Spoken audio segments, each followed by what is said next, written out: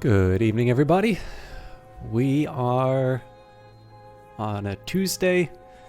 This means we're back to Cultist Simulator, and this means I get a chance to say hello to all of you.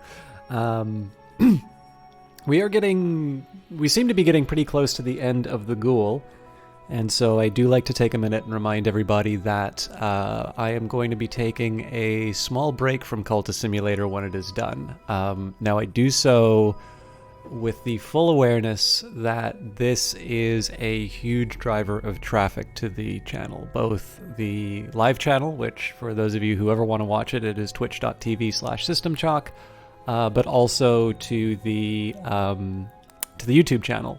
It actually is something that I appreciate quite a bit, noticing, because I'm not entirely sure how people find these videos, but it seems that people are able to sort of sift through sort of 2/3 of my content, if not more, to get to the Cultist Simulator ones, and I actually appreciate that you guys do that.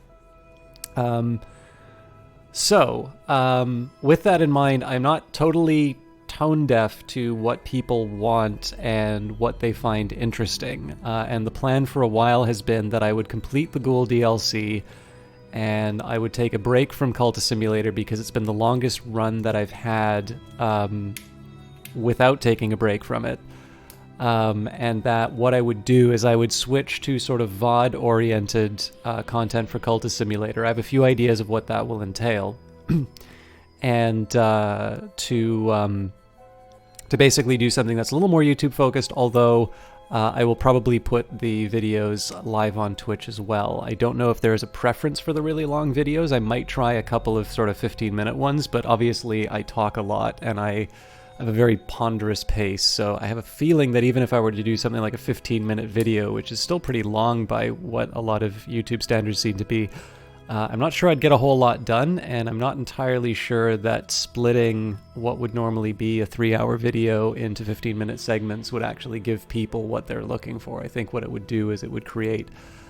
it's almost like, you know, if any of you have done a statistics class, like how a continuous variable, no single value actually has a probability. It is the integral that does. That probably is not the best way to describe the division of the videos now that I think of it. So sorry about that. Anyways, if it seems that the videos go... One of the reasons I'm saying this is I don't know if I'm going to finish the Ghoul tonight. So if I do that, and I say something at the end of the video is the least likely thing for people to watch. So just with that in mind, I'm going to be back to Cultist Simulator. It might mean that I go into a little hibernation on that for a bit. If you wind up unfollowing the channel for that, totally get it. But the live Cultist Simulator is going to go away for a little bit because I need a bit of a break from it, and I actually want to start clearing a few things off my plate. I'm sort of evaluating how I'm spending my time on certain games, and I want to try and do something that will allow me to focus hard on a few games and then move on to something else rather than sort of just drip everything once a day. But the other reason I'm mentioning that is there was another post on the Weather Factory blog, for those of you who follow it. It was from Lottie.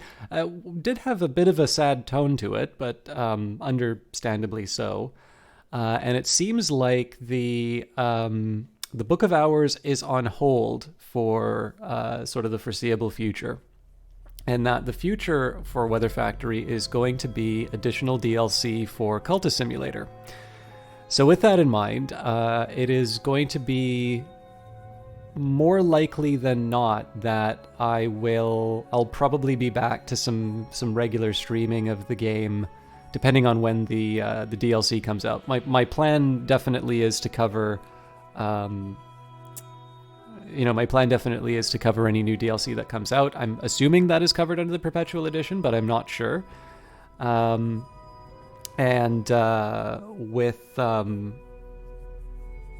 never want to assume these sorts of things, but I suspect if I'm given an opportunity to stream it on Steam, that'll mean a nice another long cast for everybody to enjoy the first DLC with. So those are the general plans. If you are looking for something of mine to check out in the interim, you might want to check out the new Elder Scrolls series. I am starting Morrowind. The voice might be a turnoff. I don't talk as much during those ones, and I do my silly Dunmer voice. But I was very pleasantly surprised to see that there was a bit more take-up on that than the first two games, Arena and Daggerfall. If you really want to watch those, the entire playthrough of Arena and Daggerfall are there. But that's actually something that I've done specially for YouTube. If you watch it live on the vodcast, well, it's not as a pre-recorded thing. If you watch it on the vodcast, it's going to be at 30 frames a second and 1080 horizontal lines of resolution. And if you watch it on YouTube, I have recorded it at a sufficient bit rate to do 1440, 60 progressive frames. So if you really want the full glory of a game made in 2002, it'll be there. Now, I didn't do that just randomly. One of the reasons for doing that is I did put a bunch of mods into Morrowind. So it's going to be the first time I'm playing it. It is going to be a little bit more VOD oriented, and it might appeal. It's definitely a game that has a certain degree of relaxation to it. So the first episode is about 2 hours long. I do stumble a little bit learning the game, but we can carry on along those lines.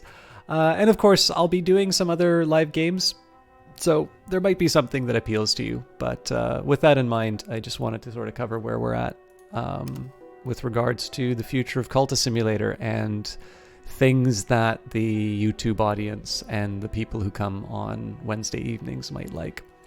Credits: Design, Writing, and Coding by Alexis Kennedy. Production, Marketing, and Biz by Lottie Bevan. UI Design and Coding by Martin Nerukar. Art by Catherine Unger, Clockwork Cuckoo, Lottie Bevan, Sarah Gordon. Music by Maribeth Solomon, Brett Barkman, Mickey Erb for Mickey Mar Productions Limited. Audio by Soundcuts. Additional writing by Lottie Bevan. Additional coding by Fraser McCormick, Chris Payne, Mark Gagne, also known as Lyra Zyder, Hannah Rose. Additional design by Callan Porter. Marketing and PR by Claire Sharkey. A number of people helping out with Chinese localization. Unfortunately, the names are not something that I can do for everyone, so I will leave it to your viewing. I believe this is true for both the video and the PC and mobile versions. I believe this localization is now live on both branches. And of course, special thanks to Sonia and PK, Matt Hosty, Haley Urias, and literally everyone who has ever sent feedback or a bug report. Thank you. If you want to do your languages, by the way, those are right here. I think there might be a Russian translation on the way. I'm not sure though. And yes, that was the most recent update. Let us continue our ghoul story. Also, I'm just going to tab out for a really quick second to just double check that I tagged up the stream correctly, because I have a feeling I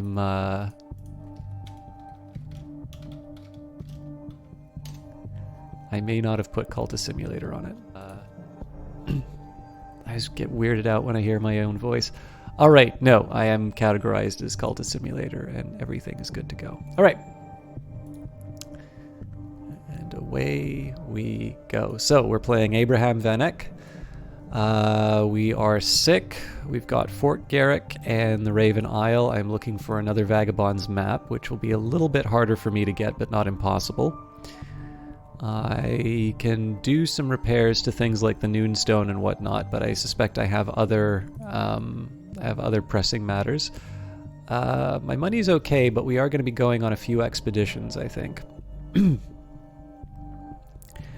As far as the pale canvas is concerned, I must go very carefully. The memories that I need to convey will take flight from the canvas if I depict them too strongly. I can find these memories in the flesh of the dead, or perhaps even, if I must, in my own dying flesh. So we've got the colors that will be, the colors tidal, the colors of the double threshold, the colors that are not black, the colors of the horizon, the colors that were, and the colors seven coiled. So I'm fairly certain these have correspondences to the different principles, but I'm not 100% on that yet. I think the seven coiled would be knock if it does. So let's just take a quick minute and see where we're at with a few of these details. It looks like the weary detective is still looking for me, but we're not going to have any notoriety for him to pick up, so I'm happy there. We have got 1 point of despair at the moment. So I am going to need to generate some contentment one way or the other.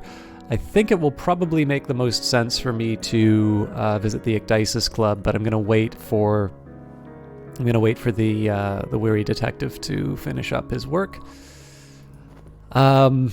We are reading sentimental literature. I'm doing that for Glimmering. Why am I doing that for Glimmering, though? It might have been because I thought, well, presumably I want to upgrade the Forbidden Epic, which wouldn't be all that wrong. Oh yes, that's right. I don't need to worry about the erudition because I have the library.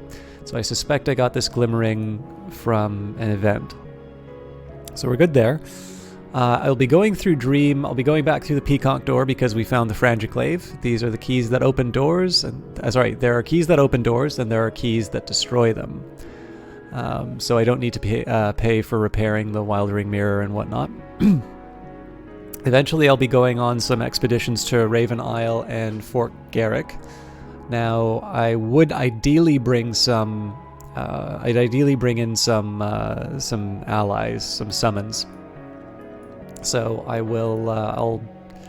Obviously, I'm going to wait for the weary detective to finish, and then we're going to. I'm going to take the opportunity to. Basically, I'm going to take the opportunity to go through the Peacock Door, and if I come back with some materials or like some influence or whatever, so much the better. I'll summon something with it. If I come back with excuse me, with lore, I'll work with that too.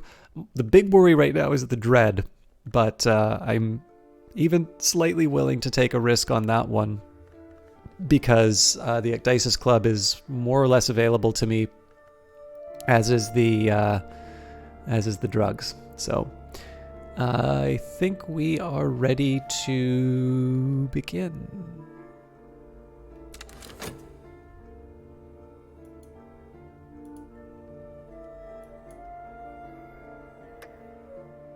So I've got 30 seconds to wait before I start building up my notoriety. Oh yes, I'm...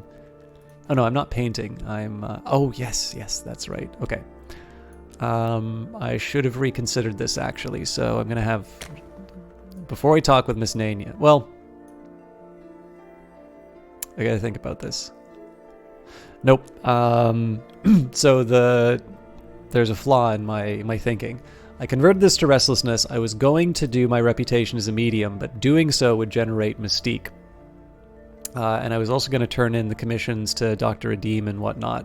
But again, all of that generates mystique, and I'm actually trying to get rid of the weary detective doing that. So I'm going to undo what I just did. I'm going to chat with Miss Nania about my restlessness to turn that into a fleeting reminiscence. Let's get... Nope, I'm going to wait for the sickness to run by, but...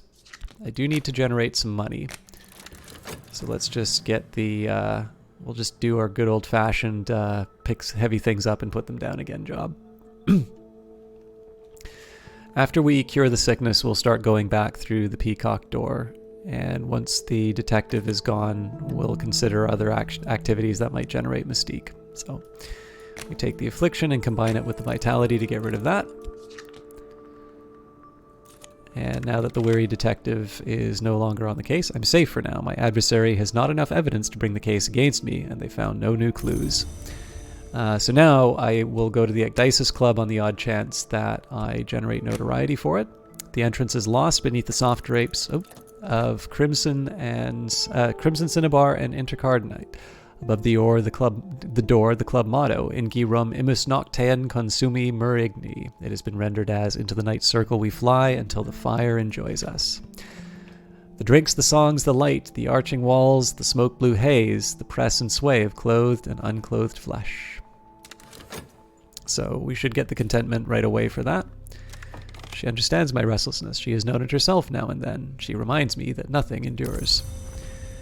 So I'll figure out what I want to do with this fleeting reminiscence right now, but for now I can afford to start generating some mystique. So we'll have a chat with Dr. Adim about the commission. I have what the doctor requested. I received the currency of the secret world, and my patron has let tantalizing information slip. So we gained some erudition for our trouble. Not obvious that it's any better than me just using my library when it comes time to upgrade the lore, but... Hey, Tank Pig, great to see you. How are you doing? I will take great delight in shouting you out. However, you're one of the few people watching right now, so if you don't mind, I'm going to hold that off until it is a meaningful shout out. However, to the YouTube audience, there is a streamer visiting the channel right now, somebody who actually gave me a key to something which you'll probably be seeing on the stream before too long. I'll keep that under my hat for now, unless he wants to take a victory lap for it. But for those of you who mainly watch through YouTube and don't get a chance to, but are not opposed to watching on Twitch, Tank Pig, you can find him at twitch.tv/TankPig. Somebody I found, I believe, through Age of Wonders Planetfall, but somebody actually who, plays a variety of games and has, I think, some very cool opinions, a very thoughtful individual, in addition to somebody who sort of enjoys playing, I'd say, more strategy-flavored games would probably not be an unfair statement, but as some of you are familiar with, I definitely like recommending personalities more than the games. I think games are wonderful, they're fun to play, and they make great furniture, but the real draw for a given streamer is, of course, the personality behind it. And Tank Pig, while I actually get, unfortunately, very few opportunities to directly interact, I always kind of feel that I shortchange him whenever I visit his chat, because I'm not as talkative as I am on stream. Tank Pig is definitely somebody to check out, so I hope you guys enjoyed. Have you ever played this, by the way? All right. Let's have a chat with Madame Bichet about the Forge Commission, what was requested. And as far as the work slot is concerned, I think... it's not the smartest choice that I could make, but I am going to keep plowing away at the labor. And this is just because I don't really have I don't have a lot to work with as far as I don't have Glover and Glover, so I can't employ Reason. And if I use my reputation as a medium, that will get rid of the fleeting reminiscence. Actually, you know what? I can afford to do that now because I'm going to get a fleeting reminiscence out of this. Nope, seen him play it a couple times. It seems interesting for sure. It is. I mean, this is by... it's definitely a small, a smaller studio that developed it. I came to know it through... I came to know it through sort of this early... alpha that they put out. I specifically knew it because the writer behind the game had done some writing for Stellaris, and I really liked sort of the potential behind this early alpha that they put out. So I essentially have been playing the game ever since. They were on their way to producing sort of a follow-up called the Book of Hours, and unfortunately, one of the again, I always feel a little bad pointing this stuff out on the stream because it's obviously touchy for most, and clearly it's heavily affected the developers. But there was sort of a round of sort of revelations and accusations regarding people's conduct in the games industry, and one of the developers was wrapped up in that. There were accusations that were given. They gave their account on the WordPress site, and as is the way with these things, it is always going to be it's going to be a set of people are going to give their version of events, and if you're always looking for that one big Law and Order moment where everything gets resolved, it doesn't happen. And so it's always been the most difficult problem that I have had has been the recommendation for the game, because I don't think it's necessarily good for me to stream the game for people who I am friendly with and have been very kind to me, and just turn it into a mouthpiece for the accusations that they that they have denied. On the other hand, I don't want to be someone who pretends that it didn't happen. In the end, I think the best one can hope for is to have the sides heard, and I feel that applies to both. So with that in mind, it's unfortunately a game that has been faced with some problems in terms of the the media surrounding it. And what that is translated into is that where originally it was done with one of the reasons I'm bringing it up is there was recently a blog post about it, sort of what is the future of this company now that these things have happened. And so where originally the plan was to do a follow-up game called The Book of Hours, the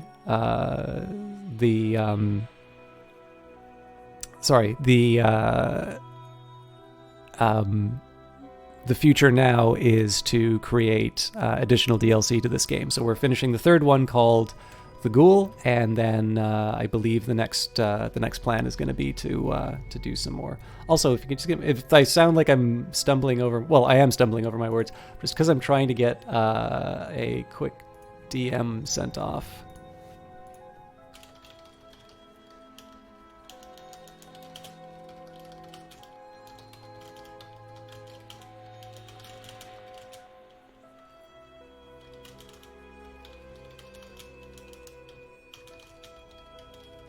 So I just need to send off a quick message.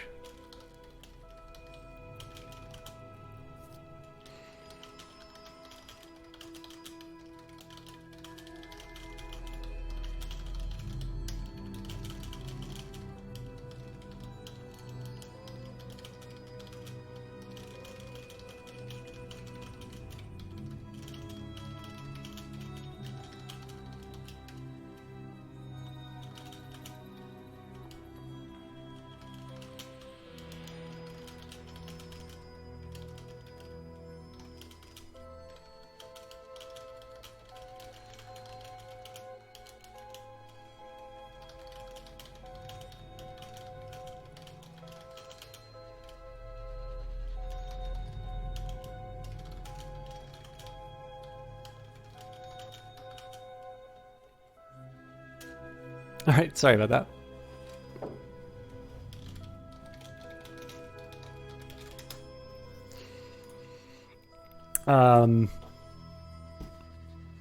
I have purchased pleasure. I reel home in the ungodly hours and collapse into bed. I think I just killed the entire mood about the game. The one bit of good I hate to put it in these frames, but the one bit of good news for us is that if you do enjoy Cultist Simulator, I know a few people on the forums were talking about how they were sad that not all of the hours got endings, and so we'll be getting closer to that goal that I know some of you had. Okay, I am trying to figure out, I don't think it's appropriate to go for Raven Isle or Fort Garrick yet because I don't have, well, I mean, I do have my followers. I should probably have enough to get us through it, but do I want to risk it? An extinct volcano lifts its head from a fervid tangle of emerald jungle. Immortals fallen to the vilest crime of their kind, are exiled here to roost, guzzling the blood and cracking the bones of unwary travelers. They must have acquired some interesting toys over the years. Hey, Lyraziter! Good to see you.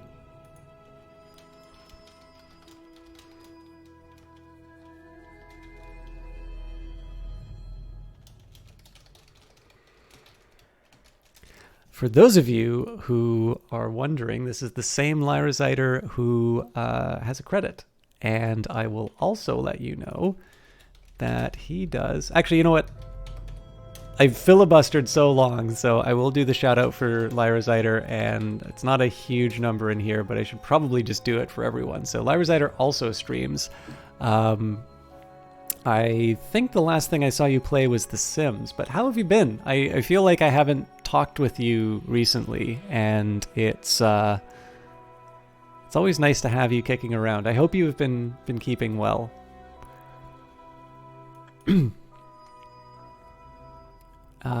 Where are we? So I'm thinking, I'm pretty sure I definitely have the edge to handle it. I can probably get by with Moth. And maybe the volcano, I think we might need forge to get through the jungle or something like that. Yeah, no worries. I mean, this is the thing. If anything, there is a better argument. So one of the dumbest evasions I've ever gotten from somebody after somebody gave me such a nice shout out was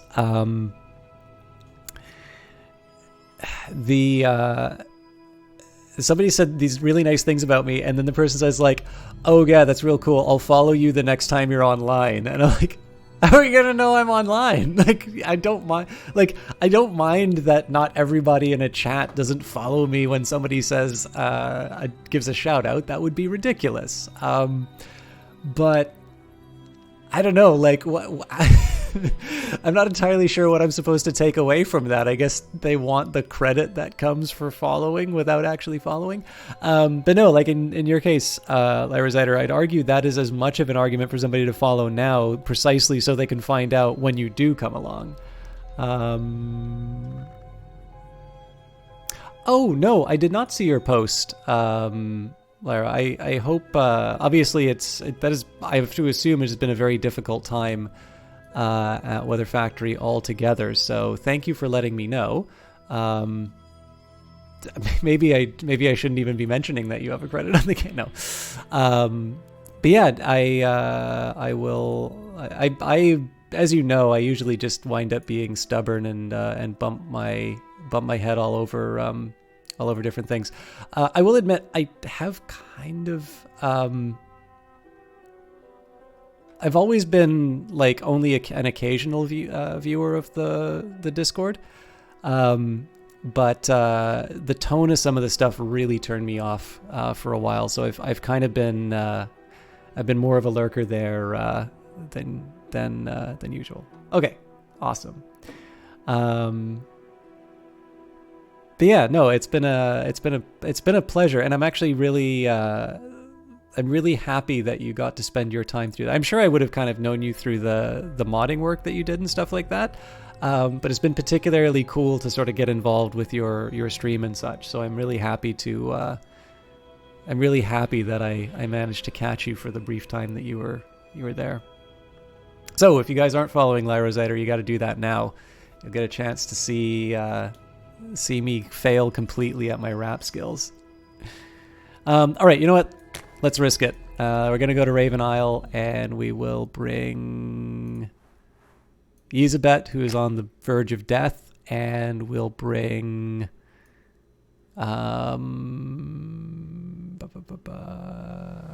This is all deterministic, by the way. Like, there's always the obstacles you run into never change. But it's... I just don't have the memory to know all of it. So the chiefest peril of Raven Isle is oh god, I can never pronounce this, Sukoyants, the fallen immortals, but the way across the sea will be hard, and the isle is full of voices which carry the curse of visions. Actually, here's my lore question for you, Lyra Zyder. How do you pronounce intercalate? Because I pronounce it intercalate, but when I talked with Lottie, she said intercalate.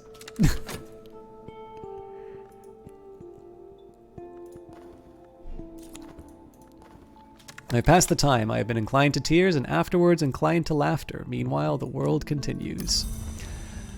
All right, let's do... The plan originally was to take the Forbidden Epic and double it up.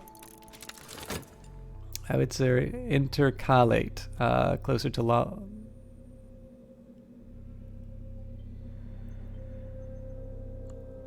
I was actually going to say it was closer to mine with just the different emphasis on the A, but I suppose you're right. I'm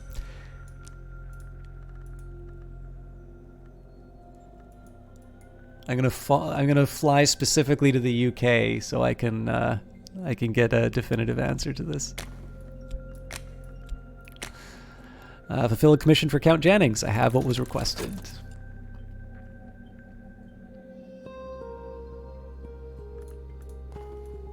So once this turns over, we'll be able to see what we're up against. All right, so we have got the Western Sea. Most of these islands are well known to the histories, but our destination lies in wild uncharted reaches. We'll need heart or forge to survive. Fifth Thy Curse. We'll need heart or winter to suppress this curse. Otherwise, it will not keep us from our goal, but it may trouble us later. So winter's definitely not a problem. And this charming image is the Sukoyant, or however it is pronounced. One might mistake them for old women until they discard their skins. This place is a swarm with them. They are strong as strangling roots and at least half long, but they can be deceived, and they are very wary of light. Oh, I didn't know about the light thing, so maybe edge wouldn't have been enough. Anyways, I've committed to the moth, so let's start by bringing in one of the Forge disciples. Tristan it is. Remember thinking Sulachana was pronounced Sulachana for the longest time until you heard AK say it on stream. There's a lot of things that I mean, I know for a fact there's a ton of stuff that I mispronounce. But I suppose the benefit to being a minor streamer is that there's at least some subset of people who will say it my way because I keep saying it my way. And wow, that was fast. So I'm going to wind up generating... Well, that's fine. I have ways of generating Mystique now. So let's have a chat with Miss Nania about getting Restlessness. But then the other nice thing is that I'm not large enough that I will have like an army of people screaming at me for pronouncing it incorrectly. I think it's supposed to be Sulokana. Oh, that's entirely possible because I know CH often has the like Chiron.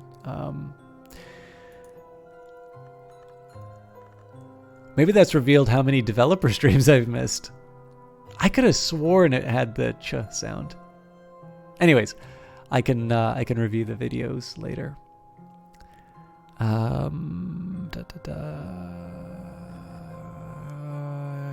wanted to go through the Peacock Door. In my dreams, I know the path through the glass garden to the Peacock's Door, the most admirable of doors, the door which shines like a mirror. Perhaps with the right resources, I can pass it. And the tuning fork hum animates the key in my hand. The Peacock Door groans in response. Already a sensuous shiver ripples its surface. It aches for fracture, and when it finds that satisfaction, I will enter. So we're going to be waiting a little while on the fleeting reminiscence to turn into... oh, no, I actually don't need to worry about that. 17 seconds. I'll be a little late, but nothing to worry too much about.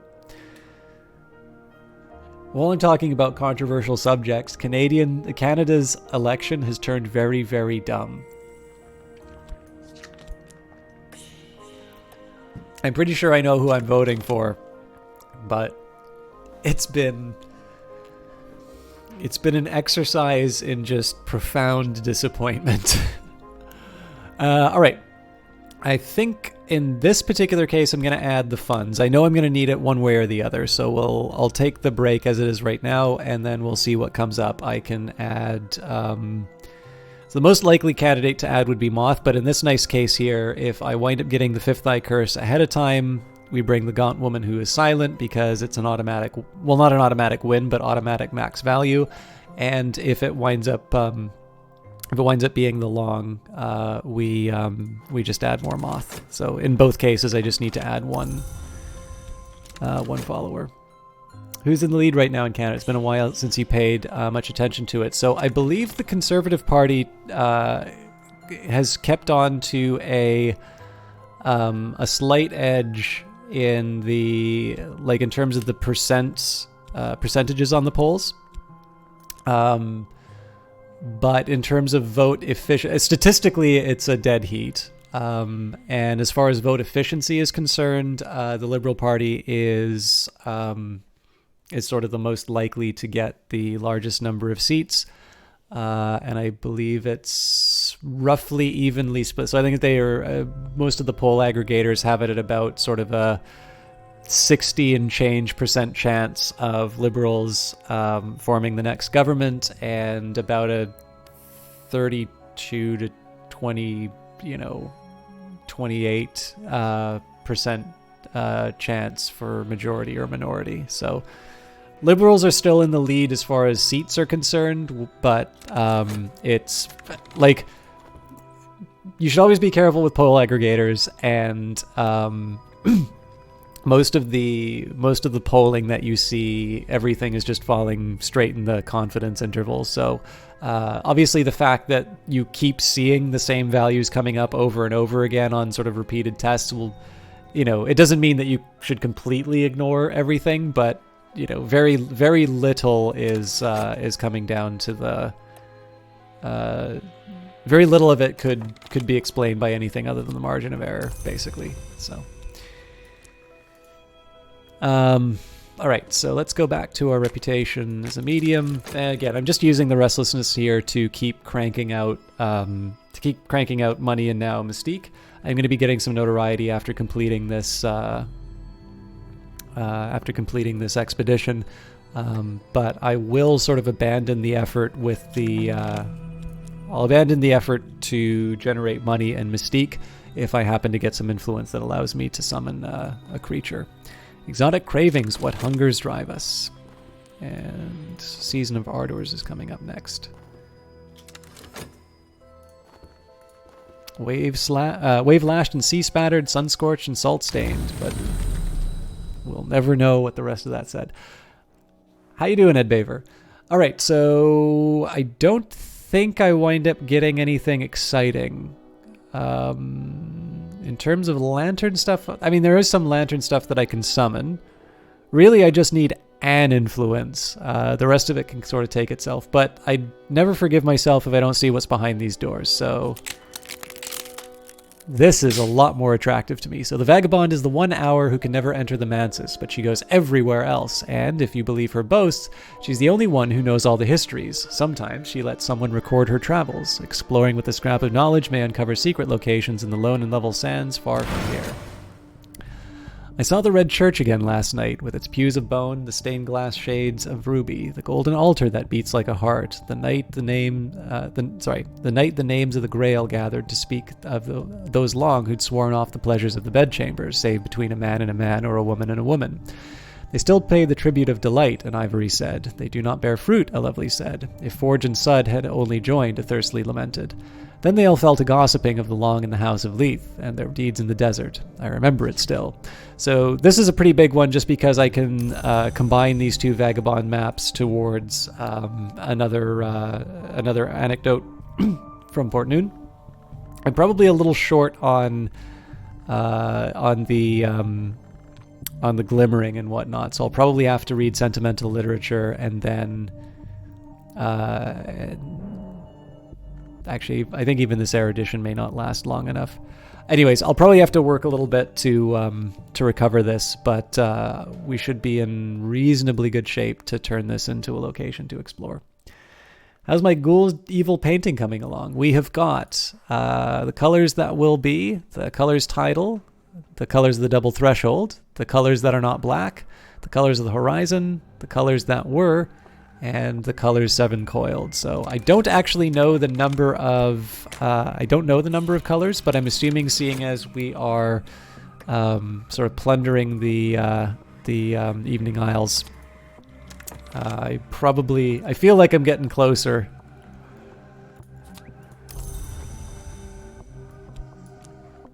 Closer to the end.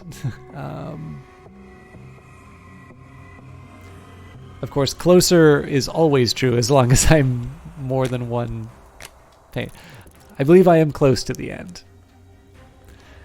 I was going to say, then you're going to say, oh no, there's 50 paints. Like, how long have you been playing? Did you just start tonight? Laraziter is much nicer than I am because I would definitely be saying that there's 50 paints. The expedition continues. Our expedition plans for the next challenge. It'll consume funds. I can add funds now, or I could send another follower. So in this case, I'm going to add Sylvia. This is mostly because I can add Porter if something bad happens to Sylvia, but if I lose the Gaunt Woman who is silent, I don't have any other way of adding Winter. There's not 50 paints. Don't worry. There are 77 canvases, though, and they decay. They turn into 3 dread each. Yeah, that sounds about my rate for success at games like this. It's the real new game plus. The Apostle victory is really just a warm-up. Alright, so let's keep churning through Reputation as a medium. Now, it is worth mentioning, like, I have more than enough to be able to summon stuff. So there's really no reason for me to be sitting on 6 Amaranthine Nectar or Lethe or anything like that. Even if I wanted to destroy, like, something like Stained Gloves, I don't need 2 of them. So I could really on its own use these in a summoning of some kind. In particular, this ingredient here, to use it in something like the Rite of the Crows quenching the Sea's Fasting, or the Mother's Mercy, I think. These are not it's not particularly difficult to summon something. It's just kind of convenient if I have an influence that I can throw into it. So it's a statement about how being a starving artist is harder than being a well-fed apostle slave. Yeah, I mean, when you're a slave, you got everything taken care of, right? Although my only apostle victory is for Grail, despite the fact I don't have the underlying Grail minor victory. I suppose in the case of being well-fed, that's more of the case of the the previous character. The moth has the power in this close, crowded forest night. We will pass secretly and safely, unless we are very unlucky. So I'm just going to wait a little while for the same reason I mentioned before. There's no point in me adding another follower who might get knocked out of the expedition. We've already spent the money. Or did we already? Yeah, we already spent the money.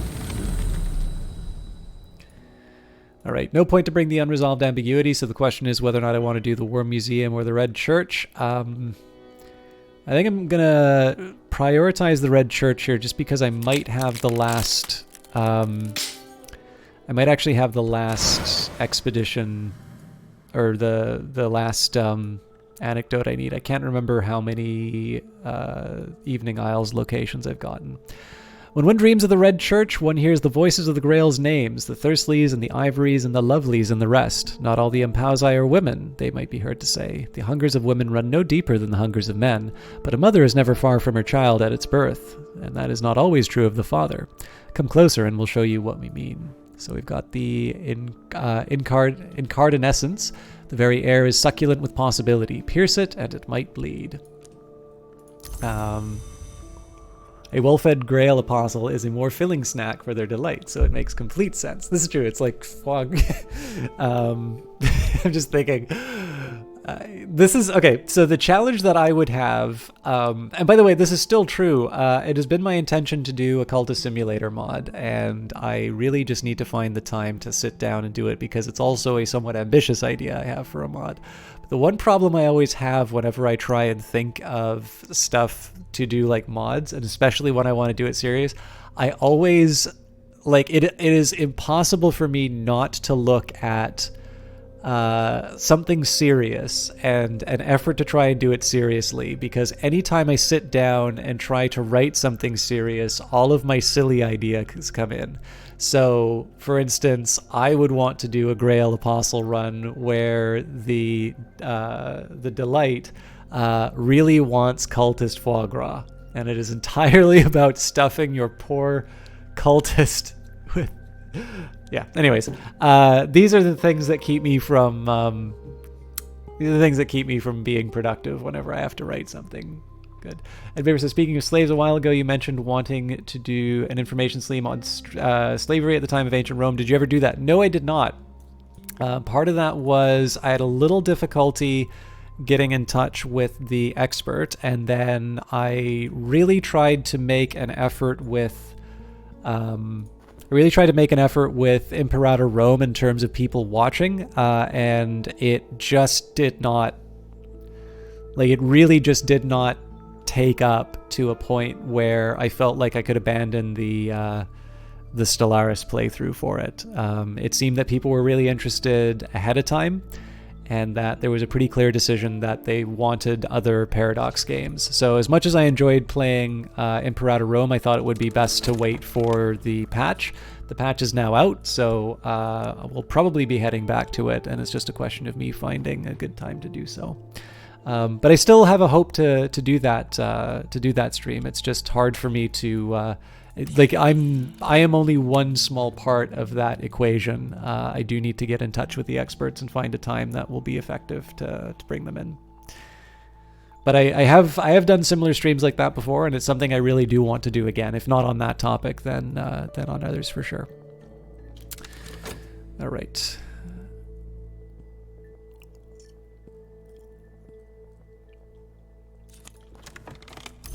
So here we're just going to take advantage of Misnania to turn this restlessness into something a little more manageable.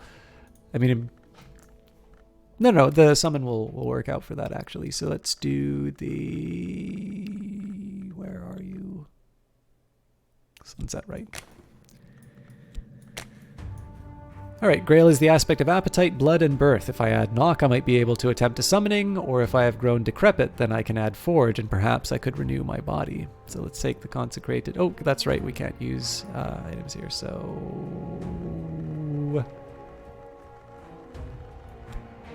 Eat it. There are possibilities here. If I add moth, I might contact something shapeless. Shapeless. If I add forge, I might contact a seductive savage power. Well, I figure the mysteries in making should be enough. Azim may only enter when the Grail's power is strong, and it will choose to enter only when invoked with forge, with which it has flirted so often. Hey, Dalanu. Summoning time is at its best when I summon a Percussagant, but I don't need a Percussagant right now, so... but the slavery in the Time of Ancient Rome stream would be, in essence, its own separate thing, even if slightly related to Imperator Rome. Yes, it's true, but I don't think Imperator Rome... Like, I kind of feel like I should be committing to cover the game more substantially than just doing, like, a one-off. Because otherwise, like, there's no shortage of Rome-themed games that I can do that over, right? So, you're right, but I do kind of think it would be nice. I mean, I was given a press key for it, right? And I do want to properly cover the game, and so it would be nice to kind of carry on with a stream that goes through. And this is, excuse me, this is why we didn't bring the winter. So, and it's Yzabet, who is a moth follower. So, they're on us with leathery crack of their wings and with a leathery crack of wings, and a body is born shrieking up into the dark. So, Porter, gotta bring in the ringer. And we became sad with the loss of our comrade. Alright, so let's just have a chat with Yzabet right away. We'll pay for the medicine, and old and happy far off things are coming up. So technically I don't really need to worry about that that fleeting reminiscence anymore. We'll be getting some relief. Okay, I'm just gonna take a minute here. I need...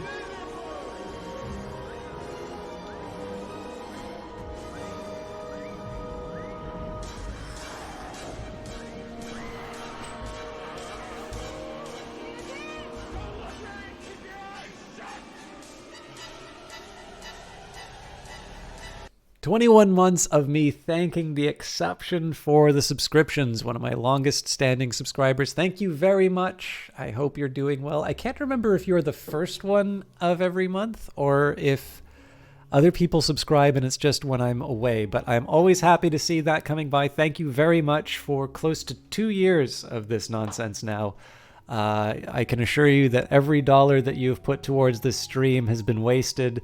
But I strongly encourage you to continue doing so. I did cash in some money from Twitch a few months ago. It wound up helping me quite a bit, actually, because I had a little bit of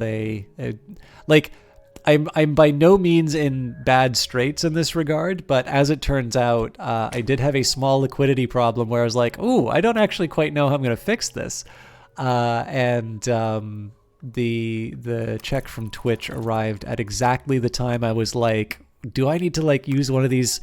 1% balance transfers, and like I'll use it for like 30 days and then I'll move it over here, and then so you guys actually wound up helping me out quite a bit in that way, although clearly I should have just managed things a little bit better on my part. So and as Lyra Zyder correctly points out, one does not always need a percussagant, but one always should have a percussagant.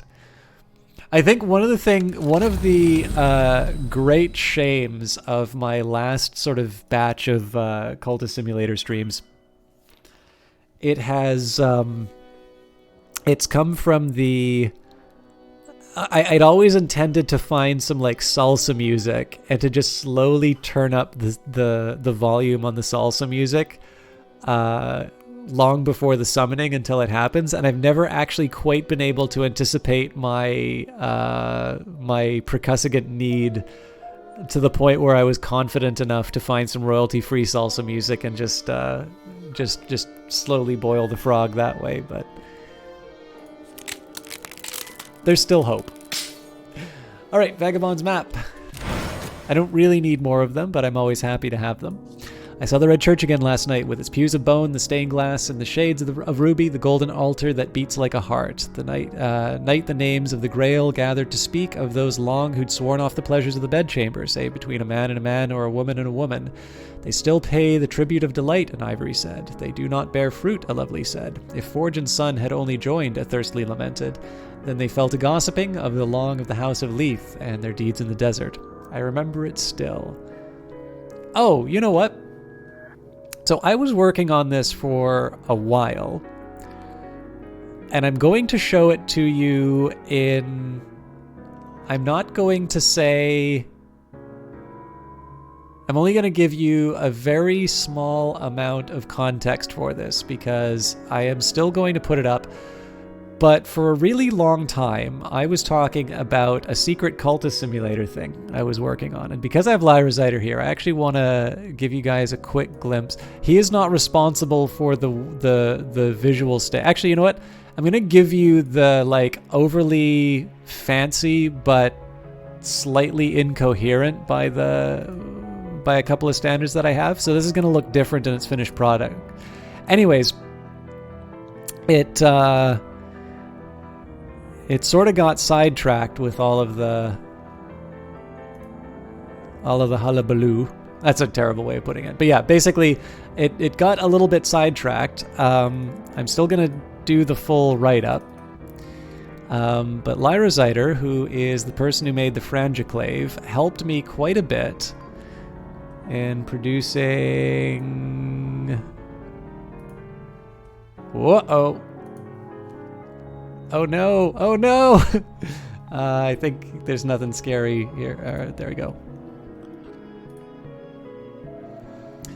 So let's zoom it out. We got this fancy looking thing here. And if you zoom in close, you'll see some familiar names. There's Moth, Lantern, Auctionable, Mortal.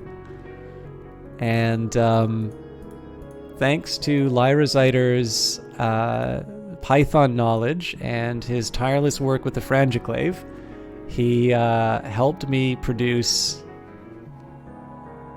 something like this. So I was able to take some things that I know about data analysis, and actually I learned a whole bunch of things working on this. And I have been sitting on a write-up for a while. Yeah. But what you just saw was a, I will call it a God's eye view of Cultist Simulator.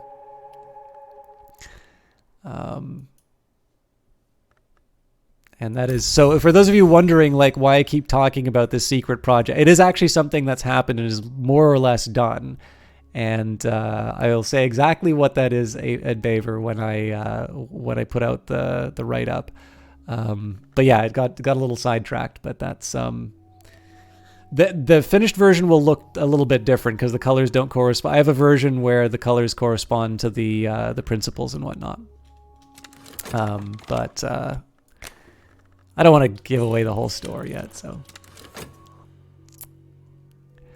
The reason why some things look unconnected, so that this is going to be one of the bits of the analysis that come up. So I'll save most of it for later conversation at Baver. But the important thing here is that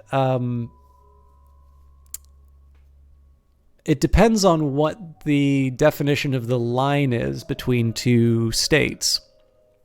So,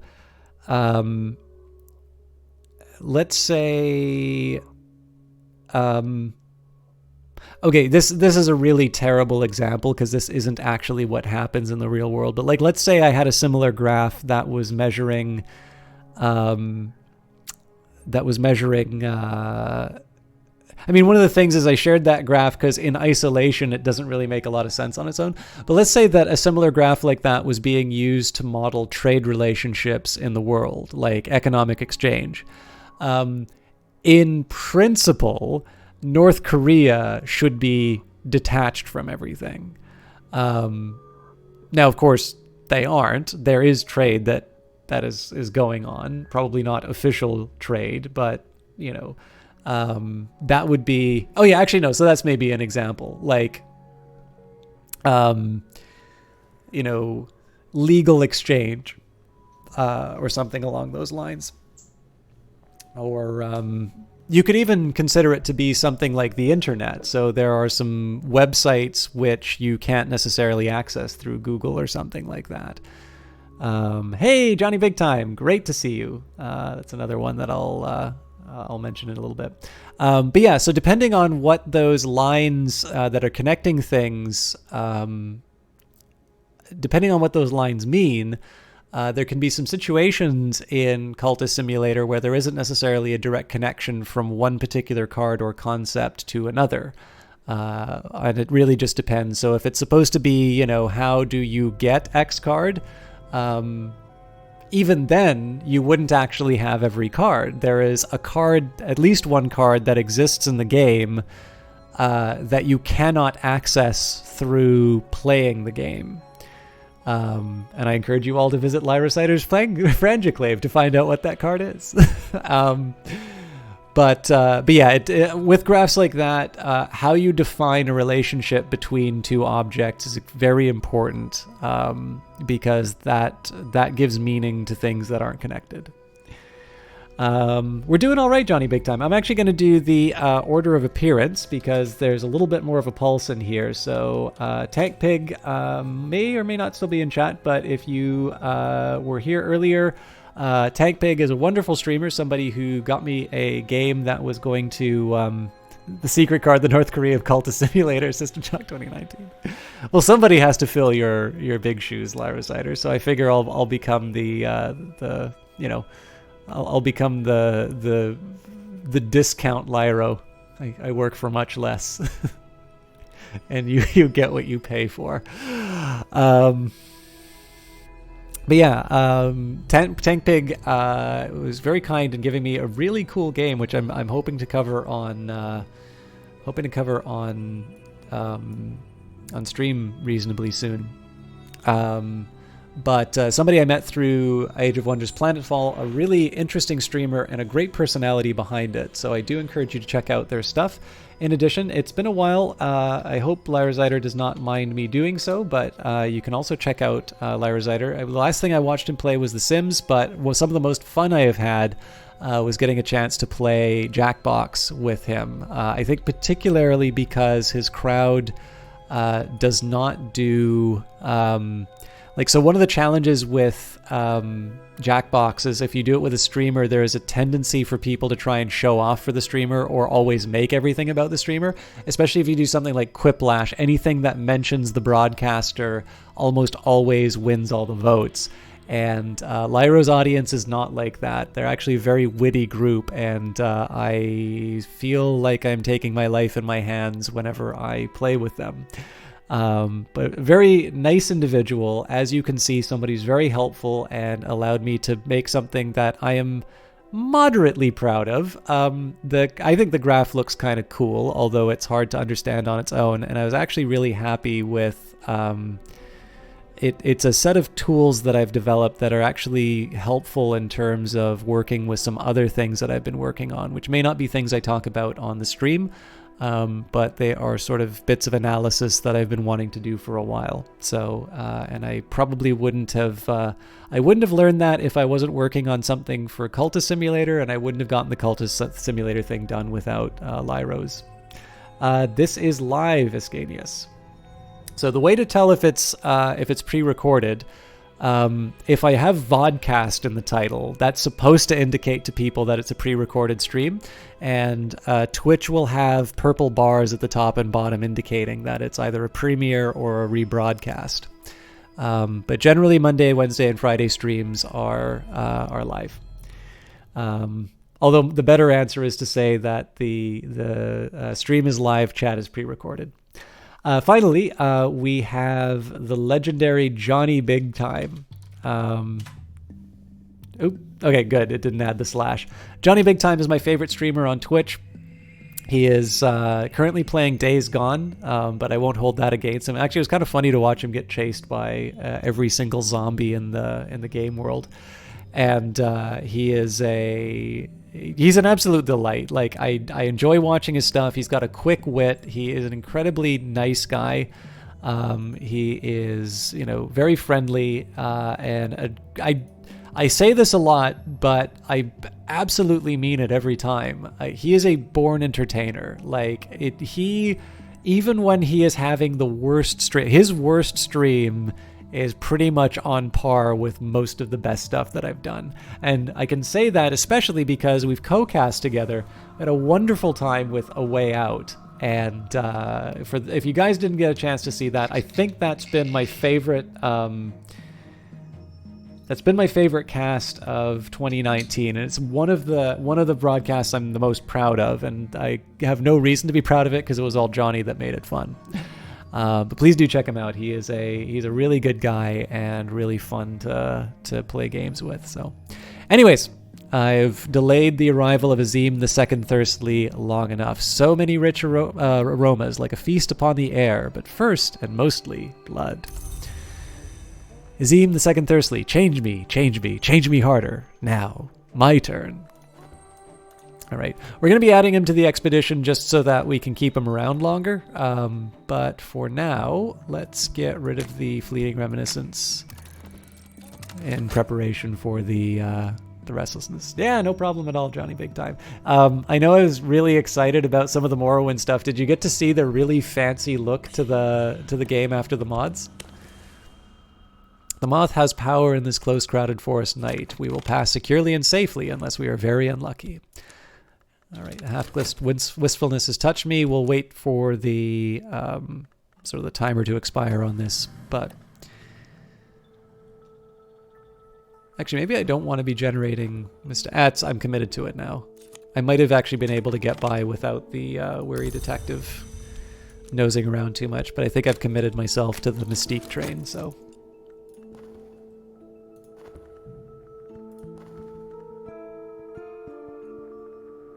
Now, if we get unlucky a second time, all right, their frustrations. Hurry from the shadow to a deeper shadow. Press faces into the spongy earth. They know we're here, but they don't know where. Their cries fade behind us. Was that the thing you sent me on Discord? I saw that. Yeah, it was the, it was a time-stamped video that showed where the God Rays arrived.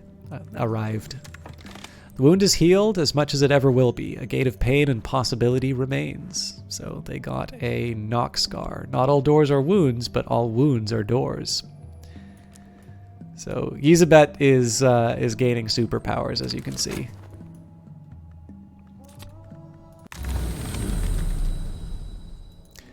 Let's go back to the Red Church. So I do need to remember that the Worm Museum can give me the winter, so if I want to summon something like a Maid in the Mirror or whatever, but the problem is that except for gaining the lore, I have fewer reasons to want to go to the Worm Museum and get the dread, so... Each of the stained glass windows of the Red Church is devoted to a distinct appetite, and the scenes they show are from life. Last night, in one of the uglier windows, I saw the appetites of a certain public figure satisfied in private. I know he won't want this information made public. Perhaps he'll show me some consideration. I probably won't need it, but... The Frangiclave definitely makes life quite a bit easier. I've passed the time. I've been inclined to tears and afterwards inclined to laughter. Meanwhile, the world continues. So the Erudition's not going to be around long enough for me to take... Actually, I should have done Erudition, then Glimmering, but it's a little late for that now. Hopefully the Glimmering lasts long enough. Alright, another old and happy far-off thing, so let's just take a minute here. I've been paid my fee. It's difficult to say whether I've earned it. Fortunately, it'll be difficult for them to say whether I've earned it too. If I want, I can make Miss Nania make it go away. But for now, let's get some painting out of the way. And I think I want to preserve the old stuff for now.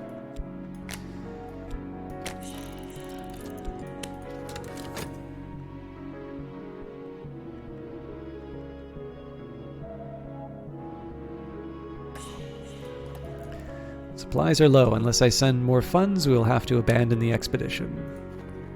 So this is where a gaunt woman who is silent will be added. We know that we're going to get to the end of the expedition. I could spend money on better paints, or perhaps I could find more exotic pigments. So we know we're going to get to the end of the expedition because curses will just make life inconvenient. They won't take you out outright. I think what I'll do...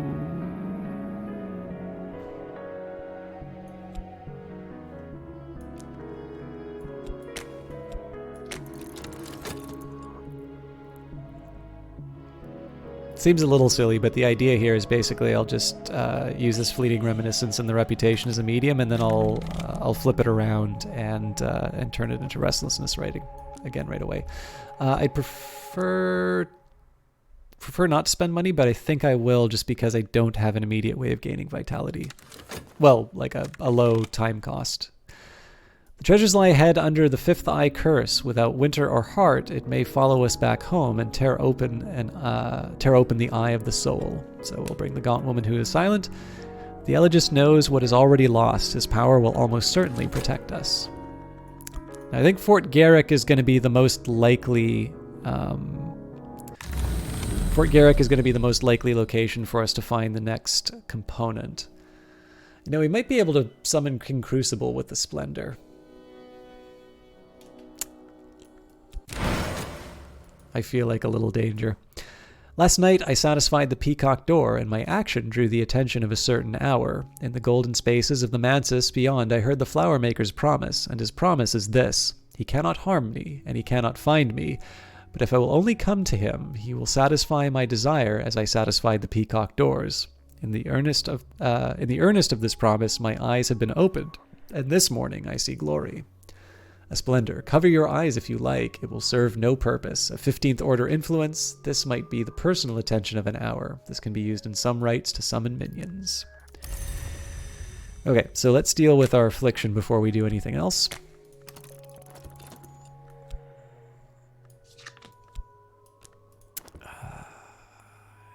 Yes, it's going to be a little risky, but let's try and make it work with the Vagabond's map.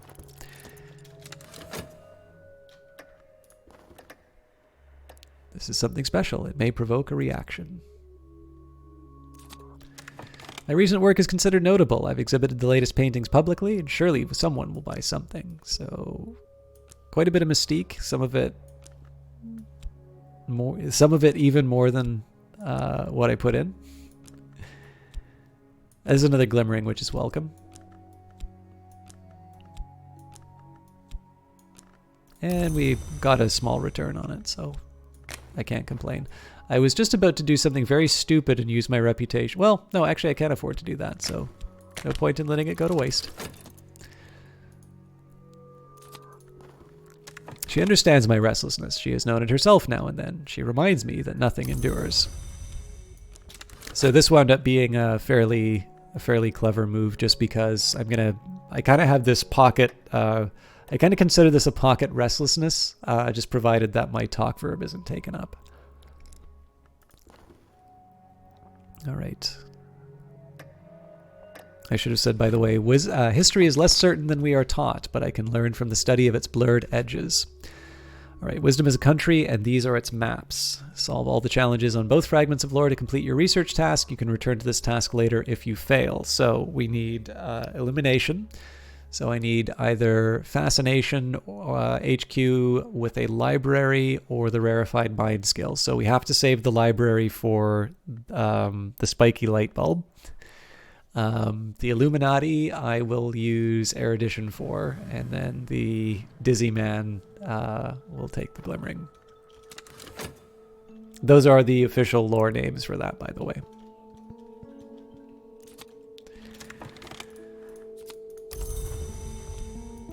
Okay, let's do right of the map's edge, Splendor, Mysteries of Making, and the Consecrated Lintel. Summon one of the name emanations of the Forge of Days. King Crucible will come only when the room grows with the aspect called Forge. He also requires a lantern for the light of the glory he claims to know. Who would win in a fight? Illuminati. Oh, Illuminati is a really good name. Or Fizzy Man. I'm going to leave that one to chat. Chat, who do you think? I'm not going to do like a straw poll or anything like that, but I want you to sort that out amongst yourselves. Subscribers get 10 votes each. Treasures lie before us. Our power is stronger than the power that was here. The curse won't touch us. So I'm happy about that. I'm just trying to think if there's anything I can do with my talk right now. Probably not. I think I'm just going to force Azim and King Crucible in a room together, because everybody knows that you try to put Forge and Azim as close as possible at all times, and it will always turn out well. Hey, Ian Axel, 4212, bringing in a vote for the Illuminati. All right.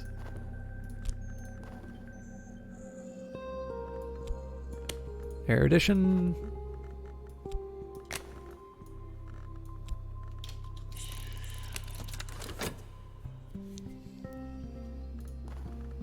I believe it's this gentleman.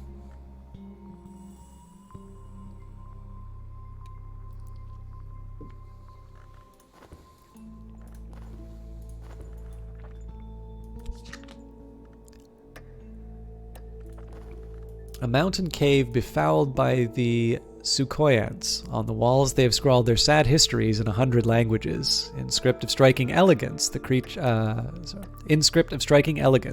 creatures they were, the histories they owned, the children they mourn.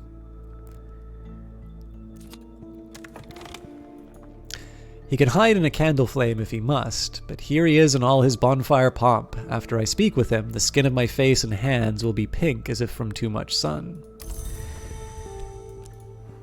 In the desert I wait, in the ruins I burn. Metal is water, stone is wax, flesh is smoke. Enter me and be no longer. I feel like the King Crucible icon changed from the original game, but maybe I'm just going nuts. I think I can afford to wait 5 seconds with King Crucible. Eye has 3 powerful angles, but man has spiky hair and can defend against many things. So I would say side with man and his swirly brain.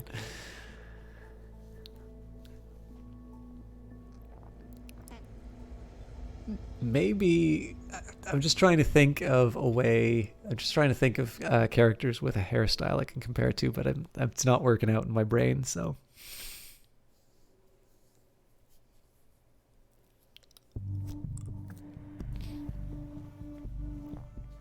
I'd love to ask the bird or word question, but that would be pretending to know a lot more about the enigmas than I really do. At the back of the cave, the Sukhoyants have made a sort of museum nest. The fine clothes they once wore, adorned now with raven feathers. A little miscellany, I still can never pronounce this word correctly, miscellany of cameo portraits and rotting family albums. A few items of power. All right, so we've got a few people hanging around with the good things. Again, you want to put... This, by the way, would be a wonderful feature to add if you put Azim close to King Crucible. Just have it automatically move across the table. All right, Porter, Tristan, Laidlaw. We have the Chalice Murmurous. On those nights when we drink from the chalice, we are not certain afterwards what we have done, but we may be assured that if it is what has always been done, and if we do not remember, our children will in their redmost dreams.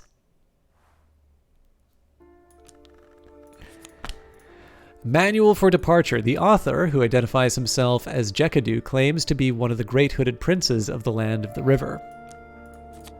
We've got 5 creations. The itinerant scholar Shohai debated 5 possible origins of humanity with a hooded figure she claimed to be the beach crow. Shohai later claimed that all of these accounts had proven false and that the debate was nevertheless recorded. And we've got the Origins of Hours, a VAC work that may contain gossip about the various origins of secret gods. All right, so let's throw people straight into Fort Garrick. And we will add Azim and King Crucible. A crumbling sandstone fortress broods over an empty bay. At night the dead walk. By day they lie in wait. In a sealed vault, the old governor's hoard awaits its plunder. I'm trying to think if there's anything I want to do with talk right now, but I think I'll leave it be. And the funny thing is, Larzader, I have a preference for Bird, but I have a preference for Bird as someone who has absolutely no business talking about this stuff. So, all right. Again, we're not going for unresolved ambiguities, but I don't have major reasons to bring... I mean, the one reason I might want to bring in Winter is for the Maid in the Mirror, but I've never really been prevented from bringing in a Maid in the Mirror anyway. So we'll keep going to the Red Church just because it's the safer option. Of course, that would be the one time I get, like, Fascination or something. But we wound up with Amaranthine Nectar instead.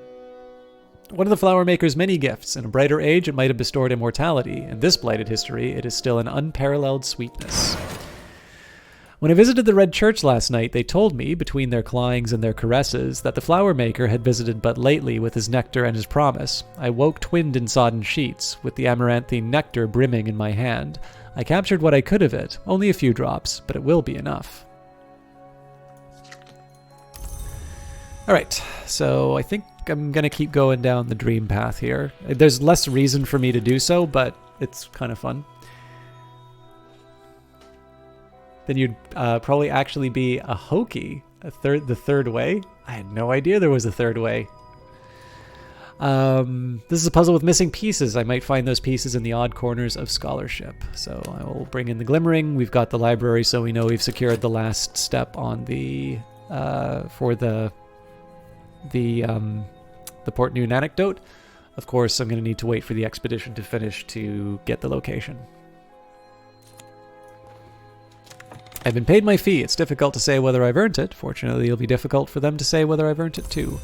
Now, the question is whether or not I want to turn this... I should have actually turned this into a restlessness before anything. So, let's... I'm going to do something very silly here. So we'll do our unskilled labor for 10 seconds, and we'll have a chat with Miss Nania. We'll talk to a painting while we pick up heavy things and put them down again. Alright, I'll technically lose 0.1 seconds on the restlessness. I don't know what I'm going to do with myself. Okay, so we've got the warded door. An engineer or adept has ensured that this door will not open easily. Forge or knock will defeat it. The fretful dead, not all dead rest easy. These ones dislike our intrusion. We can prevail against them with edge, or they may obey one who comes in the name of winter. We've got the Western Sea. Most of these islands are well known to the histories, but our destination lies in the wild uncharted reaches. We'll need heart or forge to survive. So needless to say, we're pretty much covered across all of the dimensions. However, we gotta let the gaunt woman who is silent get out of the house every once in a while, so...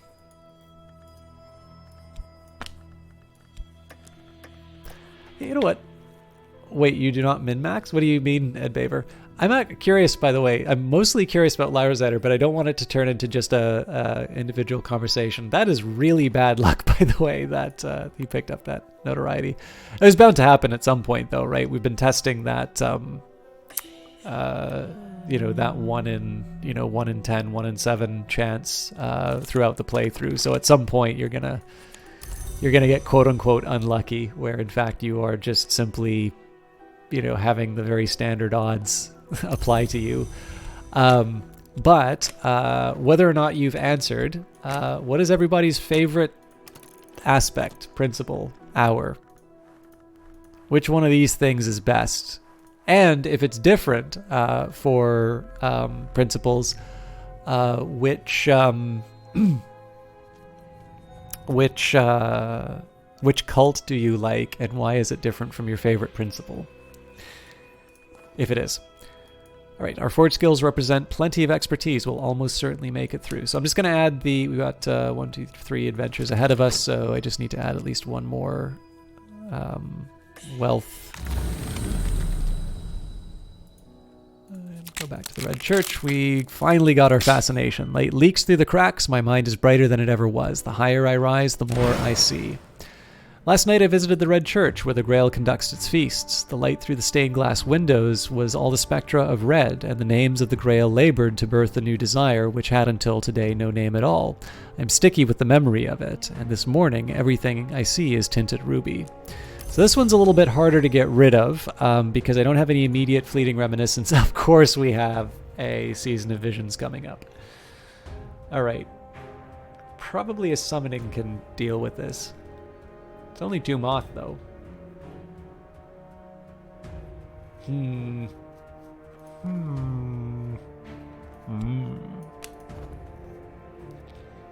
If I felt really desperate about it, I could probably get like one of my pawn, or I could try and upgrade this pawn, but... Favorite principle, the secret histories, though it's controversial. Yeah, okay, so Lyrazider, if you want, we can have a chat about what I found out, because one of the coolest things about the data analysis is that I actually saw in the data analysis, the disputed state of the secret histories is actually quantifiable in the model that I put up. It's really funny. Favorite hour, the vagabond or the mare in the tree? Oh, okay. I was so happy. Like, the thing is that when you do a data analysis and you come back with an answer that you kind of already knew... Oh, I've actually sent him a bit of a draft of it, but please go ahead and do so. The biggest thing is that so one of the plans was to do a blog, and then obviously all the plans for like talking about this stuff got, it all shifted, so I didn't want to like suddenly come tromping in around the time that people are expecting to see a blog with something totally irrelevant. So like I've just kind of been sitting on this for a while, but yeah, no, feel free to pass it along. Yeah, if you want to see an early draft of it, I'll happily send it along. But yeah, so one of the most exciting things about doing data analysis, like when you see something that's when you see something that is like you were expecting and it's exactly the way that you thought, it's sort of like, okay, the method worked. It's not maybe the most exciting result, but it just shows you what's going on. So when I saw that thing about the secret histories, I was sort of like, oh, that's a bit of a shame. I wonder why that went wrong. And then I started taking a look, and of course, with all of the disputed statements, there was actually one of Alexis's posts on Steam specifically talking about the disputed status of the secret histories. And I was like, oh, that wasn't a mistake at all. So the Wolf Divided and the Sun and Rags, those are cool ones. But the Sun and Rags is a beautiful, handsome, sad boy. Good choice. Everybody already knows my deep and abiding love of Lantern, so that's not news to anyone. But all right, let's get... we've been working Yzabet pretty hard, so Porter, you get a chance to deal with the evidence. Oh, I might have been a little too early on him, actually. Wave lashed and sea spattered, sun scorched and salt stained, but here. Oh, you know what? I'm going to go through the peacock door, and this time I'm going to try and get a dread. I've been paid my fee. It's difficult to say whether I've earned it. Fortunately, it's difficult for them to see whether I've earned it too. So I'm going to still keep using this for Mystique. The other option that I have if I'm worried about the fascination is I can just let the restlessness decay into dread, but I have a feeling I'll be able to handle some of the other things. So 20 seconds before the evidence comes up, we should be fine.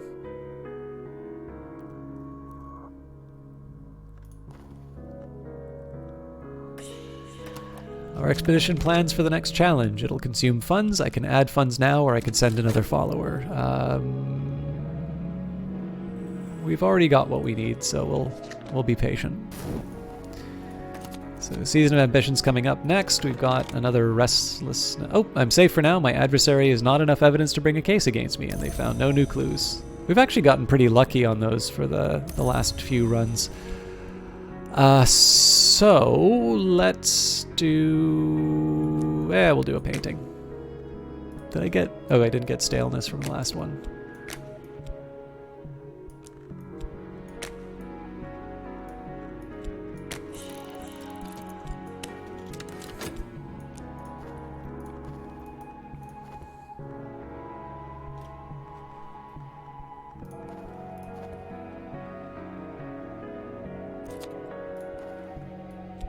Nothing then.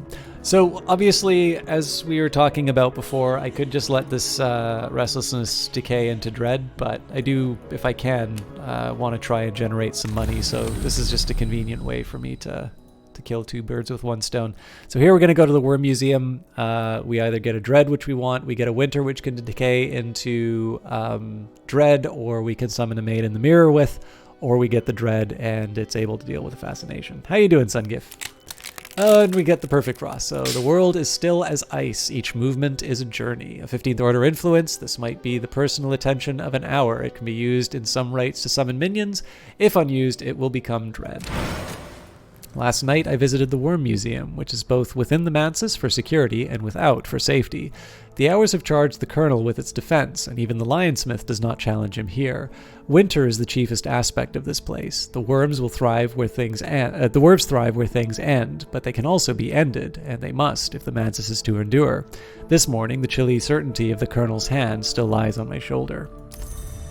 You're hating the half-life of benzos. Oh, I'm sorry to hear that. How are you, freshly licked and super sticky peeps?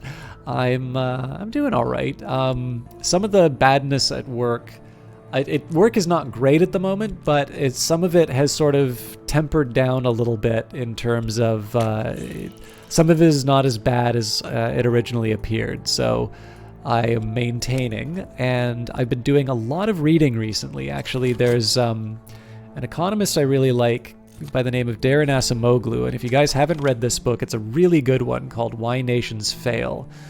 Anyways, him and his co-author Jim Robinson, they've got a follow-up called, I think, The Narrow Corridor. It's really great political economy stuff. It's popular reading, so it's nonfiction, so you kind of have to be in the mood for it for some people. But it's something I'm personally looking forward to, and I've been getting a lot of reading done, everything from sort of some new statistical techniques, which I didn't know very well, and I've been trying to keep my hours occupied. Losing the fight against sleepiness, I'll probably retire soon. Have a good stream, everyone. Thank you very much, Lyra Zyder. It's always a delight to have you here.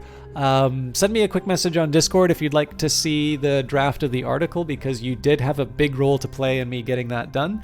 And I'm very happy. It's definitely no big secret that I've been working on it. So I would be happy to give you an early look, or whenever it gets posted, I will. I'll show you. Yeah, you can see it whenever. Sadly not free, the book. Yeah, the book's not free. I don't know what the libraries are like, but every library I've walked into has had a copy, so you should be able to check it out. All right, our expedition plans for the next challenge. It'll consume... the dead circle the edge of our vision like frayed dreams. The very air around us is chill with winter's shadow. They must recognize that. All right, so we've got restlessness again. and I've increased my knowledge of the secret histories behind the one that we know. A Port Noon anecdote. Port Noon is where the long go to enjoy the sea and the sun, to drink from the spring that makes them forgotten, and to stay out of trouble. Mostly out of trouble. The stories you hear in the Hotel Ciervo are golden dewed, quintuple distilled toasts to memory, served straight up. Exploring with the scrap of knowledge may uncover secret locations in the evening isles where Port Noon is located, across the great ocean. You're moving next door to a library next month? Oh, that's really good. Yeah, I love the library. I'm a little sad about Ottawa's library because it's not as big as Vancouver's, but that's one, Vancouver's is a hard act to follow, and two, I've still been able to get a lot of cool things out of it, so I have no reason to keep this study unoccupied. So let's take my vac and let's translate the manual for departure first.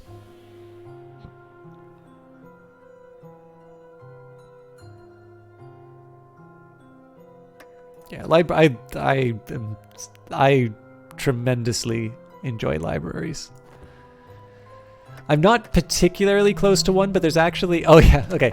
So my Book of Hours anecdote. I think I've actually told this story before, but my Book of Hours anecdote is that one of the librarians at my work, I find quite attractive. And I've always lived in this perpetual fear that they only think of me as the, guy who never brings his books back on time, because this is the only interaction I really have with them. It's basically whenever something is going wrong by the library standards is the only time I interact with this person. It is a terrible relationship. But as soon as I knew that the Book of Hours would be about the library, I would have done this daily update about how that is going. So. Someone goes, as some of you may know, you live in a collective for disabled peeps. You're being rehoused for 18 months in an old folks home. Well, at least that's the library, right? And yes, you remember me mentioning that. Yeah, it's I have no idea how to handle that. It's the particular taste, the taste which is neither fair nor foul. It comes to trouble my mouth again. My tongue will swell, my lips will blacken. The elixir has set its spores within me, and only dead flesh can quell them.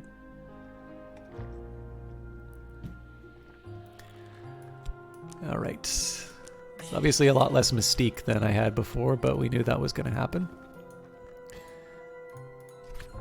The dead... There's that dread. I've seen too much. A nameless gnawing fear has its teeth in my hopes. An existential horror. I dreamt last night of the Worm Museum. The Hours have sent wards about it and warnings before it, but they have left it open to mortal adepts who can prove themselves by reaching it. Perhaps they hope to inspire revulsion against the things that bred in the corpse of the sun. Those things are here still, always dying, never dead. They came from nowhere. The warnings say if they complete their work, the Mantis will be nowhere one day. I have apparently been sitting on this restlessness and not doing anything with it for a while, and I probably have a really good reason to feel foolish about that, because we almost wound up with 2 dread. Anyways, that'll be taken care of, so. Alright, so the dread will pop into the MC things. Paintings whisper, windows wink. I know these things are not true, but how can I be certain? You can defeat visions with dread or a fleeting memory. Otherwise, you will lose yourself completely at Fascination 3. Alright, we are sitting at 3 graveyard mouths, so we can sort of afford... oh yes, I know the problem here. So... I think I will summon a Maid in the Mirror, because I don't really have anything else to do. And we'll read the manual for departure. The author, who identifies itself as Jekadu, claims to be one of the great hooded princes in the land of the river. The style is informal, even chatty. No, these doors shouldn't be recorded, but if we had only recorded things before we'd had to leave the 5th history, we would be in a much better state. So here I am writing it down, and if you don't like it, you can sanction me.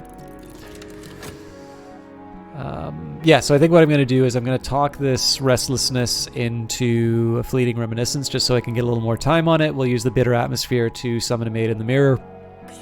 And that, or I could... No, the contentment won't last long enough to get rid of the dread. I've been paid my fee. It's difficult to say whether I've earned it. Fortunately, it's difficult for them to say whether I've earned it too. So Miss Nania will turn this into fleeting reminiscence. Miss Nania's eyes are kind.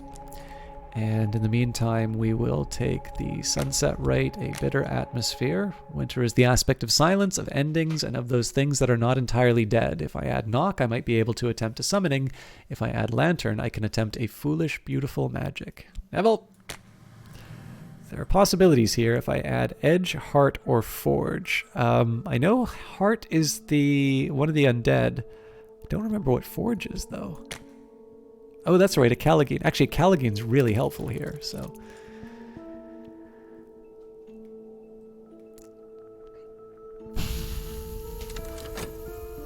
I will leave it be for now.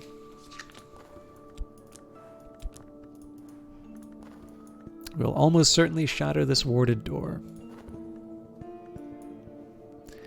So the Callagine is really just preparing me for the possibility that the weary detective succeeds in his effort to pin something to me.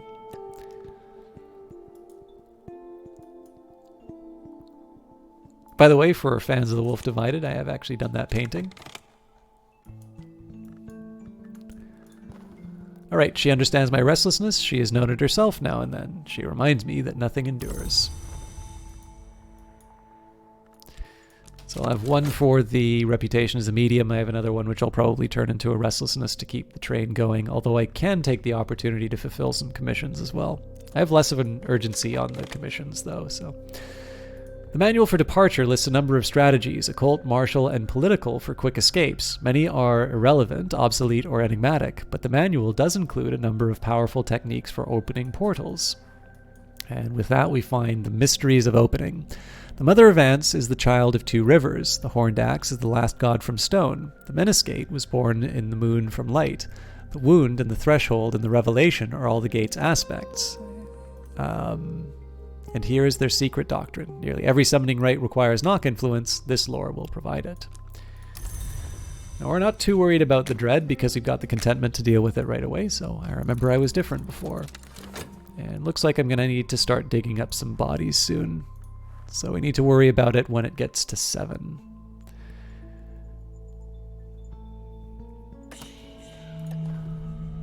All doors must open, as all lives must end. This door has found its end here today. I should be translating the 5 creations.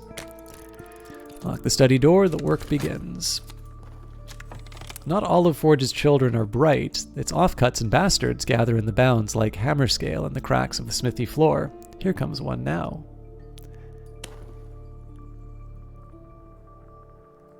Custody battle husky? Just remind yourself of something. Several months ago, your neighbor decided to visit me with her lapdog in tow. All right.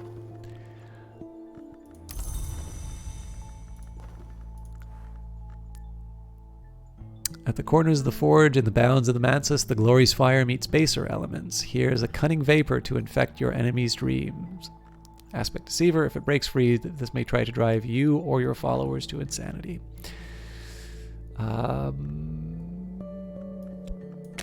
Back to my reputation as a medium. And I think I am going to turn this into a restlessness. After you pull the lapdog out of the throat of your murder kitty, and as you were depositing said kitty to the terrace, the poor terrified lapdog pissed on your gamepad, and you just got a new one yesterday. Well, I'm glad you got a new one. Sorry to hear about the incident, though. You should have taken it, asking for a warranty, see if you would have gotten away with it. The Vault of Fort Garrick. A mosaic has been laid out as a game board of stupendous size and complexity, a map of the Evening Isles. The sea tiles are lapis, the islands are nephrite and obsidian. There are toy ships and tin soldiers. The Isle of St. Thomas is sieged. Raven Isle is crowded with black chess queens.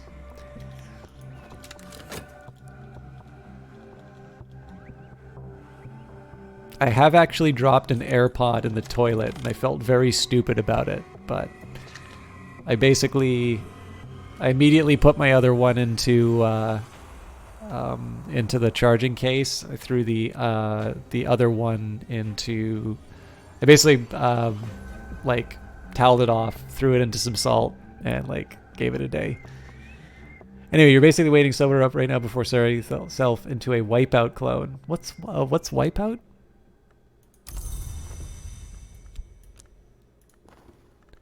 Ms. Nanya acknowledges that all will pass, even memory, but that memory can be passed like a torch or a treasure. So again, with this one, it's really just an opportunity for me to spin off a bunch of mystique and money.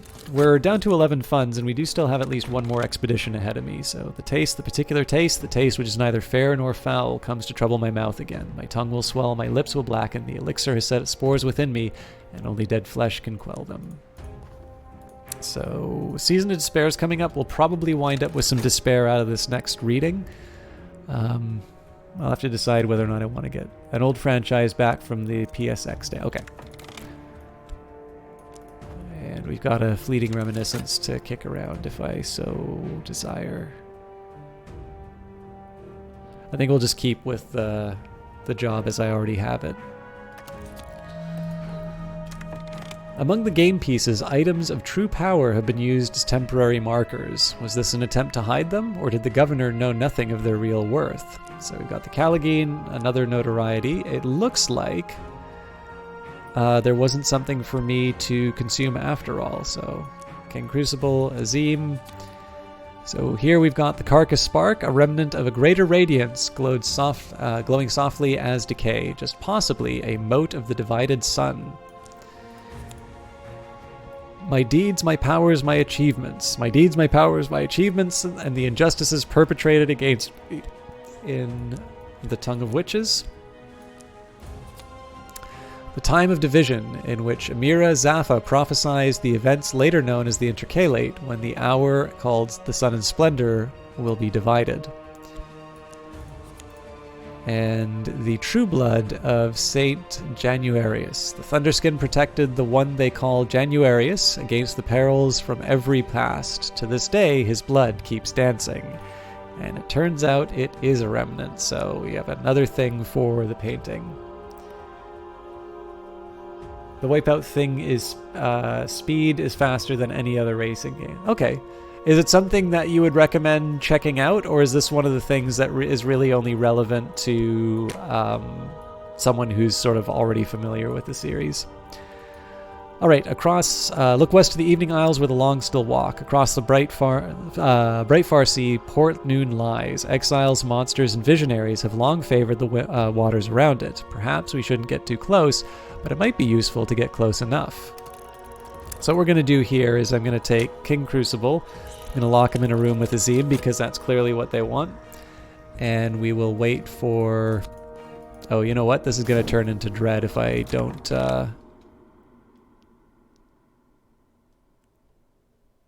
Oh, but I need to use the formula instead. So we've got the 5 creations. So let's do this in order. 1, preserve my restlessness. 2, let's chow down on the blood of Saint Januarius, especially because that'll... Well, no, I'm going to still have to deal with the graveyard.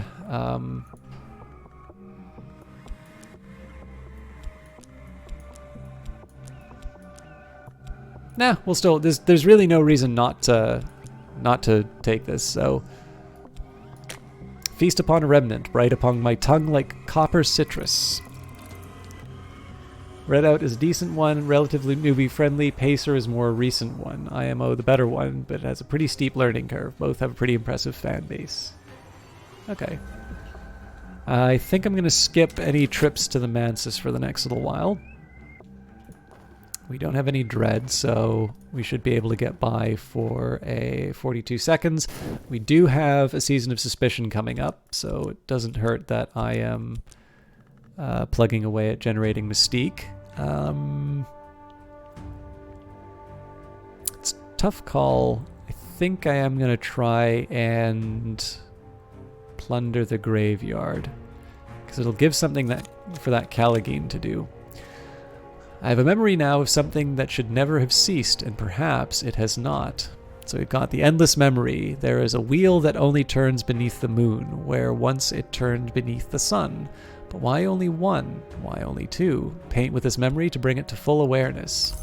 Okay, I'm going to take a quick minute here, and by process of elimination, let's say the endless memory is heart. The colors of the 7 coil is almost certainly knock. So we've got the colors of the horizon, the colors that are not black, the double threshold, tidal, and will be. Ooh, these are tough.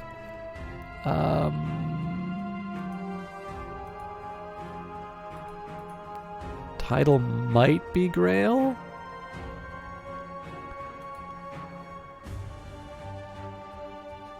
I was going to say the colors that are not black, I was going to say was winter, but it says here the moth's eyes, so I guess that's moth. Oh, the egg unhatching. I feel like I should know the aspect.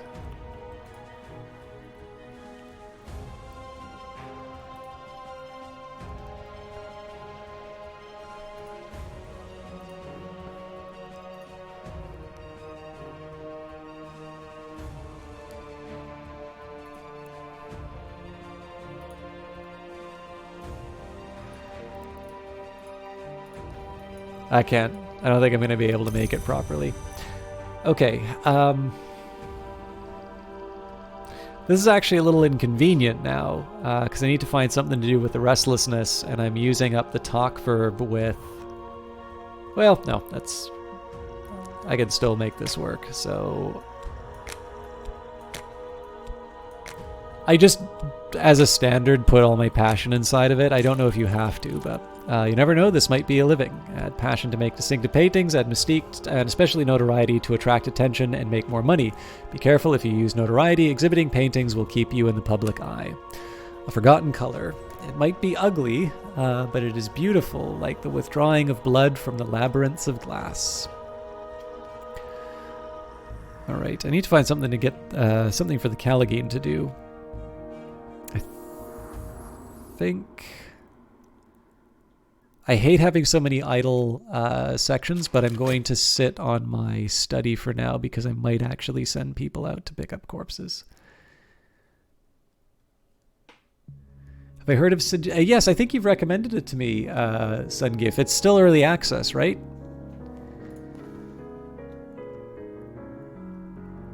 Or was it Eratus was the one that you'd recommended? Okay, anyways, I don't really know that much about it. I've seen it. It was just released. What makes you mention it? With each turn, its cilia pulse and wriggle. Sorry, cilia pulse and wriggle, and its body flushes translucent to crimson. It might be ugly, but it is beautiful, like the withdrawing of blood from the labyrinths of glass. It does not cease, and all its involutions are infinite. The wheel.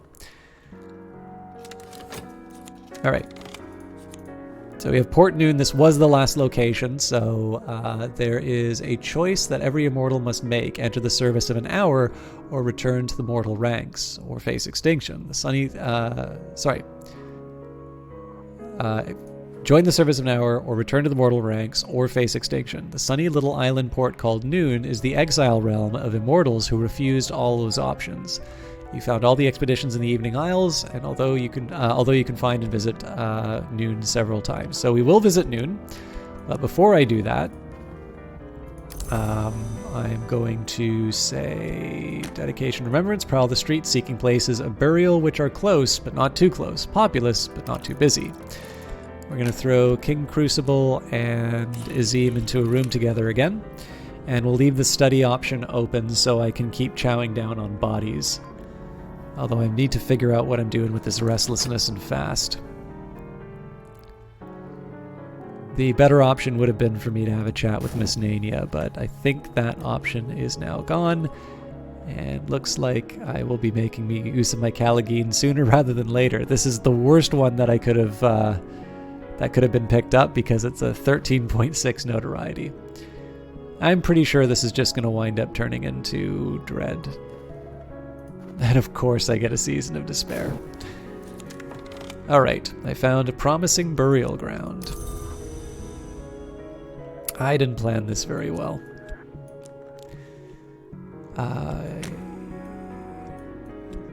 So I'll get the Callagine to dig it up. Yeah, I'll just take my lumps. We'll see what we can get.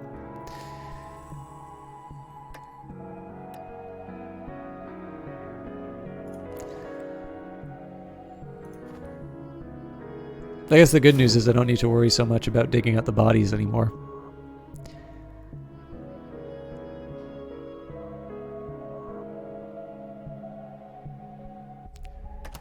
A friend of yours has been having a blast with it. You haven't tried it yourself yet. I'll take a quick look at it because it's one of these. For some reason, it's come across my radar. I just haven't really. I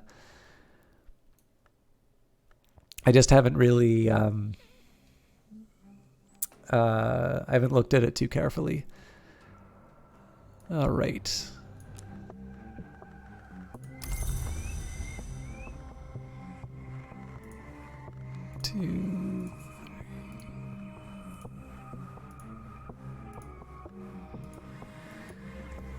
So we have 8.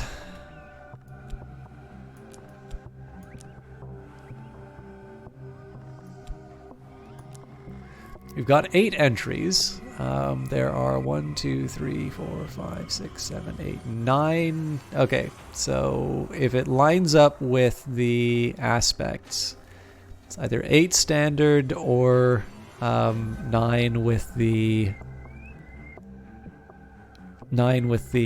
secret histories include. So what is this game? How does it work, you mean? So Miles, it's probably best defined as a narrative card game. Now we're actually quite far in this particular playthrough, but the best way I can describe it is this. You have got a series of verbs, so you can work, you can study, you can dream, you can explore, and you can talk. And then this is just the standard passage of time. And it looks like we've got a season of visions coming by, so that's going to make my life even more difficult.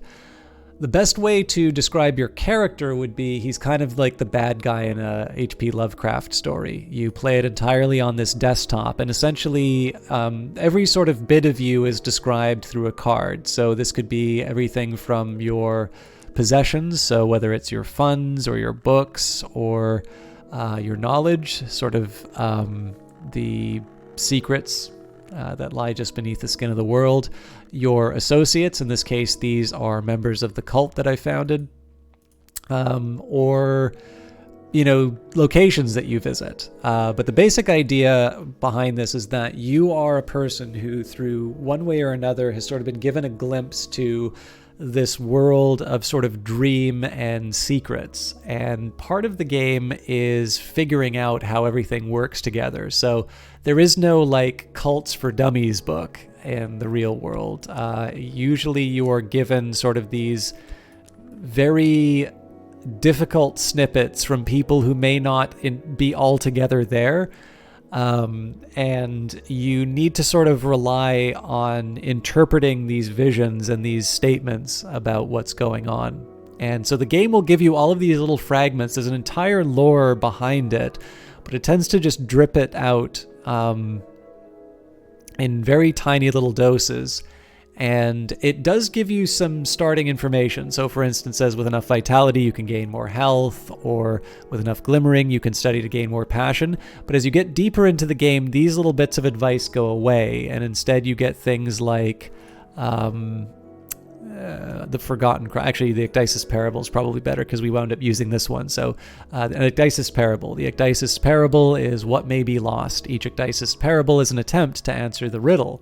So there was a time in this playthrough where I had to solve a riddle, and the answer to the riddle was the Ecdysis Parable. But if you didn't read the text to this card, there's quite a few on the board which you would try to just slam into that location hoping that you get lucky. So it's one of the things that makes this game so interesting is the fact that it's a little bit like reading a book or listening to a radio play. There's a lot that's happening in your head while you play the game, and especially because it doesn't tell you, put this card into this thing to make this happen. You kind of get that sense of reward when you do figure it out. And again, because what you're doing is so like right now my character's sort of got bleak thoughts. So we thought that we were going to finish the pale canvas, and it turns out there's another thing for us to do, and I've had some difficulty getting it. So maybe I'm feeling a little grim over the whole thing. There's lots of different ways that you can sort of interpret it, and I think that's one of the things that's nice about it, is that it gives you a nice big sort of puzzle to sort of chew and work on.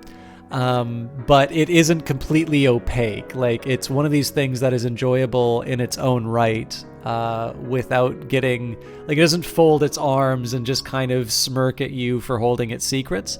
It's definitely a very in-depth, there's a lot of content in it, and I think my first playthrough was about 40 hours, start to finish. So there's a lot to go on. One, because it's not necessarily easy, but also because it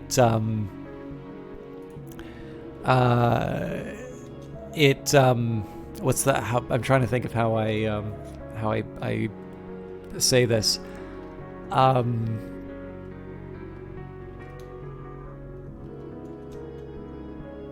Like, okay, there's definitely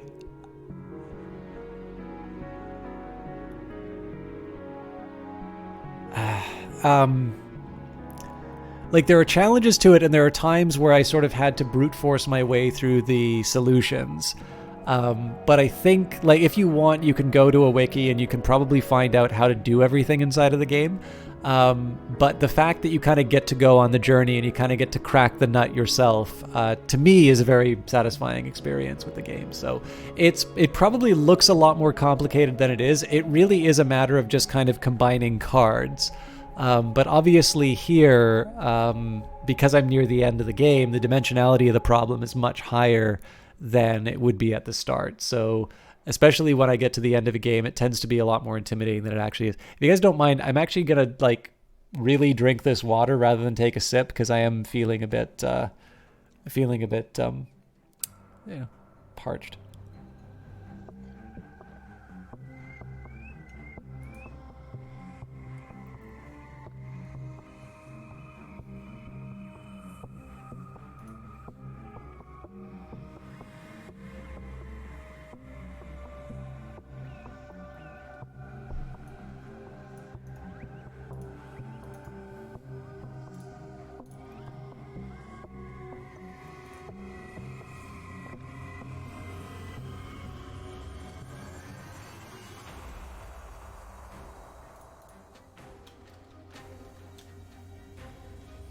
Of course, actually, it's not a bad time for me to point out, too, that, like, this is a good example of me,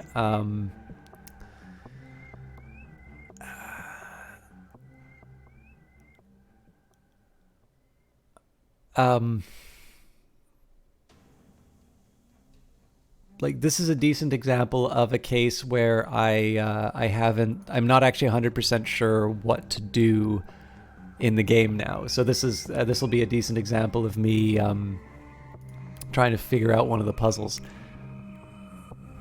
I do not see how us disagreeing would stop you, but I do mind you losing your health, so you may keep... Yeah. Maybe not many hours. I've got another hour in me for sure, but... All right, I've waited long enough. So I need to deal with the dread. We might need to deal with evidence. I'm going to get rid of my... my corpse problems, and we have 1, 2, 3, 4, 5, 6, 7, 8. So theoretically there is a 9th. The first thing I'm going to do is start with Port Noon. The shovel strikes wood. That's a good sign. If the coffin is too far rotted, usually the remains are scant. So we'll deal with the graveyard mouth first, and then we'll go to Port Noon. If there's nothing waiting for me at Port Noon, then I'm going to need to sit and think about what some of my assumptions have been with regards to where I get remnants from. What else was I going to do? I wanted to do something with work. Oh, that's right. I wanted to turn this into restlessness. That's too late to do that, so we'll...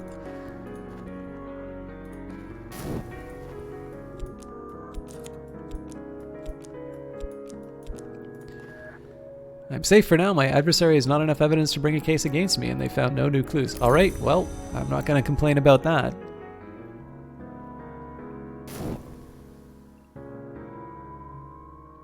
The other possibility that I can imagine would be... I don't think there's any way for me to turn, like, Miss Nania into a corpse, but maybe if I turn, like, a follower or something like that into a corpse and eat it? There's sometimes something left over which must be buried again, but one can be efficient.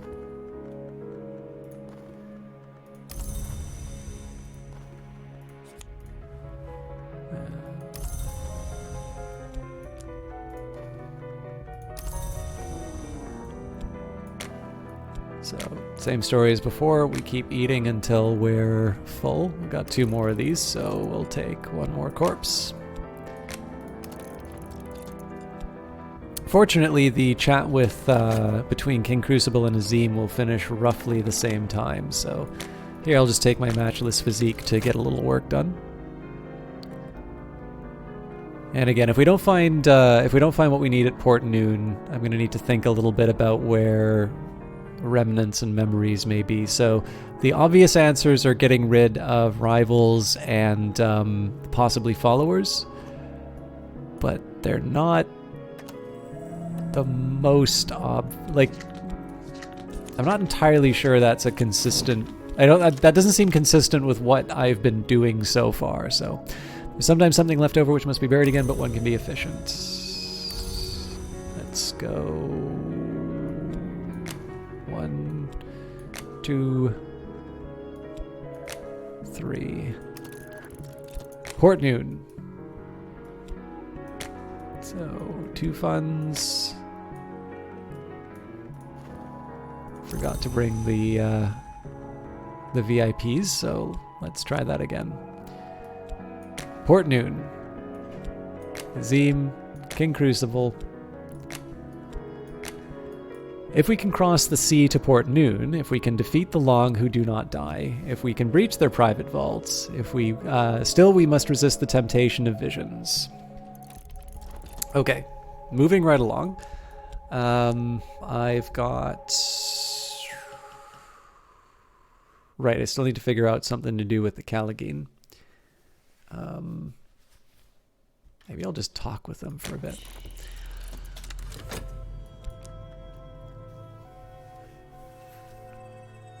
And just to make sure I'm not going nuts. Oop. Whenever the principle of the heart is implicated, I may gain vitality. So here I am tired, but otherwise okay. I do need to find at some point... Oh no, we can do that right now actually. So something menacing. My reputation as a performer is ruined. My reputation as an oracle has only begun, but the authorities have their eye on me. I'm going to take a quick minute here while I'm doing these expeditions and whatnot. I'm just going to double check that none of these things have remnant, because when it says something like possibly a mode of the divided sun, that always seems like a moment where it might be, oh, hang on, did I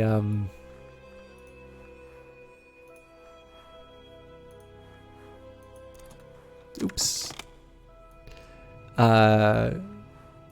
You know, did I neglect to see a remnant on any of these icons?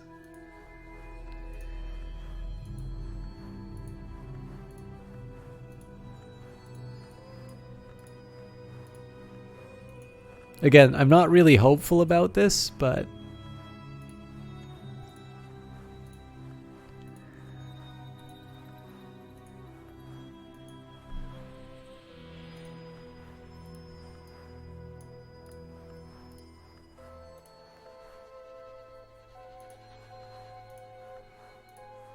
all right, I cannot eat the furious sliver. There's sometimes something left over which must be buried again, but one can be efficient. All right, so these are ready to go. I'll have a few things to do with my reputation as a medium.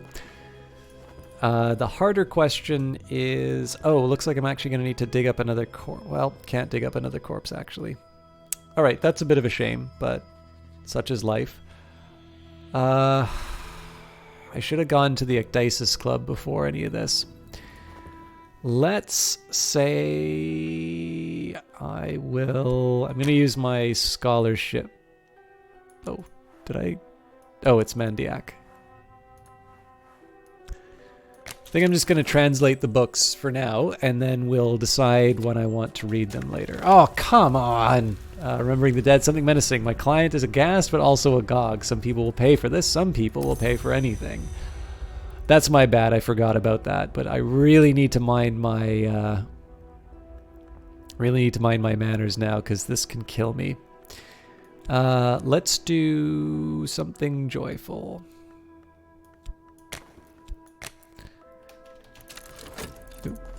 It may not be, it might not be necessary, but the memories of my client... it may not be necessary to be memories of my client, but it's something true.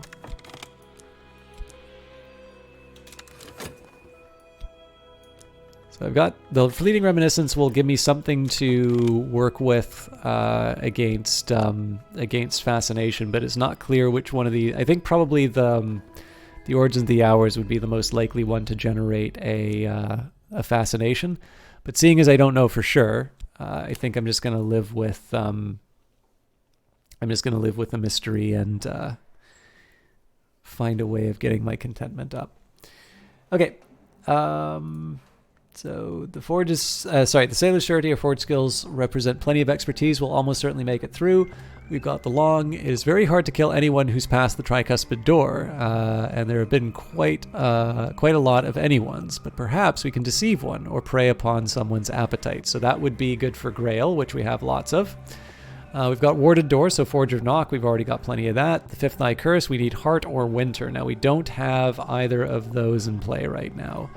And then the Western Sea, most of these islands are well known to the histories, but our destination lies in uncharted reaches. We'll need Heart or Forge to survive. We're already on our way to passing this one. So basically we need money and probably the gaunt woman who is silent.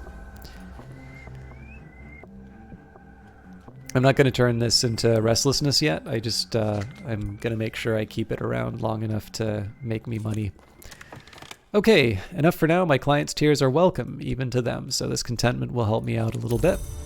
We also made a decent chunk of change, and we'll take something unexpected. Remembering the Dead, something unexpected. It does not do for oracles to be too predictable.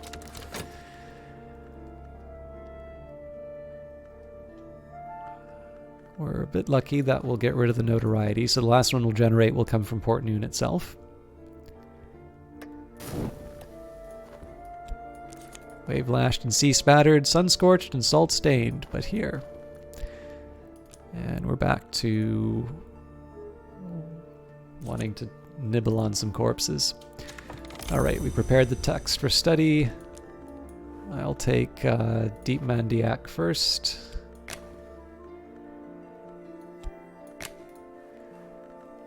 Lock the study door, the work begins.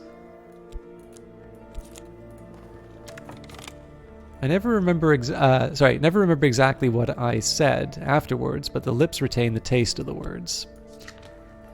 So some mystique, apparently a nice lesson learned. Wasn't expecting that. And now I probably should have timed this out a little bit better, because now I need to talk with Miss Nania about turning it into restlessness. But I'm not too worried about it. We're doing okay for cash, so. And it looks like the Season of Ardors is coming up, so that will give me another contentment, which will help me with my despair. The expedition continues. The expedition plans for the next challenge. It'll consume funds. I can add funds now, or I can send another follower. So I think we're pretty good until we go up against the curse. So for that, I'm going to keep adding money until we know that we don't have what we need, and then I can add the follower.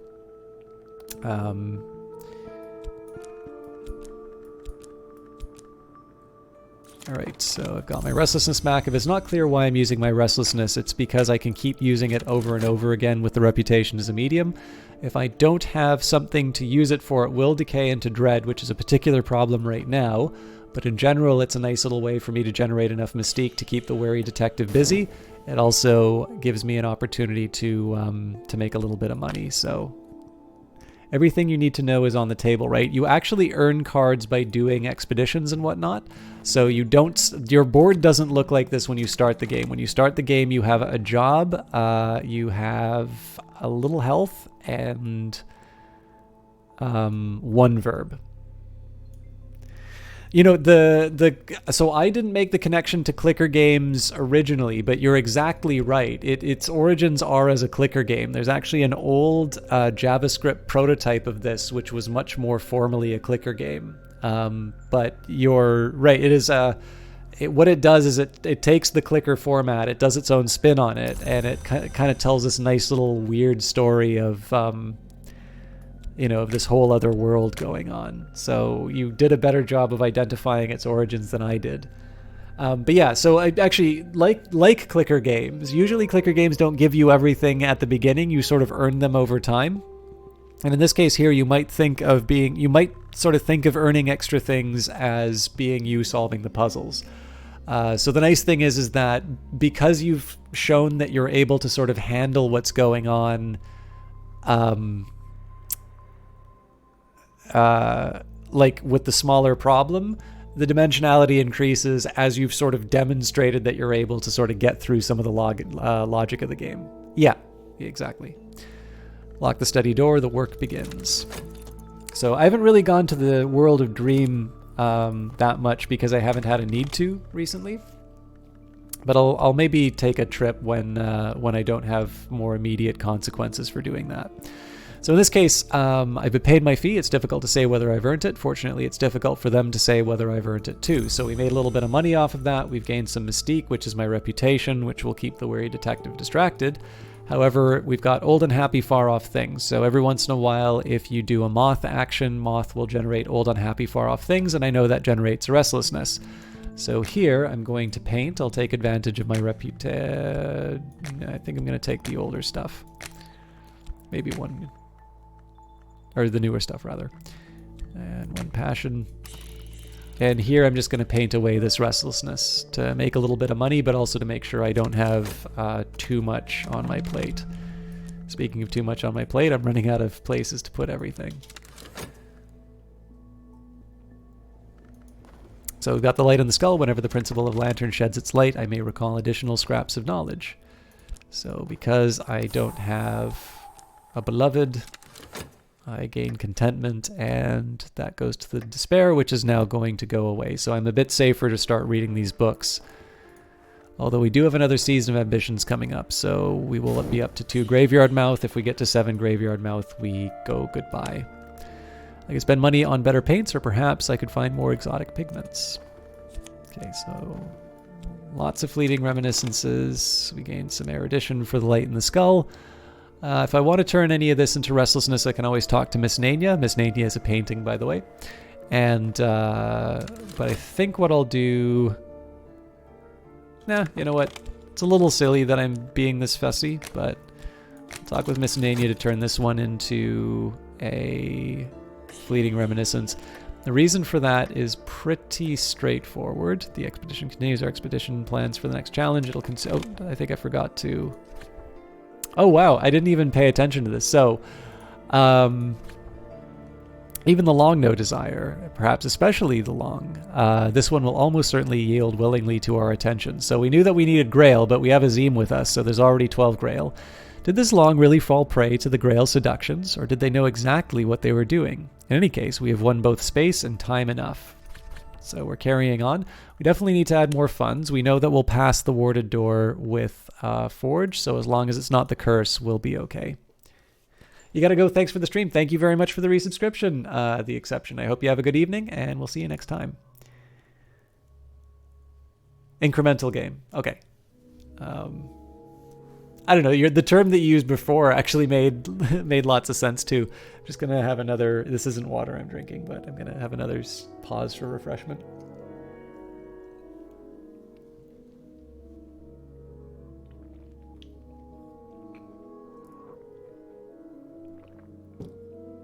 Okay.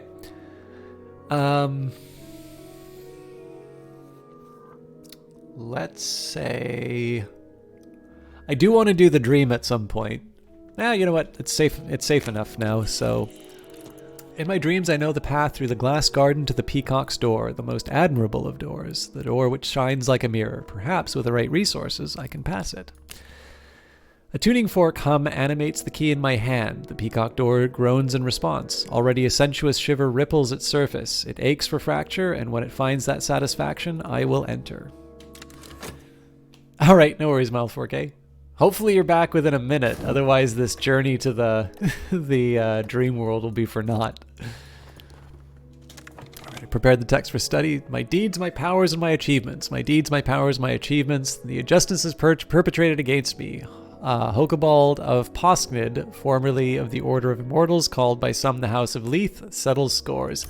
I really want to read this one, but if I'm looking for sort of the top level lore, I think the time of division, the origins of hours, and the 5 creation. I don't think the 5 creations are actually going to find it for me, but these make a little more sense. So we have Season of Ambitions coming up next. You know what? I'll wait the full 4 seconds to see what's going on. My recent work is considered significant. I may yet earn a living from this, but nothing is certain. So we'll probably get a little... Oh, hey. I wasn't expecting contentment, but that's welcome. But we didn't really make any money off of that. We also don't have any staleness, though, so I can't complain too loudly about it. So here, we'll take the fleeting reminiscence. So the trick here is going to be that I'm going to be able to talk to Miss Nania and turn... Okay, so Season of Despair is coming up first. So what I will do here is I think the least likely one to generate a dread will be the origins of hours. So the sage and ecstatic Soham, a frequent visitor to the Mansus, claimed to have discovered with the beach crow in person, discourse with the beach crow in person. Soham later insisted on his sky burial. Soham's writings veer from poetry to confession. He identifies gods from flesh, those who were mortal, from blood, those who arose from sacrifice, from light, entry to the glory, and from stone, those who arose before his knowledge. He insists that Moth was the first god who was blood, but later contradicts himself and claims it was the Red Grail. She understands my restlessness. She's known it herself now and then. She reminds me that nothing endures.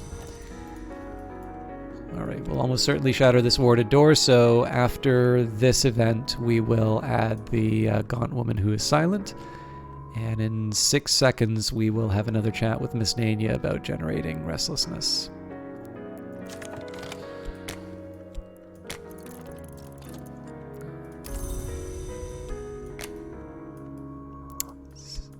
So again, we'll just taking whatever memories we can and turning them into money. And we'll see whether or not we wind up with a... I think it's pretty unlikely we'll wind up with a remnant from the from Port Noon, but it's the most obvious place for me to check first. So, this is the World of Dream, for those of you unfamiliar with it. We have gone through the Peacock Door. There are other entrances, so there's the Spider Door, the Stag Door, the White Door, and the Wood, and they lead to different locations. So you can stay at the Wood, or you can basically stay at each of the entrances, or you can go deeper. You can go to the Temple of the Wheel, the Well, the Lodge of the Sage Knight, the Orchard of Lights, the Painted River, the Ascent of Knives, the Mallory, the Chamber of Ways, the Red Church, or the Worm Museum.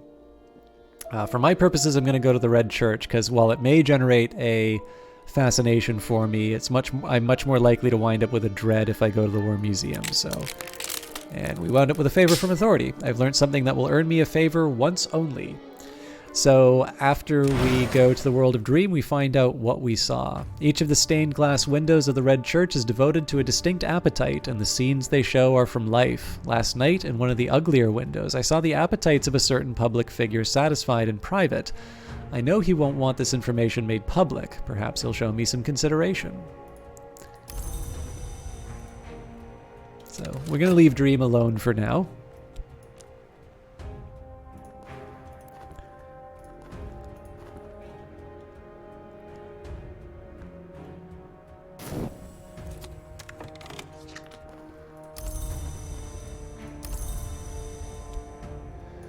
And now restlessness basically, it doesn't go away when I use it as an input to my job as a medium. So as long as I don't have something else I want to do with the work verb, so it was dread that came out of the origins of hours. So the mansis was different before the first god came from light, but never doubt it existed even then. And it turns out we don't have the mare in you. Actually, this is a secondary book that I got, but thigh-born thorax sweet, vine-covered moth king hatched in the thigh of the thunder king who's dead. Drink up his belly lymph. These are the sights you'll see. So the question, of course, is whether or not I want to read these other works or find a way of dealing with the dread.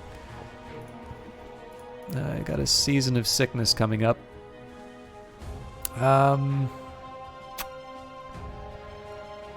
I don't want to be a baby about it, but all doors must open as all lives must end. This door has found its end here today.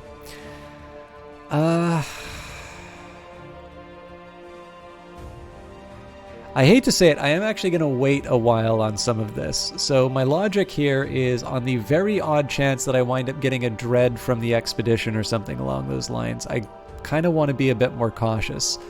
So I'm just going to sit idle with a few of these other tasks. Here we want the gaunt woman who is silent.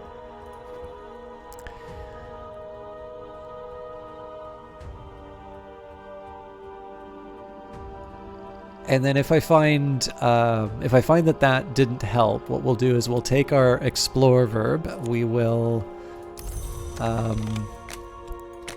I got a couple things. One, I'll go to the Ecdysis Club to help with the dread, and I think I'll also try and take out the weary detective. I don't think it'll wind up helping me with my getting my remaining remnants. The Elegist knows what is already lost. His power will almost certainly protect us. So, assuming that I don't get the last remnant from Port Noon, I will reread the Pale Canvas and whatnot, and I will think a bit. I've been paid my fee. It's difficult to say whether I've earned it. Fortunately, it's difficult for them to say whether I've earned it too.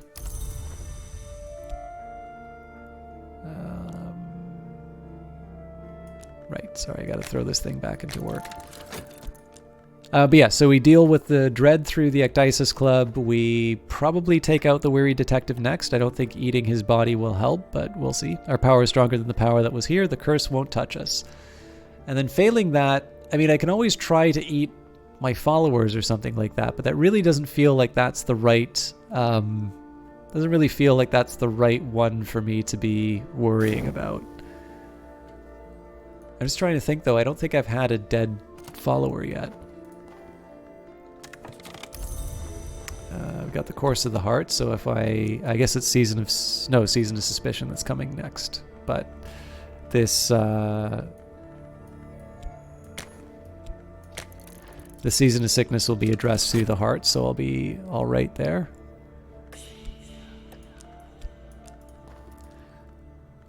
And presumably we'll get the goodies in just a minute.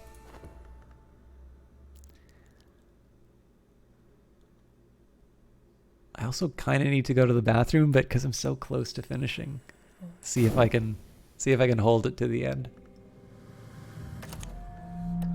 Okay, so we knew the Season of Suspicion was coming up.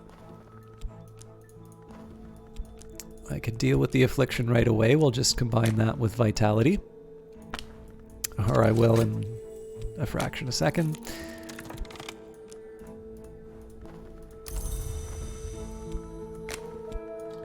Season of Suspicion is not going to have a whole lot going on for it. It's mostly... Like, I've only got Mystique up right now. It's going to get drowned out a bit by my existing job. Oh. This is the secret subcellar of the Hotel Ciervo. The walls are whitewashed, the floors freshly scrubbed, shelves bulge with oddities. A caged man with a wild beard peers morosely at you from the corner. Again, he says, or are you a different lot? No, I don't need rescuing, thank you. It's much worse out there.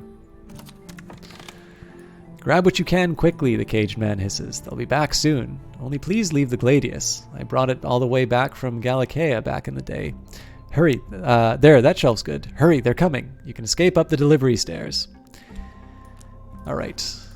Let's deal with what I'm working on. So I don't see anything special to eat that's popped up from the event itself. So let's work with the restlessness. We've got the gaunt woman who is silent. We've got the last notoriety that will generate from expeditions. Got the Callagine, King Crucible, and Azim again.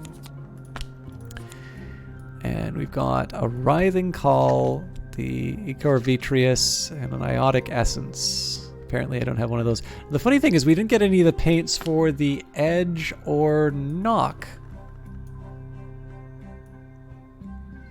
Even though we went through all of the different locations. Funny. Okay, so this invites the question as to where I get my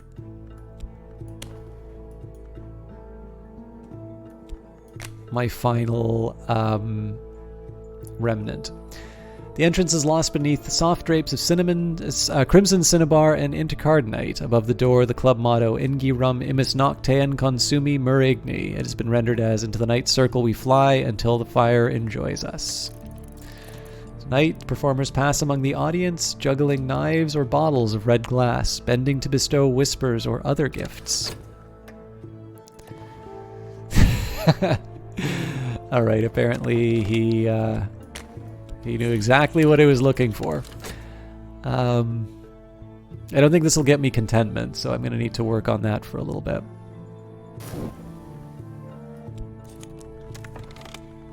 Oh, no, we did get contentment, so good there.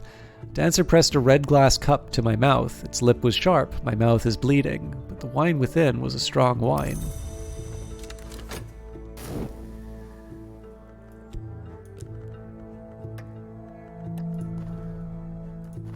Another season of despair, but I don't have as much to worry about in this case. The sick room grows close and stale. Time to get up. Half-glimpsed wistfulness has touched me. So I gotta figure out something to do with this restlessness. We've got the fleeting reminiscence. Alright,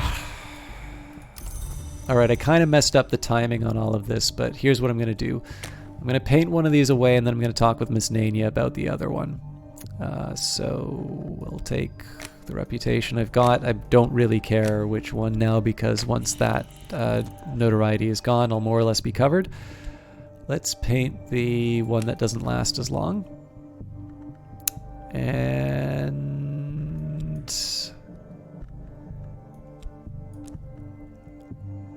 I want to wait for, because I know the season of despair is going to be coming up, I kind of want to wait a bit on that. Okay, so the pale canvas says, I must go very carefully. The memories that I need to convey will take flight from the canvas if I depict them too strongly. I will find those memories in the flesh of the dead, and perhaps even, if I must, in my own dying flesh. So the most likely candidate to me right now is to take one of the corpse style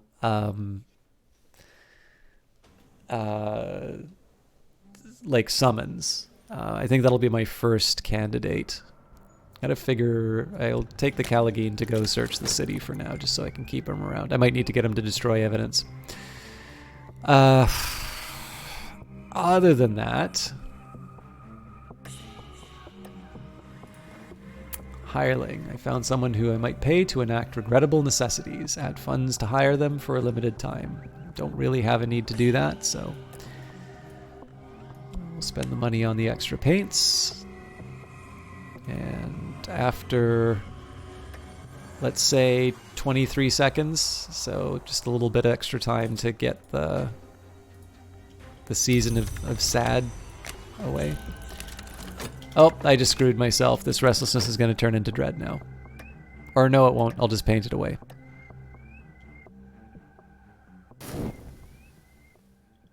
But that was a really bad mistake, potentially. this is going to be close.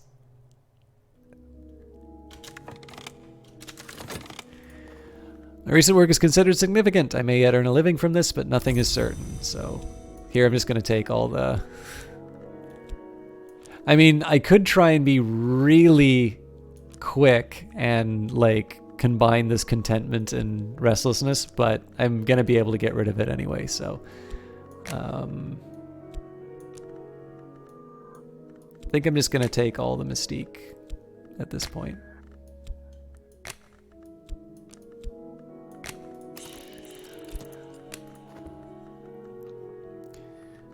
And now I should be able to read this book without, or, well, no, I've got 10 seconds, so. It takes 1 minute to read a book, so. I'm certain that my adversary has lodged a copy of their notes elsewhere, with their solicitor, with their superior, or even with a contact in the press. This is troubling. Okay, so here's going to be the trick now. The weary detective is going to arrive in 46 seconds, but in 34 seconds, we're going to send an unstoppable force to murder a hunter. Unless this hunter is some unusual protection, they're already dead, but their demise will attract attention.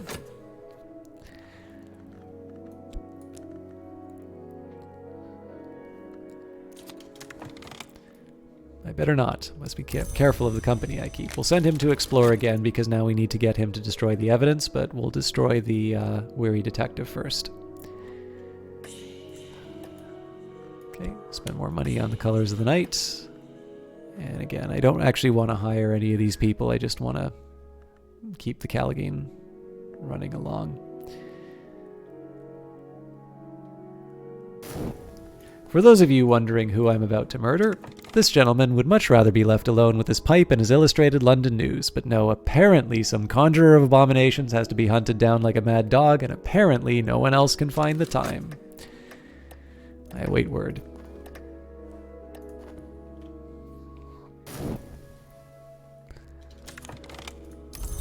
Alright, once again, let's see what we're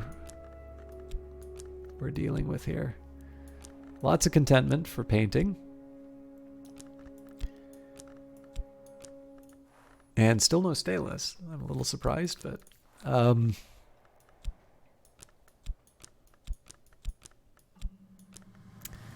So now I need to figure out something to do with the work verb. I'll wait a little bit because we might have a corpse to play with. Yep, my minion is returned with a trophy. So, the Callaghan's going to take care of this. I, on the other hand, am going to do... It's always a tricky one. I don't think all of these... Yeah, I need one that counts. So I think if I just eat this remnant, it doesn't do anything. So I need one of these that actually... Alright, so it's got to be a bunch of winter.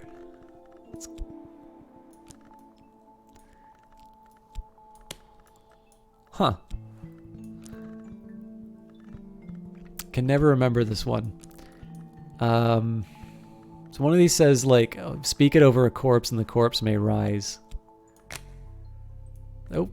Fuse a corpse with the power of the cartographer of scars. I found a useful conjunction...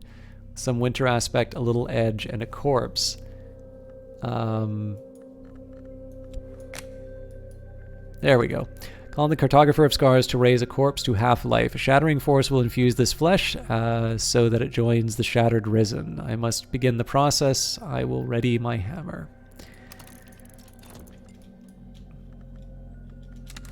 I was going to send King Crucible and Azim to talk again, but I don't need to do that.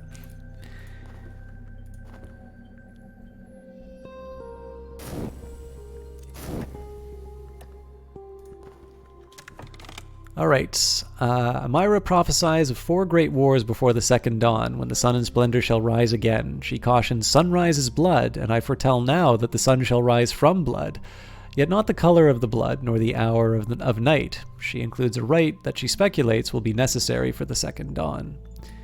So here we've got dread, fascination, we've got the illuminate mysteries. The Menescate, the Madrigard, the Flower Maker, and the Forge of Days are the gods from light. There is a fifth, but now we know it is not the Watchman. Yet the Watchman shares a secret doctrine with those fives, and here is that doctrine. Use this in a rite with a subtle rupture and a paradoxical curio, and someone will come. Speak it to a hunter, and it might drive them insane on the spot. And we've got the rite intercalate. This rite recapitulates the sun's abominable fate. It is used in extreme times by foolish adepts. So let's just take the combination fascination and dread and get rid of that right away. So we're probably going to wind up with another hunter coming after us in a minute. But I'm going to wait for the Caligain. I don't think there's much for me to do with King Crucible and Azim at the moment. If we do wind up with another hunter after us, we can probably go kill them, but I feel a little bit better using the tentative evidence first.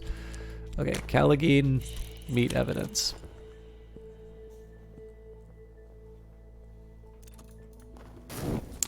There's always someone. Hey, he's back!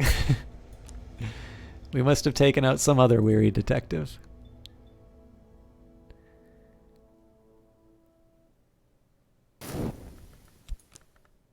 I guess there's no real point in trying to get rid of hunters until you get rid of all of the dread and whatnot. Alright, the corpse lurches groaning to its feet, or what's left of its feet. I have conjured a shattered risen. Alright, a rending force dragged this corpse back to near life. When it moves, it crunches like broken glass. Its fists are like claw nets of bone shards. It won't hold together for long. So I'm gonna try... I'm gonna try eating this reanimated corpse. Feast upon a remnant. It will lie still if I tell it. It may even be succulent.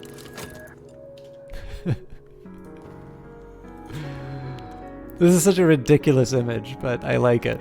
I guess I'm gonna have to burn this fleeting reminiscence. Hopefully I'll be able to turn one into a restlessness before too long. Ah, well.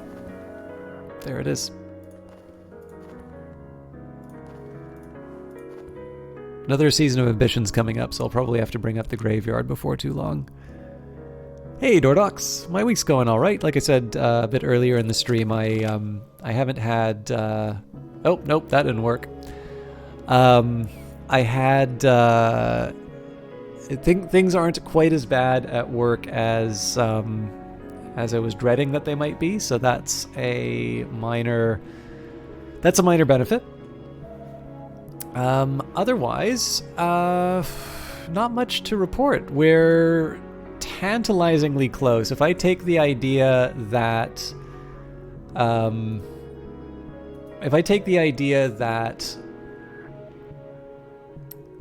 the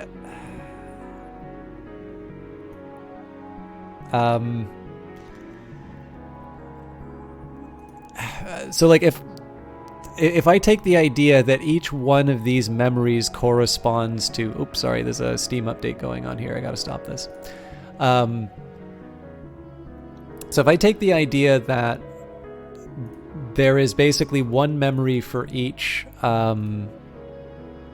principle, which also includes...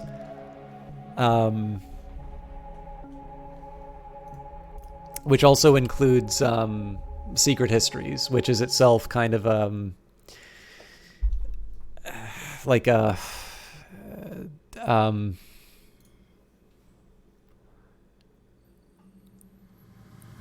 sorry, I'm trying to think of the right, like, okay, so like secret histories are disputed in terms of whether or not they're actually a principle, but like I'm operating on the assumption that each one of the little notes that you have on the cards counts. That's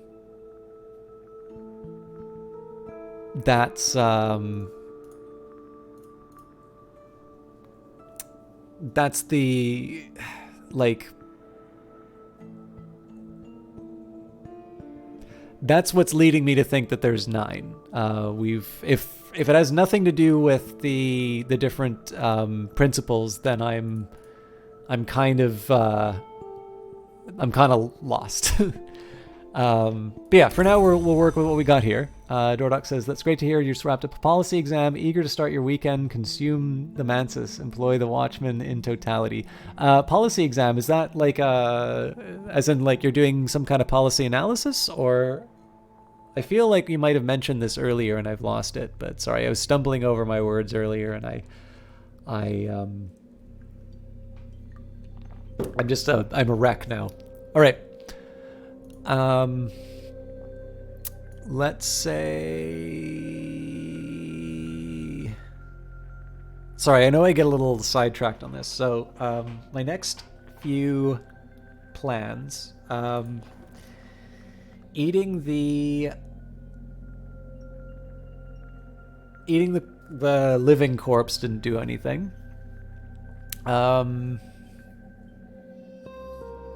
destroy the evidence. Maybe I'll send King Crucible to get rid of the weary detective. There's really no benefit to doing so, though, because I'll just generate another notoriety. Let's work with what we have. It'd be nice if I could get... Okay, no, here's what we're going to do. First thing I'm going to do is read the books. So let's do 5 creations. The itinerant scholars Shohai debated 5 possible origins of humanity with a hooded figure since claimed to be the beach crow. Shohai later claimed that all these accounts had proven false, but the debate was nevertheless recorded. The carapace origin. We were born from shell, like the children of the wasp from the spider. The glorious origin. Our life motes descended from light. The origin befouled. We were found naked and smeared with the muck from the roots of the wood. You decided to take a public policy analysis class on a whim. Just had your midterm. You think you did okay. Cool. So is it like, does it involve sort of the use of statistics? Like, is it policy evaluation in the sense of like you're trying to identify sort of like treatment effects and stuff like that? Or is that a little bit different? So I always think of one specific thing whenever people bring up policy. I think I'm going to wait on this fleeting reminiscence so we can turn this into a... oh, no, here's what I'm going to do. We'll take the sunset right, the icy atmosphere. Enid will help me out on this one, and we will bring the forge to turn this into another Callagine, so then we don't need to worry about the dread. Zim is sulking. Zim will be fine, eventually. I should have checked. Maybe I can eat the Zim. My minion is returned. The evidence has been destroyed. I'm a little safer. All right. Can I eat King Crucible? No. Okay, so I think... Oh no, I'm trying to make it so that I don't generate things that will... Well, no, that's fine. I still need to generate money though, so let's talk with Miss Nania about the fleeting reminiscence. We've got our fleeting reminiscence. I'll be in a little bit of trouble if this winds up sort of fighting against me, but the hunger that grows in the dark earth, the taste, the particular taste, the taste which is neither fair nor foul, it comes to trouble my mouth again. My tongue will swell, my lips will blacken, the elixir has set its spores within me, and only dead flesh can quell them. How does one win? So Miles, it depends. So this specific DLC, known as the Ghoul DLC, I don't actually know. It seems to involve something about the pale canvas, but generally speaking in this game, your character has a particular kind of ambition, and the quote-unquote best ending is you achieving it. Usually it involves something like great enlightenment or an intense sensation or, ultimate power. There's a new game plus, which actually involves an even more complicated event. But endings are I think what you tend to go for in this game is actually an ending rather than a win, because you actually unlock certain legacies, or you're guaranteed to get certain legacies if you get what most people would consider to be a loss condition. So I believe this one, if your character gets 3 dread and you lose to despair, you are guaranteed to get the ghoul to come up, and then there's the same for the priest and whatnot. But generally, or you could say, you know what, I'm gonna give up on this cult stuff, and I'm gonna go pursue a career at the bank or something along those lines. But basically, I am going to quote unquote win if I complete the palest painting on the pale canvas, and that currently has involved me getting these different memories and painting them on the pale canvas. And the trick is I need to figure out where to find the last memory that's supposed to go in this this painting. So Hai's preferred theories are that we are the children of apes who walked upright, although his tone here is satirical, or that we consumed not only our parents, which is not a crime of the sky, but also our origin. So that we came from... Sorry, let me try that again. So Hai's preferred theories are that we are the children of apes who walked upright, although his tone here is satirical, or that we consumed not only our parents, which is not the crime of the sky, but also our own origin, so that we came from nowhere.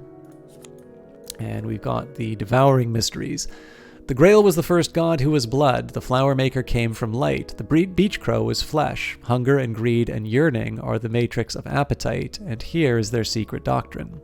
Use this formula in a rite with bitter black salts and a subtle rupture or similar sources of power to summon Izim itself. And we got some dread for our efforts. I'll try and find a way of combining that with contentment. Maybe the Ecdysis Club? Oh, nope, we'll get a Season of Ardors in a minute. So let's read. My deeds, my powers, my achievements, and the injustices perpetrated against me. Hokobald of Posnid, formerly of the Order of Immortals, called by some the House of Leith, settles scores. Hokobald boasts of his royal descent and insists that the magics of the Forge are more effective when practiced by those of noble blood. And Dordok says, that's certainly the hope of the professor. I don't think we're there yet. It's more a basic overview of how policy is analyzed, which is usually backed by... Yeah. So, like, it's one of the more interesting ones. So, like, one of the interesting problems that econometrics runs into is... Oh, hello! King Crucible's fires have sunk to a lesser heat for now. Blackened traces remain like bones of coal. I'm gonna eat King Crucible! Another one's or this flesh. Okay, so in 60 seconds after I've read all the books, I'm gonna pop King Crucible in my mouth. It's a nice dessert. It's like lava cake.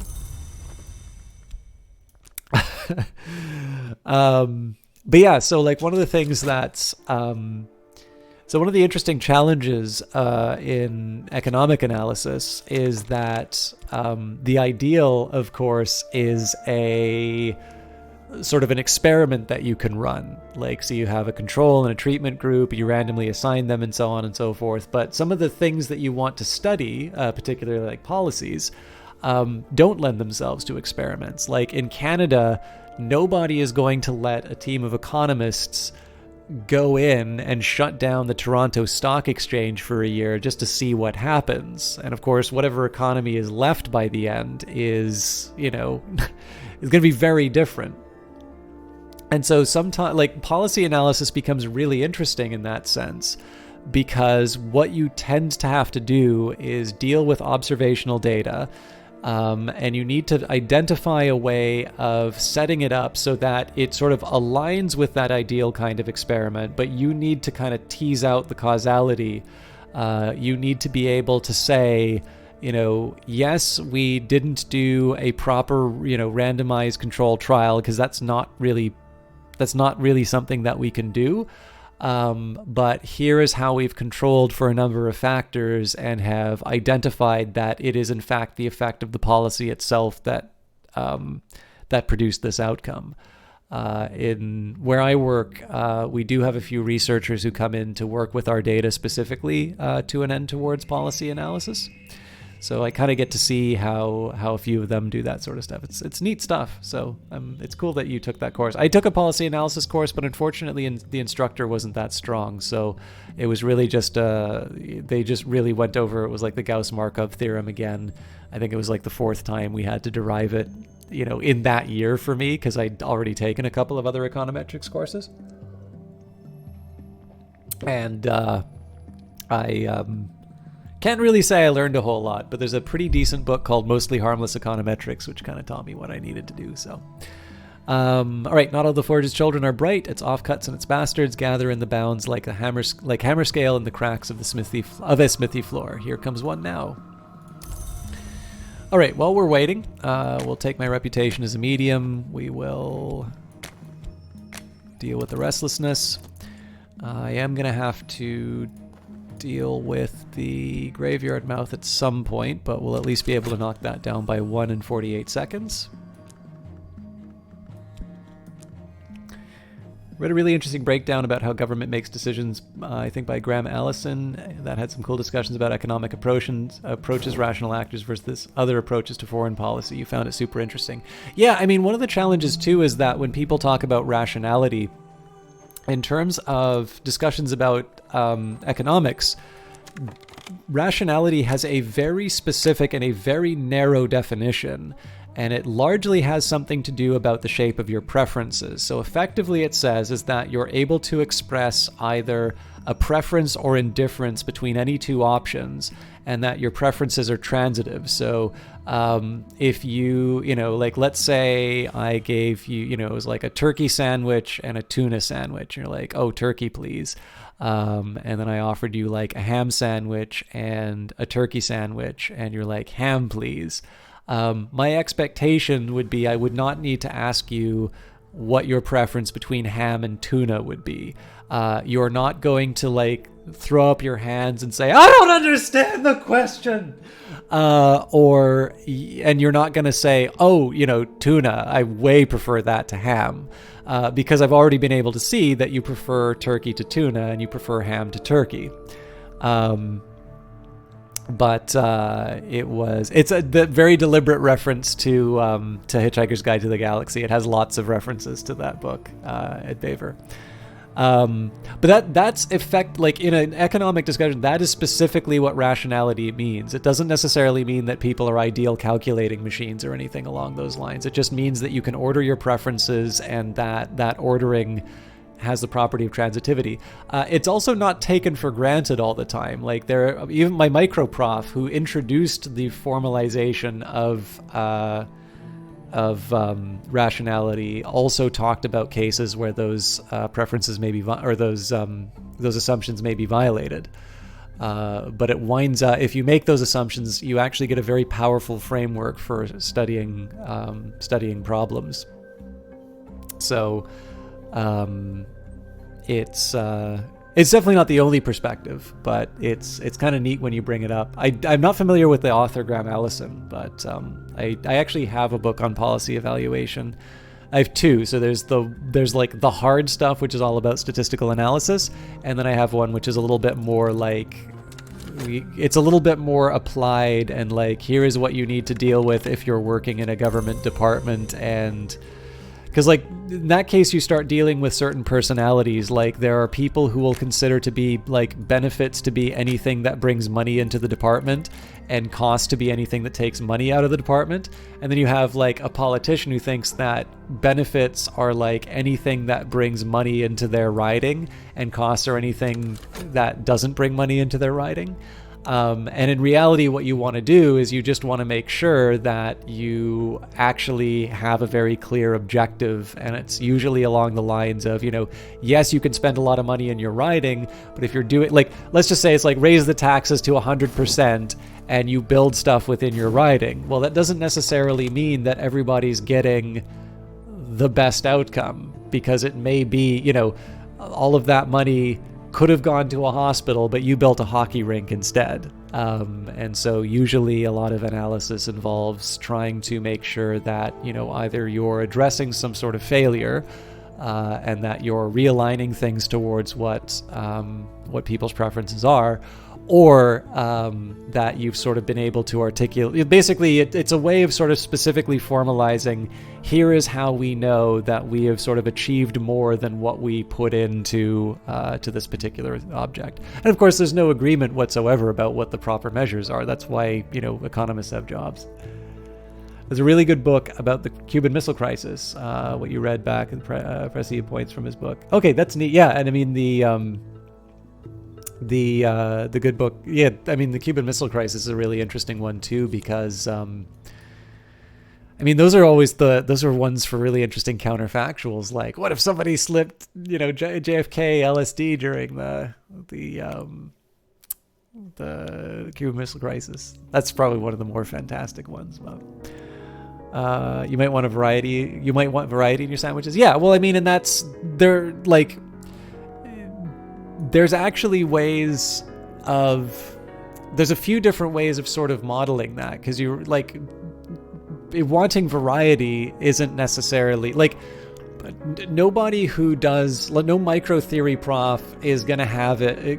It's never going to be a situation where somebody's sitting in the class and they introduce transitivity the way that or rationality the way that I just did. And some student in the back says, but don't people like variety? Like, there's no moment where the micro prof just like stares and like drops the chalk and then runs out of the room.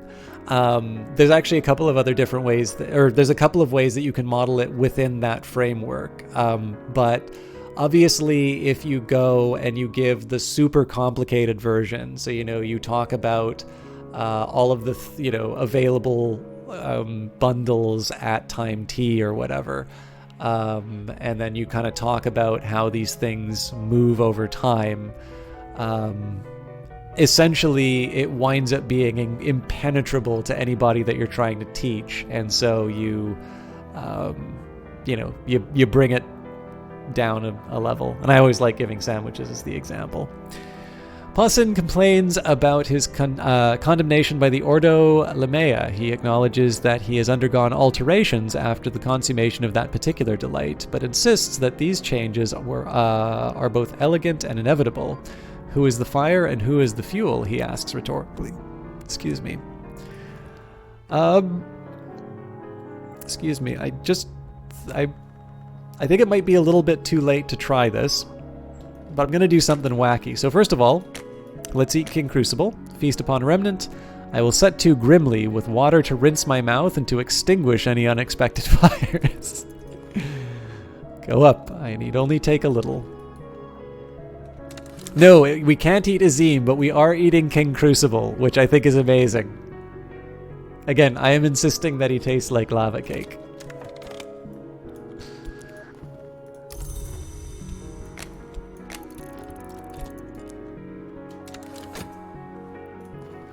But what I'm going to try and do is I'm going to decompose the White Ceremony, I'm going to decompose the Consent of Wounds, and I'm going to do my best to get another Port Noon anecdote before the end of this.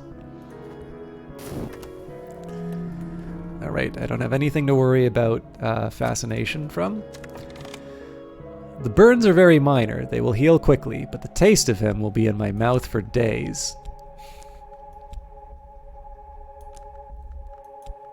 Oops. An ashen taste. I have consumed the traces that Crucible left in the world. Why donuts? Thank you very much for the follow. I've consumed the traces that Crucible left in the world. At the very least, he will be offended. He might be enraged. I should not summon him again.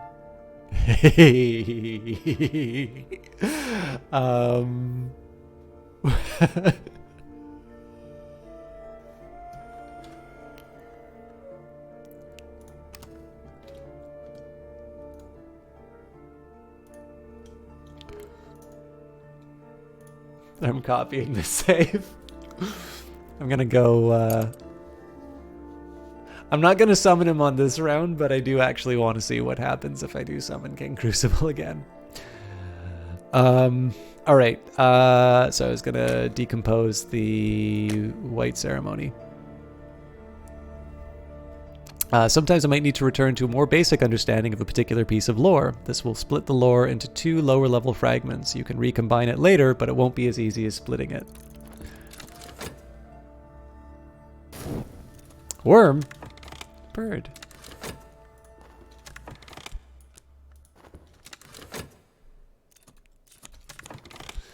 Okay, we've got a few things that have happened. So we're going to have a chat with Miss Nania first about getting rid of...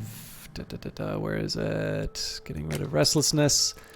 I'm going to go back to painting, and we will add a golden memory to the pale... Nope, to the pale canvas. So in fire are all the treasures of the earth revealed. Paint with his memory to bring it to full awareness. Now, it's possible that there are still other remnants, but I'm going into like finishing mode because I think it's less likely that there will be. In this case, we've got 1, 2, 3, 4, 5, 6, 7, 8, 9 principles, and we will soon have 9 kind of elements on the pale canvas. If it does turn out that there's more, that's fine. I mean, we'll just do another stream. But I'm kind of setting the playthrough to be in like winding down mode. So in this case, I'm trying not to. I'm allowing things to expire and just generally trying not to die. And of course, I don't need to worry about I'm not going to be getting any more books or anything along those lines. So in this case, I'm just trying to fill in any gaps in my lore. And part of that's going to involve going through the Peacock Door to try and get 2 more Vagabonds maps. It can't be, it has to be 3 Vagabonds maps that I possess because I want to make sure, I want to make sure that I keep 1 and then bring the Port Noon anecdote in. I won't like delay the ending to be able to get it, but it'd be fun. I'll read all the lore that I can get access to before we finish, unless like the ending catches me by surprise. There's a streamer I know, Flobe, who got to the ending of Cultist Simulator, or an ending of Cultist Simulator by mistake. So each of its facets shows a single point of light. It might be the glint of firelight. And this is only a stone, though it is smoothed and sharpened to a midnight point. But look closer. Each of its facets shows a single point of light. It might be the glint of firelight. It might be each a different star. What about first level winter? We're getting first level winter right now. She understands my restlessness. She has known it herself now and then. She reminds me that nothing endures.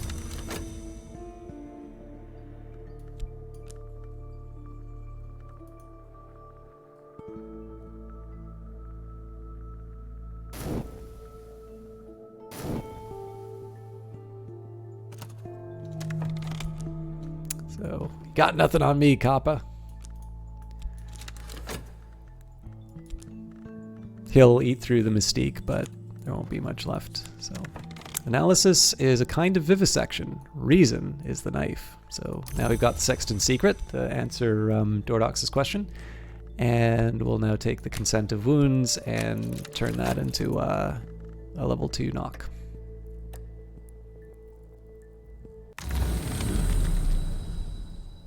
Okay, let's try the Red Church. Nice. The game has mercy.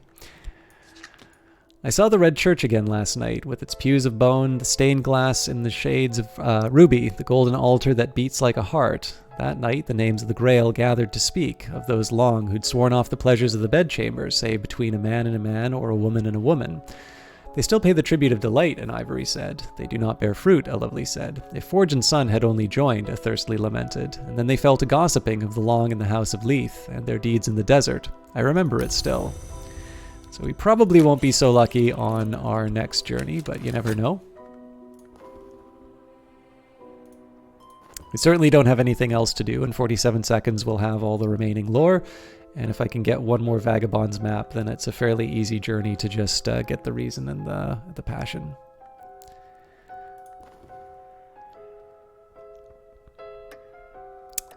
Nine colors hinted. It is almost done. Doves crowd the roof ridge above me. The dusk waits breathless.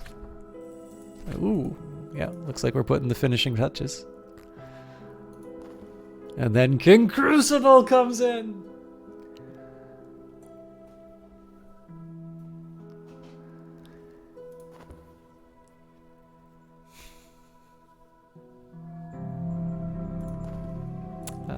Season of Vision's coming up, so I want to be a little careful there. Oh, god damn it. Now I have a notoriety. This is going to be a little hard to deal with, but... Oh, god, actually, I've got multiple notoriety, so... The painting is not a door. These hours are gone. Even their echoes are empty, but I've commemorated them. The one from whom nothing more can be taken, who cannot be deceived, who calls each of the dead by name, that one might be satisfied with the work.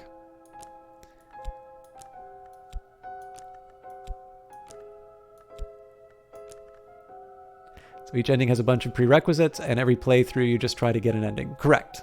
And that ending can be as simple as going insane, or as complicated as completing the palest painting. Do you guys want to see the palest painting?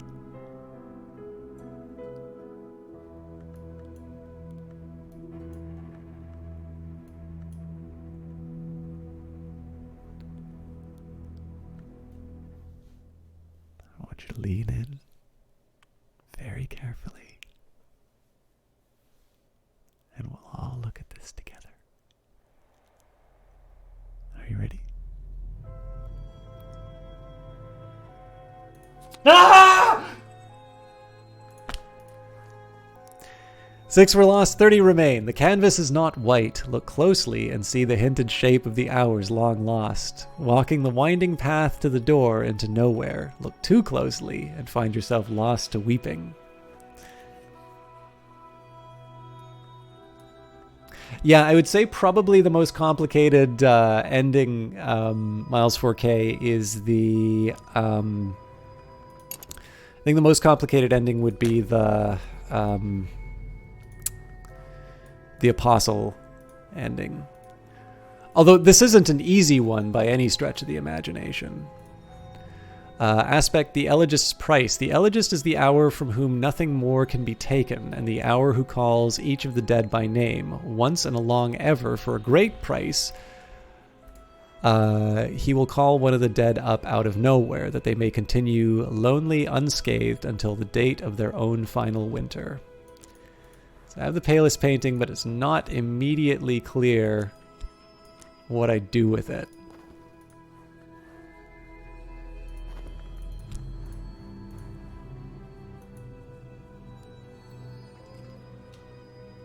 Okay, I need more restlessness, I think, so... Oh, nope. Yeah, actually this makes sense. I would show Miss Nania the palest painting. Okay, you know what? Yes, I am going to do that, or... potentially have evidence after me. No, you know what? We're going to go, we'll get some extra hours. I'm going to do a small minor goal to see if I can get all of the lore before I show Miss Nania the painting. So with that in mind, let's do a chat. It may not be the end, by the way. Like, there might still be another thing for me to do here, but... all right, we've got the Igavine right. So now we're really waiting. I'll start spinning out some reason and passion in preparation for getting my last Vagabonds map. But don't worry, I won't make this too long of a setup. But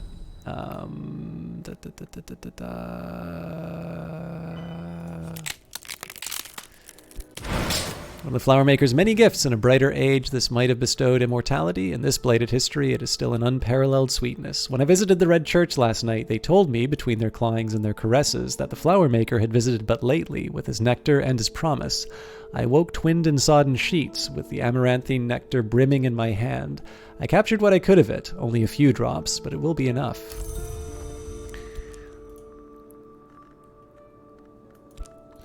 All right. Back to the peacock door.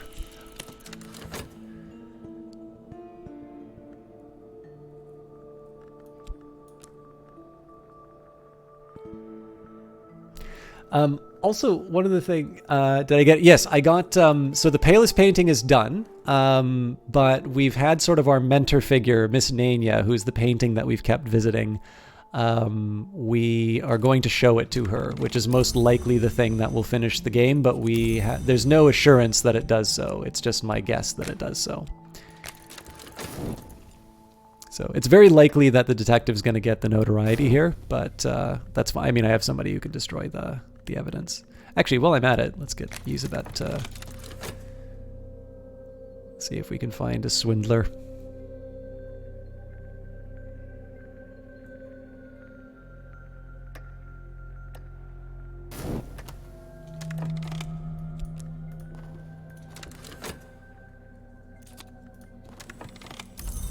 Street Strange by Moonlight. Okay, I mean, I'm not going to complain about getting that, but it wasn't exactly what I was going for.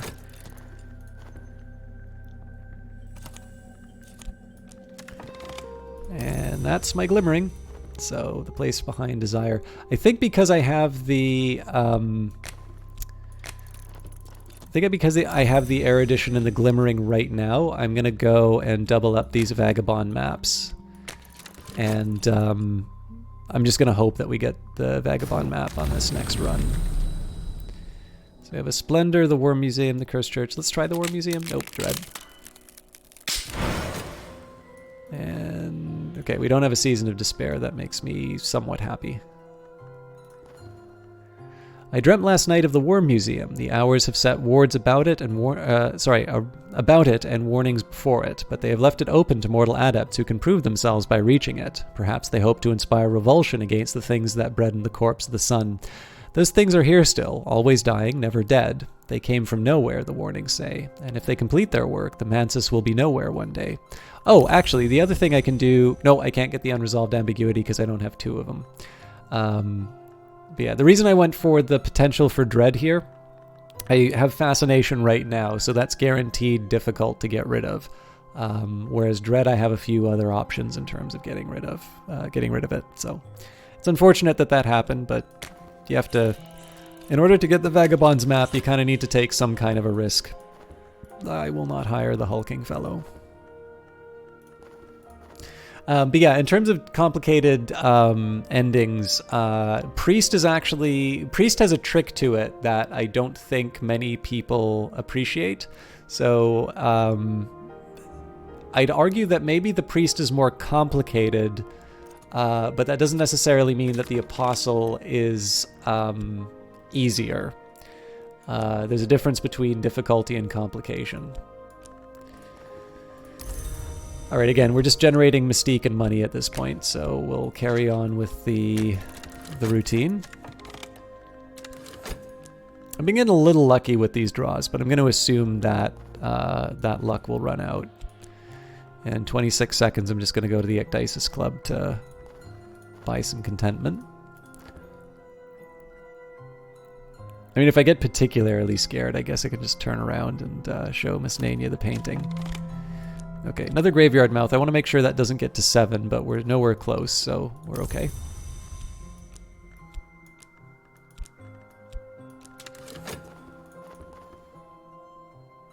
Wisdom is a country, and these are its maps. So we'll use Erudition, Glimmering, and then the map to turn this into a Port Noon anecdote.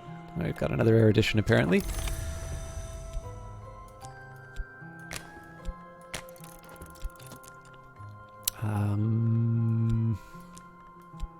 Running out of space.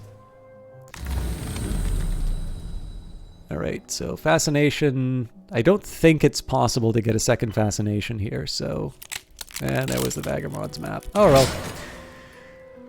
When one dreams of the Red Church, one hears voices of the voices of the Grail's names, the Thirstleys and the Ivories and the Lovelies and the rest. Not all Impausi are women, they might be heard to say. The hungers of women run no deeper than the hungers of men, but a mother is never far from her child at its birth, and that is not always true of a father. Come closer and we'll show you what we mean. So again, we're going to go into the Peacock Door in hopes of finding a Vagabond map. One of the reasons for choosing the Red Church in that particular case was it did give me the possibility of getting a Fascination, which I could combine with the Dread to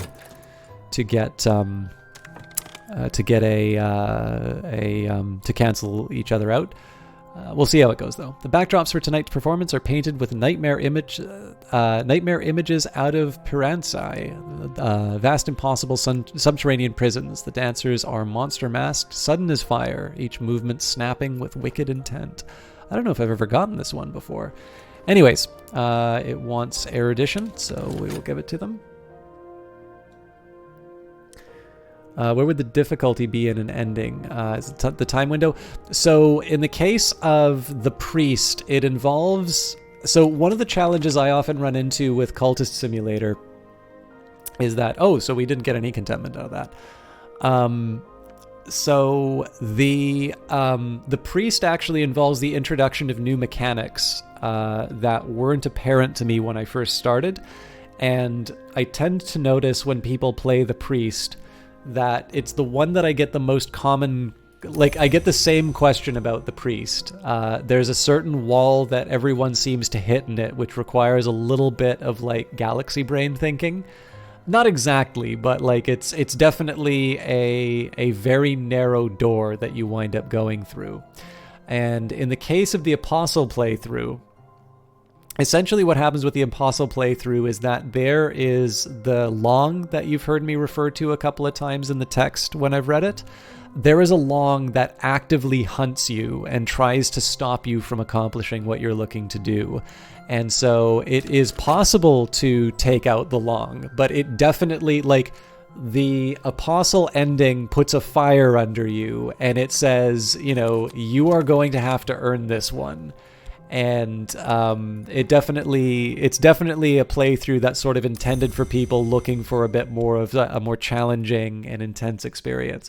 Both of them are very satisfying. I actually really enjoyed the priest, and that is not the consensus on that one. Most people seem to think that the priest was the inferior DLC, but I personally enjoyed the priest quite a bit. The place behind desire. Is there something to be learnt from the satisfaction of desire?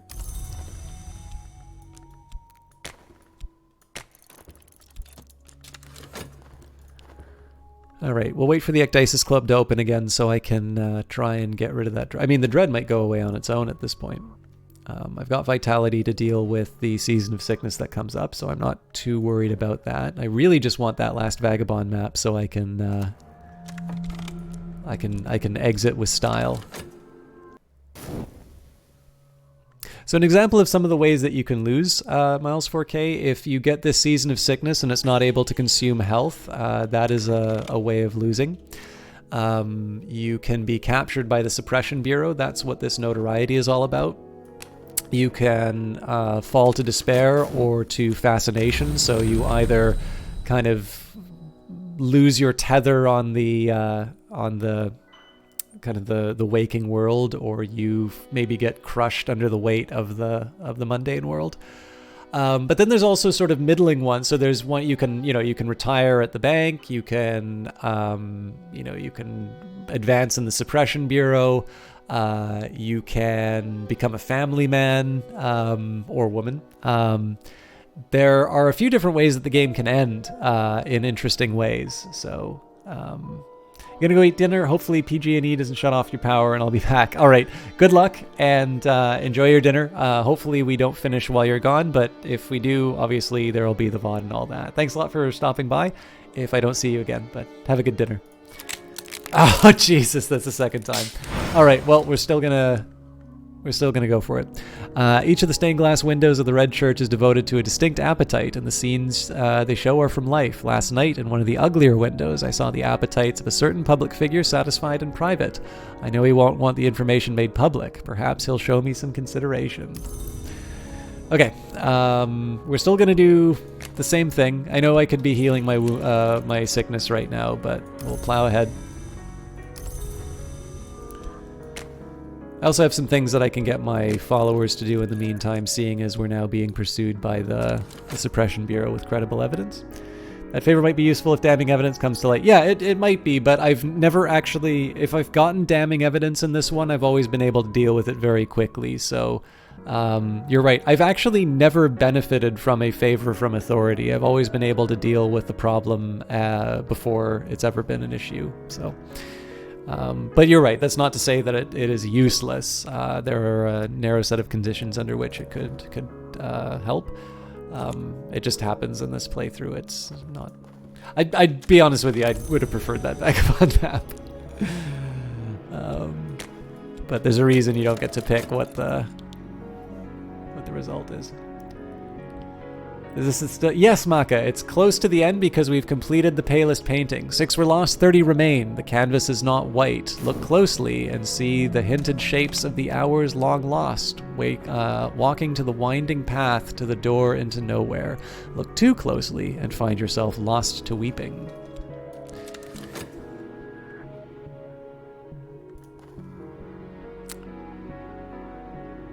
Let's see what they get. I am safe for now. My adversary has not enough evidence to bring a case against me, and they found no new clues. All right. I mean, it's possible that there's more for me to do after I show the painting to Miss Nania, because I don't know if they'd give 2 notoriety just to turn around and say game over. So we'll see.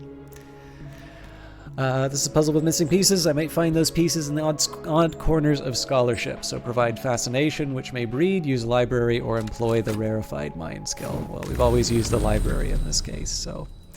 Alright, I'm not going to go to the War Museum this time. Alright, well, that's fair. Like leaks through the cracks, my mind is brighter than it ever was. The higher I rise, the more I see. Last night I visited the Red Church, where the Grail conducts its feasts. The light through the stained glass windows was all the spectra of red, and the names of the Grail labored to birth a new desire, which had until today no name at all. I am sticky with the memory of it, and this morning everything I see is tinted ruby. Now, unfortunately, we don't have the dread anymore. Otherwise, I would have been able to combine that with the fascination. But for now, let's just take the affliction and the vitality and hope that we don't have a season of visions coming up. Nope, but we do have another season of sickness coming, so... let's keep at it. In this case, I can fast forward just because I really want to get the... I really just want to get the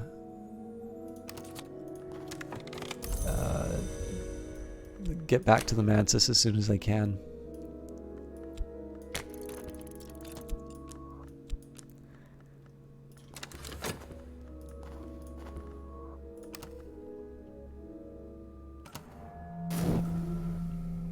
So this one I'm going to need to spend money to get rid of unless we wind up with a lucky vitality event. Oh, looks like there's another season of suspicion. We probably will be okay with this notoriety, but you never know. Let's take a risk on the Peacock store, seeing as we've got 46 seconds.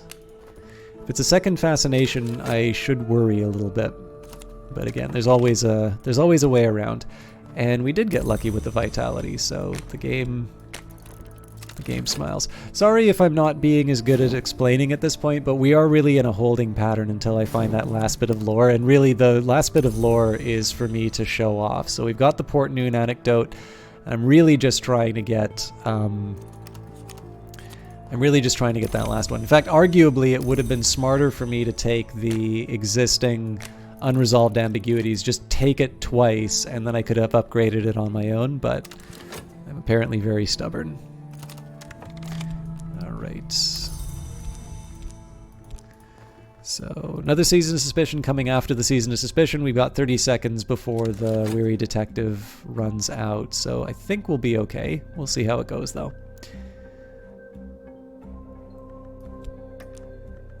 Alright, he took a Mystique, so we're in fairly good shape. So I don't want the Fascination. I will try the Red Church. Okay.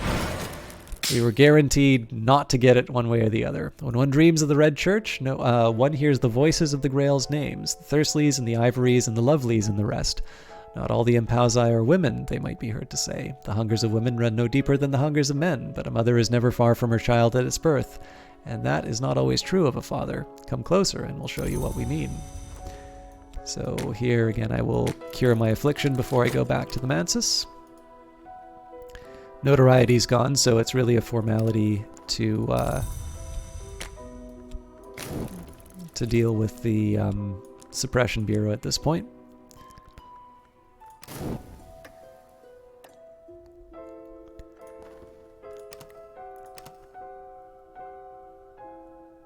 So I want to be careful of despair, which means the Worm Museum is a less attractive option moving forward.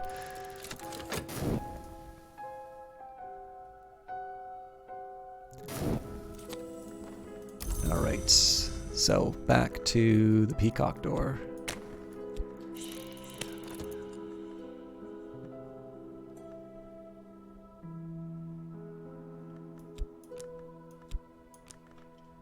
getting a little late for the playthrough. Again, like at the end of the stream, no matter what, we will talk to Miss Nania about the Payless painting. But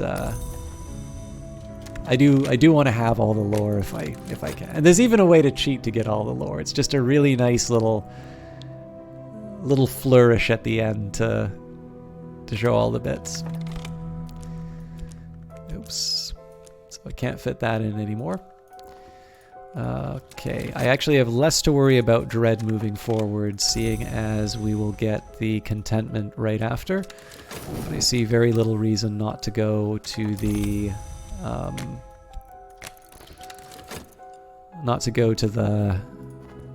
Red Church. Or Amaranthine Nectar. When I visited the Red Church last night, they told me, between their clawings and caresses, that the flower maker had visited but lately, with his nectar and his promise. I woke twinned in sodden sheets, with the Amaranthine Nectar brimming in my hand. I captured what I could of it, only a few drops, but it will be enough. So the real problem here is whenever I do fast forward, I don't pick up the restlessness quick enough. So I've let it decay a little bit more than I should.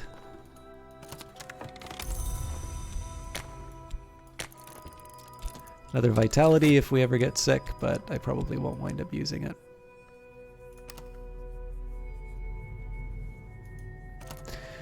So this used to be, if you've ever read a Steam review that says that this game is grindy, this is kind of what people were talking about. But the biggest reason for it was the old way you used to be able to upgrade the lore in the game was you would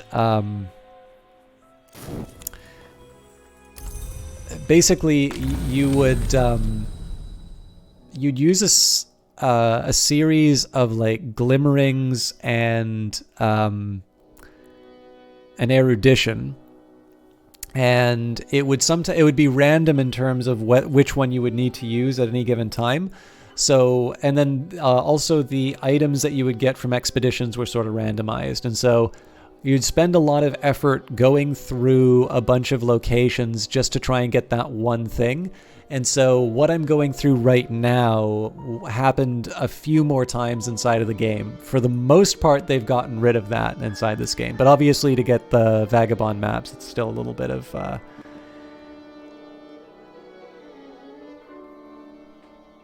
obviously here it's still a little bit of an effort, but it's probably more the exception rather than the rule now. There's the Vagabonds map. Alright, success.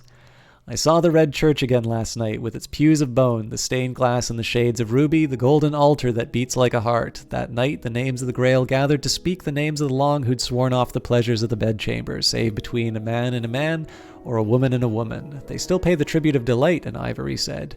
They do not bear fruit, a lovely said. If Forge and Sun had only joined, a thirstly lamented. Then they fell to gossiping of the long of the house of Leith, and their deeds in the desert. I remember it still.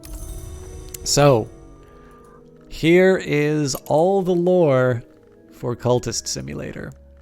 Secret histories are layered beneath the one we know, like notes in an occult scrap. Secret histories are layered beneath the one we know, like notes in a rare wine. This is a detail from one of those histories. Furtive truth. A detail smuggled in from an adjacent narrative. Don't speak this, where you may be overheard. Forgotten chronicle. A story of a city without a gate, of a queen who was not born, of a war which was not fought. A forbidden epic. The attention of hours is drawn to the bloodiest wars. Afterwards, the histories are braided like hair. An unresolved ambiguity. In the Mansus, the hours strive one against another. As the struggles are resolved, they iron out the impossible, exalt the possible, tie the fraying braids of what has been into one golden ribbon of future. Everything is resolved, history becomes past. There are, however, exceptions. The Vagabond's map. The Vagabond is the one hour who can never enter the Mansus, but she goes everywhere else. And, if you believe her boasts, she's the only one who knows all the histories. Sometimes she lets someone record her travels. Thank you, Hyena Axel. I tried to do it once before, and I blew it at the very end. The game started, like the final timer for the game started going. So I wanted to make sure, seeing as this is going to be the last one before I take a little break from Cultist Simulator, I kind of wanted to make sure I got all the lore without like going until 3 o'clock in the morning. Port Noon is where the long go to enjoy the sea and the sun, to drink from the spring that makes them forgotten, and to stay out of trouble, mostly out of trouble. The stories you hear in the Hotel Ciervo are golden dewed quintuple distilled toasts to memory served straight up. The lore of the Grail, a red secret. Some words are spelled correctly only when the proper ink is used. A Megalesian incantation, the Great Mother remembers. A delightful sacrament, so pleasant upon the ear one could listen to it over and over. These are the words that make sacrifice sweet. A Thyatic invocation. Raucous shrieks attend the passage of the names of the Grail. We reproduce them as best we can, for the pulsing power they lend. The formula voluptuous. There exist some pleasures intense enough to corrupt the laws of the physical world. The Anthic elaboration. The flower maker cannot touch you. He cannot find you. He always has what you desire. Even an elaboration of the properties of his works can draw the attention of the hours. And the devouring mysteries. The Grail was the first god who was blood. The flower maker came from light. The beach crow was flesh. Hunger and greed and yearning are the matrix of appetite, and here's their secret doctrine. A barber's warning. A power of the wood enjoys the separation of the lock from the scalp. For attention, burn it. For opportunity, bury it. A wood whisper. Lie awake and listen. The wind speaks in the branches. The house cries out in its sleep. There are the roads that chaos ride. This is Moth, by the way. The Ecdysis parable. The Ecdysis riddle is what may be lost. Each Ecdysis parable is an attempt to answer that riddle. Moldywarp admonitions. Moldywarp keeps her crowns in the moss and her feet in the dirt and the trees locked jaw tight. Moldywarp has these warnings for you. The Centipede Testament. The centipede came up out of the sands and went in under the roots. She found a new home, but now she can't go home. She creeps in everywhere else. Keyholes and histories and the channels of birth and sight and hearing. Oop. Here's what she has to say. The Thigh-born Thorax Suite. Vine-crowned Moth King hatched in the thigh of the Thunder King who's dead. Drink up his belly lymph. These are the sights you'll see. And the mare in the yew.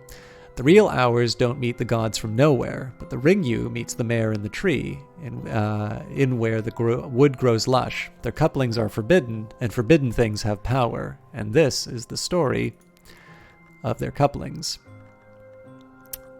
Lantern lore, the best lore. A watchman's secret. It has been expressed like this. Each hour has its color, but color exists only where there is light. A Mansus glimpse, a snatch of poetry, a single memory of a certain house that all of us visit at least twice in our lives. For one's first visit to the Mansus, this lore is almost essential. An unmerciful mantra. Mercy, saith the watchman, is found only in shadow. The Finanian invocation. Finanian invocation. The door in the eye navigates. He is not merciful, but first and always he illuminates. Formula concursit.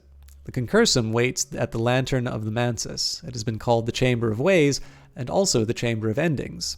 Its intricacies are probably beyond human comprehension, but these formula are the first approximation. Mantra of Ascent. The Ascent of Knives is the bloodiest of the Watchman's tests. Those who pass it are dead enter the service of the sun in rags. Those living who pass it are a little closer to the glory. And the Illuminate Mysteries. The Meniscate, the Madrigard, the Flower Maker, and the Forge of Days are the gods from light. There is a fifth, but now we know it is not the Watchman. Yet the Watchman shares a secret doctrine with those five, and here is that doctrine. The Smith's Secret.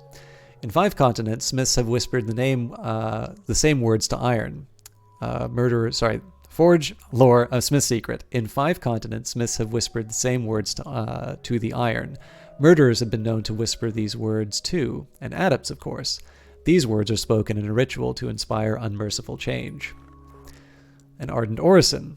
When we watch a fire, what are we watching for? When we find it, these are the words it will speak, a word that sanctifies the change that comes when the seared skin peels. A shaping chant. The proper words must be employed when the change comes. The Khalidate invocation. The names of the forge have all spoken these words. The formula fissive. Break a thing, and you have fragments. Break those fragments, and you have dust. Break the dust, and then break what remains. Here is fire. The furnace paean. This is the hymn that heat sings to the iron. If we imitate it faithfully enough, we will parch our lips and crisp our tongue, but oh, the rewards. And the mysteries of making. The Forge of Days, the Meniscate, and the Madrigard are the gods from light. Mercury, silver, and gold are the seeds of the work, and here's their secret doctrine. Edgelore, a knife's secret. When our ancestors forged swords, taught the art of martial movement, spoke curses on the eve of battle, all these things shared certain patterns. Chiliarch's lesson. This is the bone-deep story of the thousand men. This is the bone-deep story the thousand men learnt in antiquity of blood and its exits. To speak it aloud is to hear the sword hiss. The operation of the Labite, a series of mystic exercises that requires both dedication and terror. The Colonel's names. The Colonel has been many things in many ages. He is blind, he is deaf, he cannot be wounded, he cannot be denied. His names are cunning as only the very old can be. The Lionsmith's names. The Lionsmith is young by the standards of the hours, but old by the standards of war. His names are recent recruits, and their recitation has a savage power. The alignments of murder. These are the arts that ensure an ending. And the mysteries of force. The Colonel and the Lionsmith are the gods who were flesh, but the Wolf Divided is a god who was blood. Cunning, strength, and agony are the three roots of victory, and here is their secret doctrine. Winter lore. Sexton's secret. Certain knowledge, it is said, can be expressed only through a particular quality of a silence. It has been suggested that one can only read such knowledge with one's eyes closed, but only by mischievous commentators. A white ceremony. When I speak it, my lips don't crisp with frost. Each time, this is surprising. An operation of the declining sun. This invokes, acknowledges, and welcomes the passage to silence. The invocation of the ivory dove. There is a power that commemorates and grieves, from whom nothing is taken, but who cannot be deceived. You might expect to be able to crush him in your hand into bird bone fragments. The recitation of lost hours. 6 are gone, 5 came from stone, and 1 from light. All went to nowhere. Still their memories have power, and now we call upon it. I have a feeling this is a fairly relevant one to our playthrough here. The division of the names. When the sun and splendor was divided, its names fractured too. Here are the shards of their names, which once were whole. And the wolf word. When the forge is cold and the glory is dark and the wood is dust, perhaps the wolf divided will rest, but only until it can devour itself. This word almost expresses the divided one's hatred. Heart lore. A thunderous secret. There are common sentiments in every thunderclap. Let us acknowledge them. Words that walk. The syllables of this formula are compelling. I find myself snapping my fingers to its rhythm. It desires not to cease. A waking chant. Who could hear this and remain unmoved? The sleeping, the dead, the earth and the sky. Or the earth and the sky? Sorry, didn't do that right. Geminate invocation. The sister in which has always been invoked for protection at crossroads and at moonrise, and where the land shelters the sea. The formula vigilant. One who watches does not sleep. One who sleeps watches not. One who watches does not sleep. One who sleeps watches not. Velvet charm. The velvet always answers no, but we can shelter in that no like beasts in the crook of a tree. And the unceasing mysteries. The Grail ripped the thunderskin from flesh. The sister in witch was born from 2 wombs. The velvet woke, and the wood roots tasted blood. The heart is blood's drum, and here is its secret doctrine. And finally, knock lore. A locksmith's secret. Sooner or later, every locksmith has the dream. Now we recite its 7 phrases. An Iguvine rite. Every door in the Mansis requires its sacrifice before it will open. The Iguvine rites prescribe the manner of the sacrifice. A consent of wounds. To open certain ways, one must first open oneself. This practice outlines that opening in the name of the Mother of Ants. The Meniscate invocation. When the moon's face was wounded, these words appeared. The Formulae Ophidian. Serpents are visitors which may not be denied. The liminal evocation. One god who was stone remains, and she watches all thresholds. Nearly every summoning rite requires knock influence. This lore will provide it. And the mysteries of opening. The mother of ants is the child of two rivers. The horned axe is the last god from stone. The Menascate was born in the moon from light. The wound and the threshold and the revelation are all the gate's aspects. Oop. And here's their secret doctrine. So, obviously that should make sense to every single one of you. If you don't, I'm sorry. You're just not ready for this game now.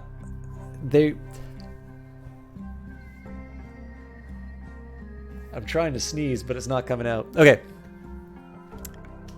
If this doesn't make sense, congratulations. These are fragments of lore. This is what you gain after you read the books. If you want to know more about what's going on in the game, you actually need to read the text of the book, because what these are the things you learn from the books.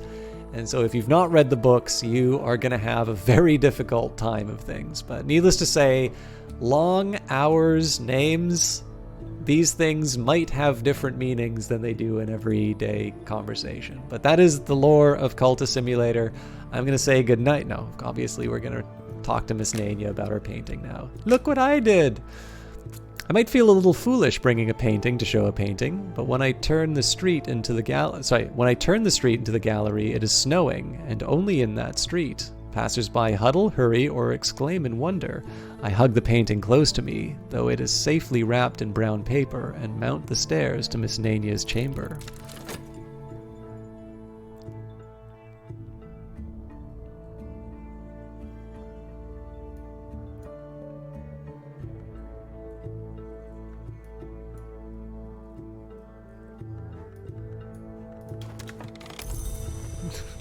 As much as I want to have a dramatic ending, maybe we should make sure I don't get dread out of nowhere.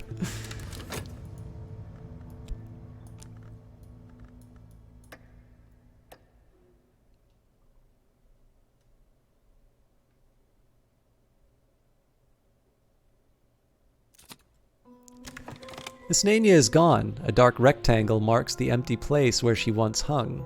I stare about in consternation, but she is not here. There's nothing more to be done. Nothing now, but when I unwrap the palest painting in the silence of my home, I see that it has changed. A faint shape stands in the doorway to nowhere, looking over its shoulder, waiting for me to follow. The shape has something of Miss Nania about it.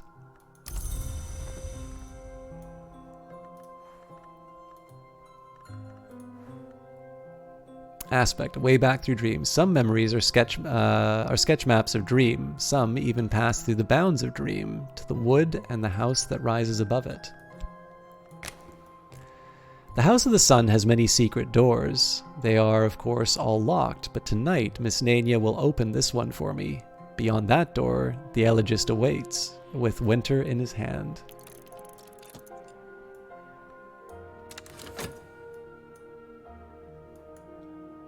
And we enter the painted door.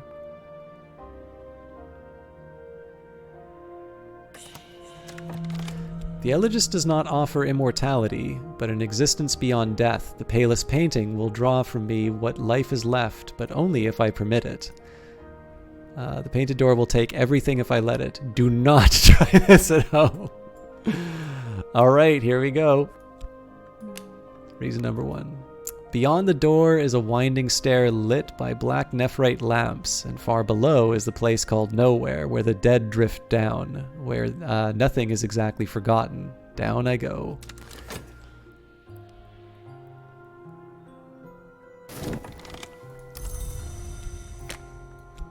I don't have a way of giving the... Oh, here's what we'll do.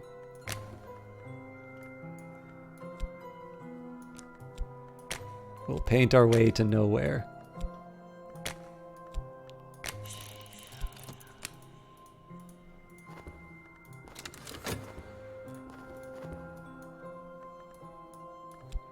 This, by the way, is a great way to end it. So the Suppression Bureau is busy looking for me. I've just walked through a painting, and then my reputation just vanishes as I go walking off into the distance. It's a very cinematic ending.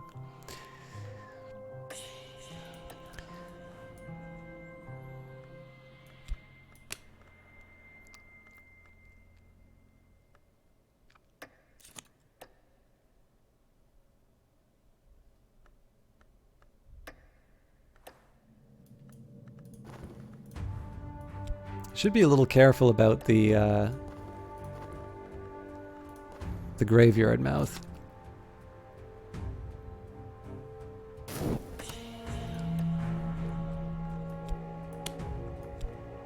Yeah, so I can only give one at a time. I'm just going to follow the pattern here. So 1 reason, 3 passion, 1 reason, 2 health.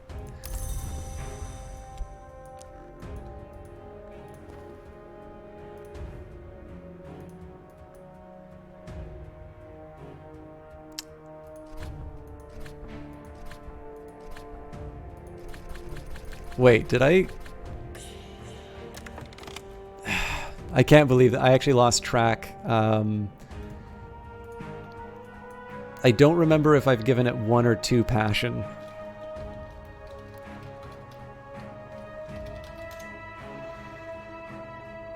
Passion. So I'm just taking a minute to look at the VOD.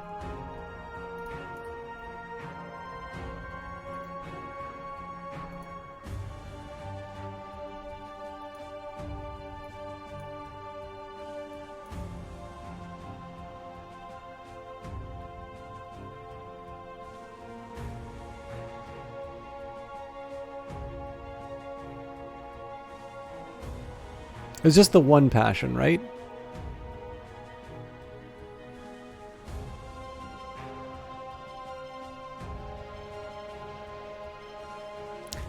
So is it sort of the last ritual to win, or just to attempt to get further into the Mansis? Well, we're about to find out.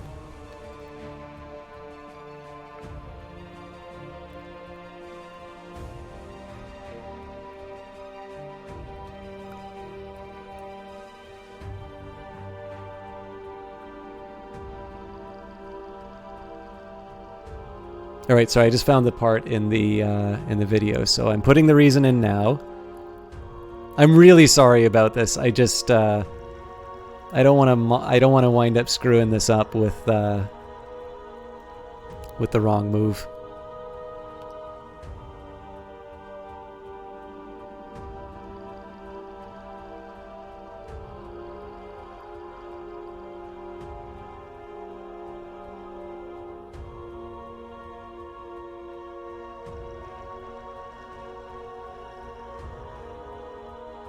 The whole point of me doing it this way was actually not to get sidetracked and just to remember where I was, but the fact that it's 3 passion is exactly the thing that tripped me up, so.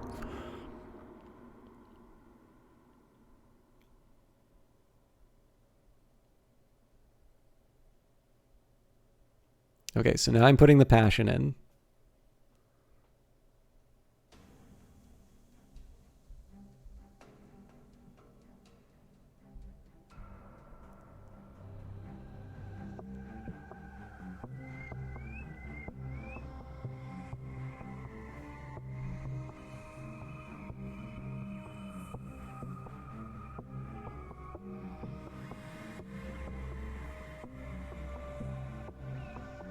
Okay, then I put the 2nd passion in.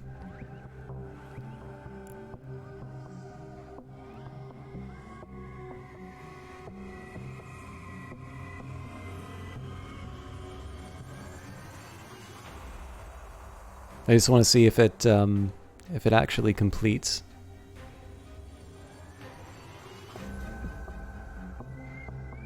Okay, yeah. So this should be the 3rd.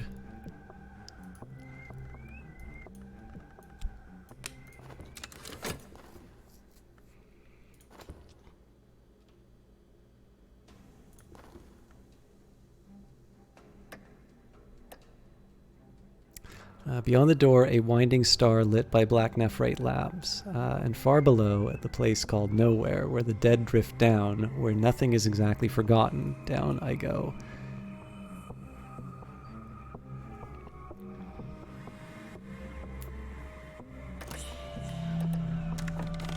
The Elogist does not offer immortality, but an existence beyond death. The palest painting will draw from me what life is left, but only if I permit it.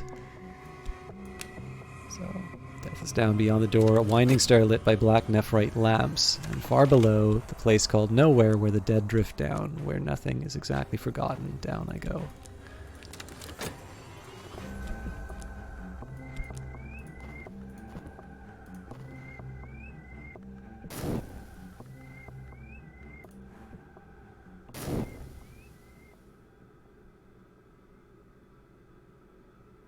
The one thing that's a little weird about this is it doesn't have something that's tracking the inputs, but it may be that they did something in the background to see the order.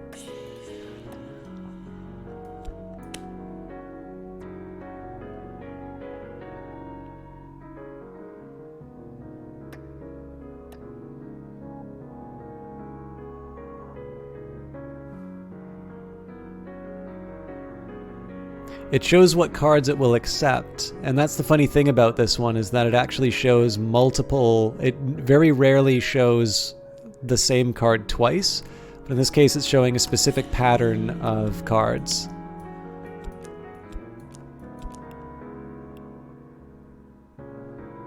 The tracking normally happens at the bottom here.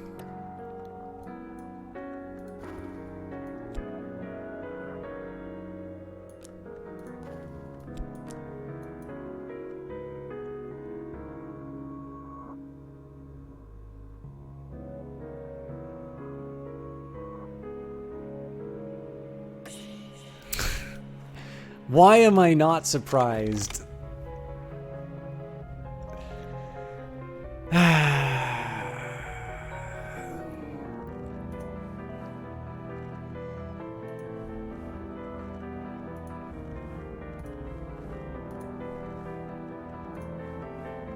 So I'm pretty sure I did the pattern.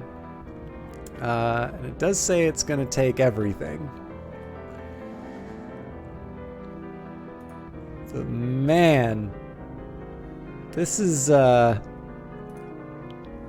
little scary, because what if I'm wrong?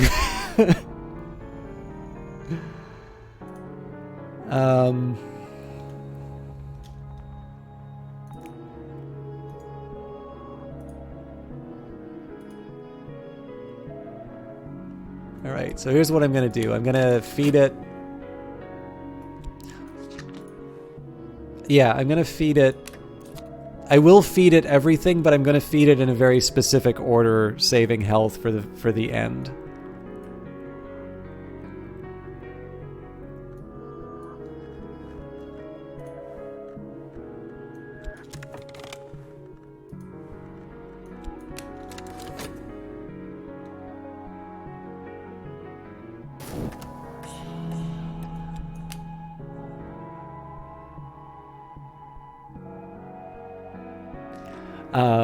Could do not try this at home. No. I think. I thought that might be something I was in. Normally, if something's in square brackets, it's just the author speaking to the audience directly. No, I just think it's referring to how dangerous the whole thing is. Look, if we wind up with absolutely nothing left, that's unfortunate. And I'll have learned a valuable lesson.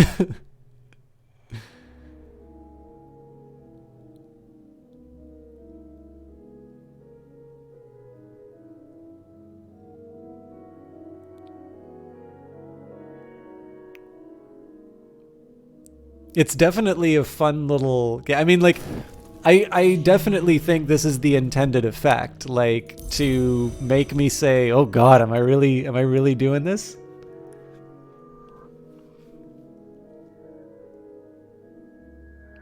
Oh, is it? Was it that specific order of cards that I did much earlier and didn't have any effect? Am I doing the pattern wrong? Is that what you're trying to say?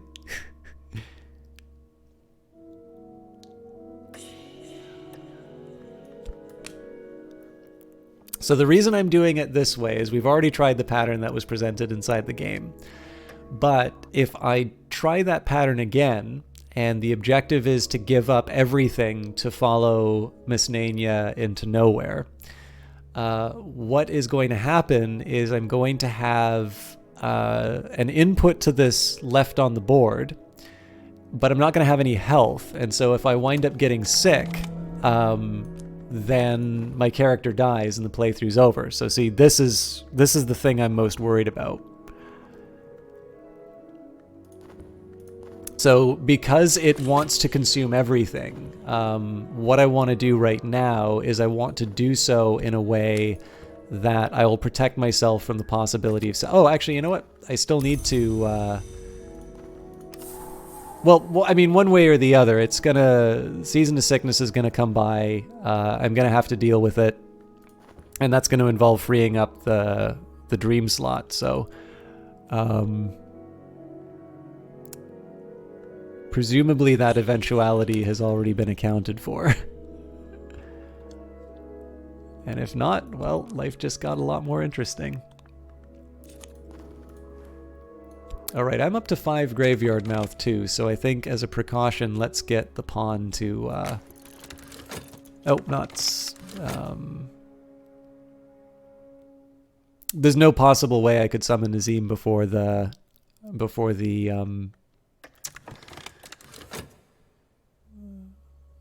sickness, though. I didn't mean to do this. I meant to find the graveyard.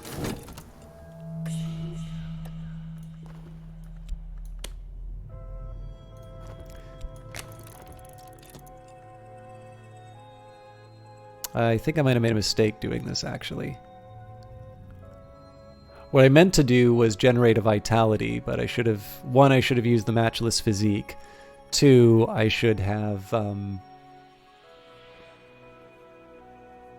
Yeah, actually, money would have been sufficient for healing. I'm not entirely sure what I thought I was trying to do there, but... that's fine. We'll find out what happens when 30 seconds go by and there's nothing to give it as an input. It does not take funds.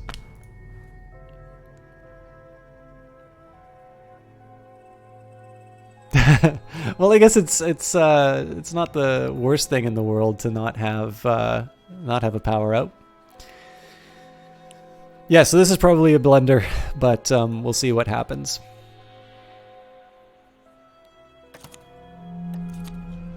I am awake. On the wall above me, the painting waits hungrily, so it knows that I can give it more. I'm assuming this is the escape valve for, hey, you gotta give me everything. But the language has at least allowed that I get another shot. And in the meantime, I'm gonna get rid of the graveyard mouth.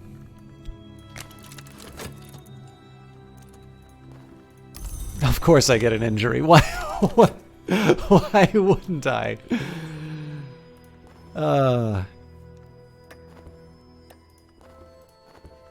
Of course, now if I got the Season of Sickness, that would be really bad, but... Nope, this is the same one. We completed the Payless painting, and we are about to give up everything in order to be able to go through the painting.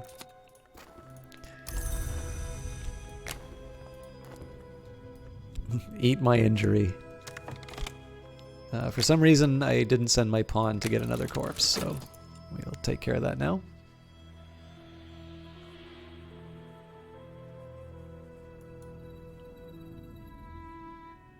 Well, some of the reasons for the cards missing too is we don't have any. Well, we've only got a little Mystique now.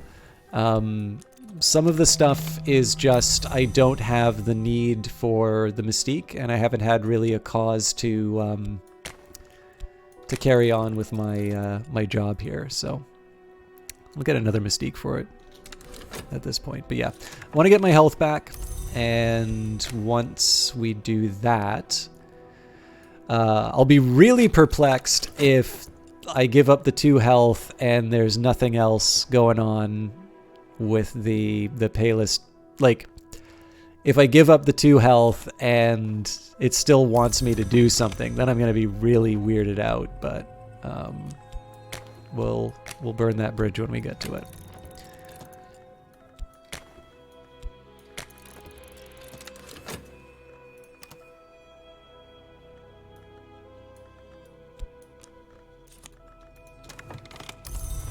And of course, I still have my medium job, so we can make a little bit of cash to make sure I can pay the rent while I vanish.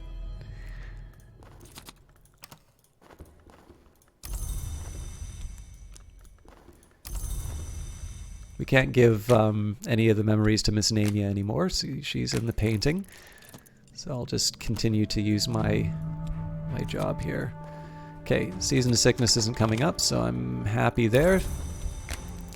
The House of the Sun has many secret doors, and they are of course all locked, but tonight Miss Nania will open this one for me. Beyond that door, the Elegist awaits with winter in his hand. So again, we're back to the same scenario we were at before, which was the detectives are looking for me, and I just start moseying along to another world.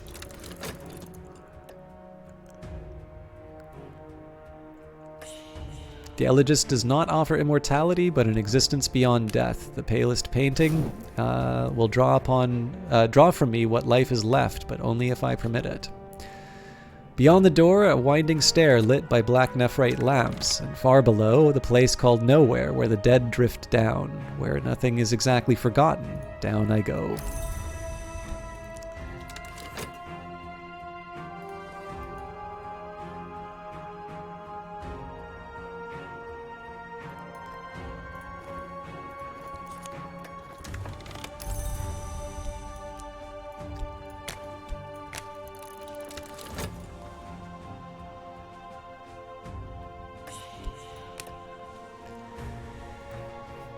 Given it everything.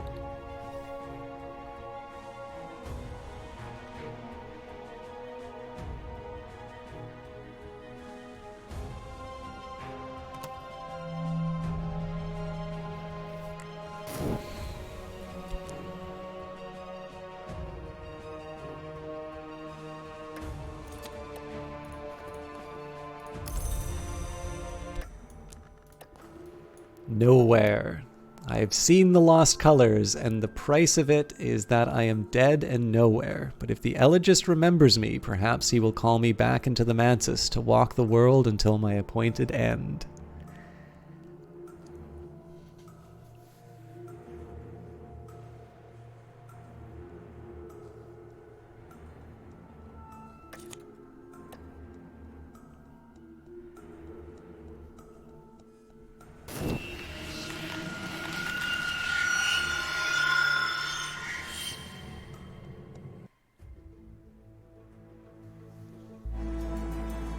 Until winter. The Elegist is not the kindest of the hours, but he is never cruel, and he remembers all of his promises. He has raised me by the hand and set me shivering in the world, and now I cannot end before my time. I will move among the Long of Noon and beyond, and I will watch the strivings of the Grail Long and the Lantern Long and the Fierce Long of Fire, and I will keep the bounds that are still kept, and all the while I carry the colors of lost hours with me, like a coal of rosy fire. Congratulations on a palest victory. You have wrestled the game to its knees. There are other paths.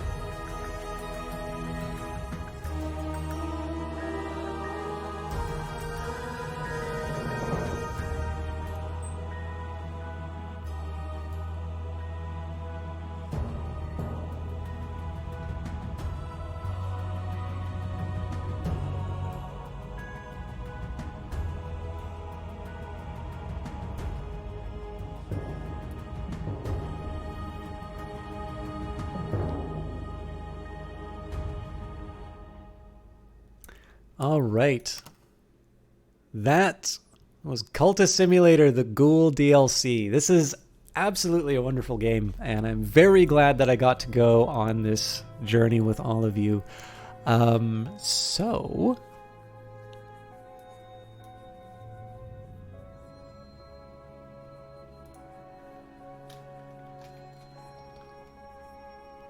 take a look. So what did you guys think of that one? One of my favorite bits about this was the final decision, like where it wants to take everything. Because I 100% felt very uncertain about giving up everything, and I think that was exactly the feeling that I was supposed to have during the last moments of that. Like I said, I absolutely loved sort of the cinematic image at the very end as the Suppression Bureau is taking an interest in me. I'm sort of following this mentor painting that I've seen sort of off into nowhere, and I'm sort of never heard from again. So thank you, Cisco Zolvi and Dordox and Miles 4K and Kalishtar. So yeah, I mean, I tremendously enjoyed the Ghoul. I really liked the Priest. Like, they're two totally different DLC. Obviously, they were released at the same time. And I don't know, like, the Priest definitely spoke to me, and I liked the Ghoul. If I had to express a preference between the two, I still kind of like the Priest a bit more. But that's not a slight on the Ghoul. I actually just think that the Priest is better than what people say it is, and I think the Ghoul is a really good DLC as well. So definitely the ending is a huge feather in the cap to Weather Factory, just because somebody who has put so much time in this game, has played it since the first Unity prototype. The fact that I'm like, am I just gonna blow this whole playthrough making a stupid decision at the end? I loved that fact, and it was, it was really, really welcome. It was really well done. And again, the whole journey was fun. Each of the different DLC has their own flavor. So for those of you who are interested in this game, there are 3 DLC releases for the game. If you are a mobile player for the game, these are not presently in the game, but I believe the intention is to have them added. And I think probably they're trying to figure out what the best way to bring that in is. So the first DLC that was released was The Dancer. So the basic game has sort of 3 major, major victories, which they're actually called minor victories for specific reasons, but basically, Lantern Grail and, Forge. The Dancer adds a heart and a moth, victory. The Priest adds a knock, and the Ghoul adds a winter. And then the Apostle, which I believe was a free DLC for everyone. Let me double check that, actually. It probably wouldn't hurt for me to check that sort of stuff if people are potentially making buying decisions based off of that. So let me just get a quick peek here. Yes, so the Apostle, it looks like the Apostle legacies are part of the base game now. So, in addition, so essentially when you complete the minor victories for Lantern, Grail, and Forge, you'll be given the option to do the Apostle DLC the Apostle Legacy. And if you choose to do that, you basically every single one of the stories actually picks up from the previous ones. But the Apostle, you are very much a follower of your previous character, and you help them get even further down their journey. So, yeah, I really enjoyed this journey. Like I said, I am going to be taking a little bit of a break from this game, and there's a few reasons for that. So number one, I'm actually in touch with another developer in terms of covering the game. It's a game you've seen before. So I want to make sure that they get some proper time to the game.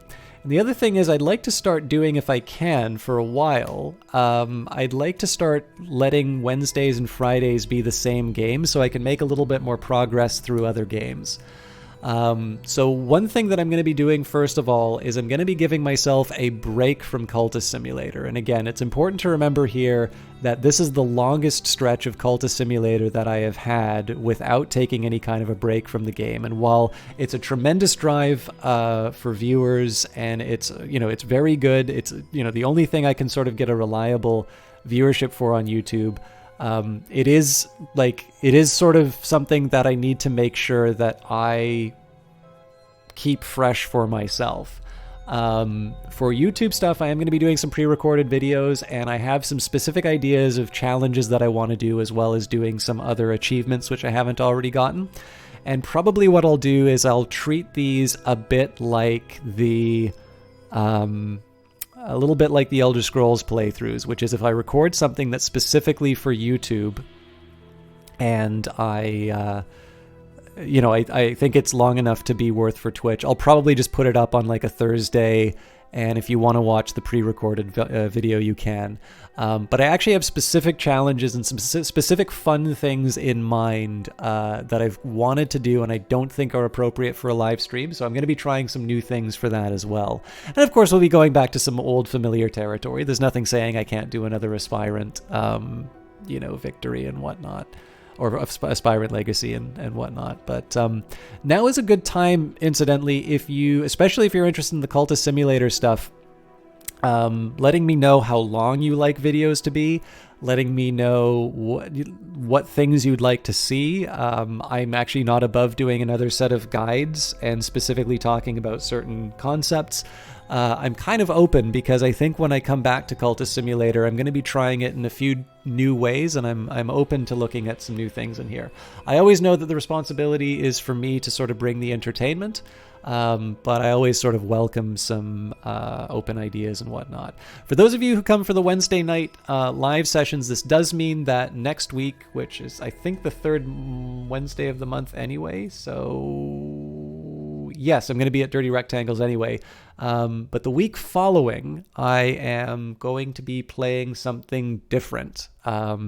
So again, I apologize if you only come from the Cultist Simulator stuff. It's not going away forever.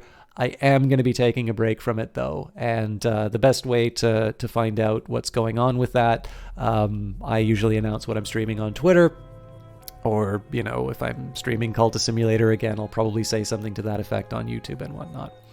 But this has been a very fun run. I like all of the DLC. I've not actually done the Moth ending yet. I only did the Heart one. So I've got one Dancer Legacy. I technically have the Minor Grail victory that I need to get, and I also have Major Lantern and Major Forge to achieve as well.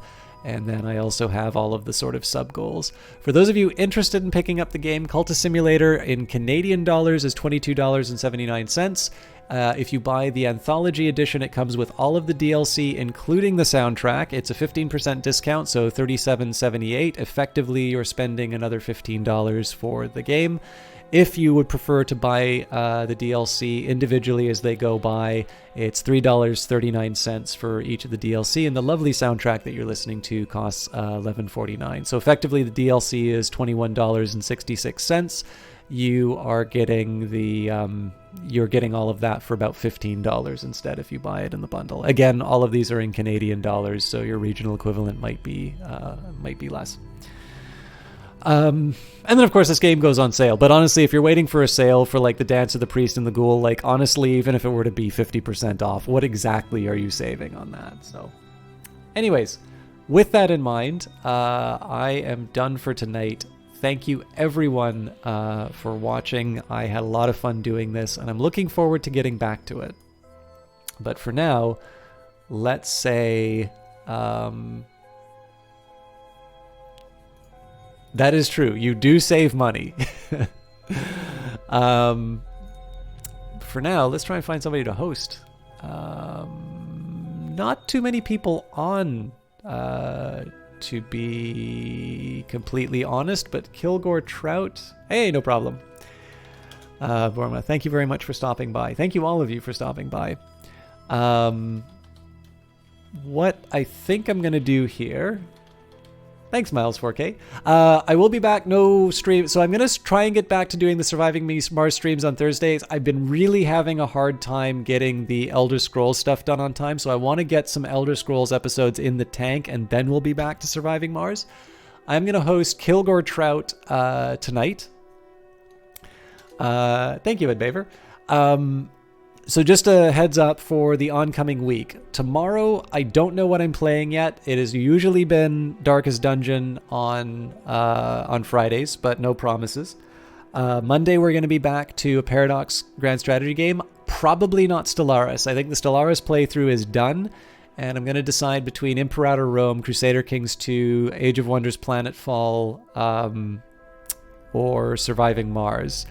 And I am partial to Age of Wonders Planetfall right now.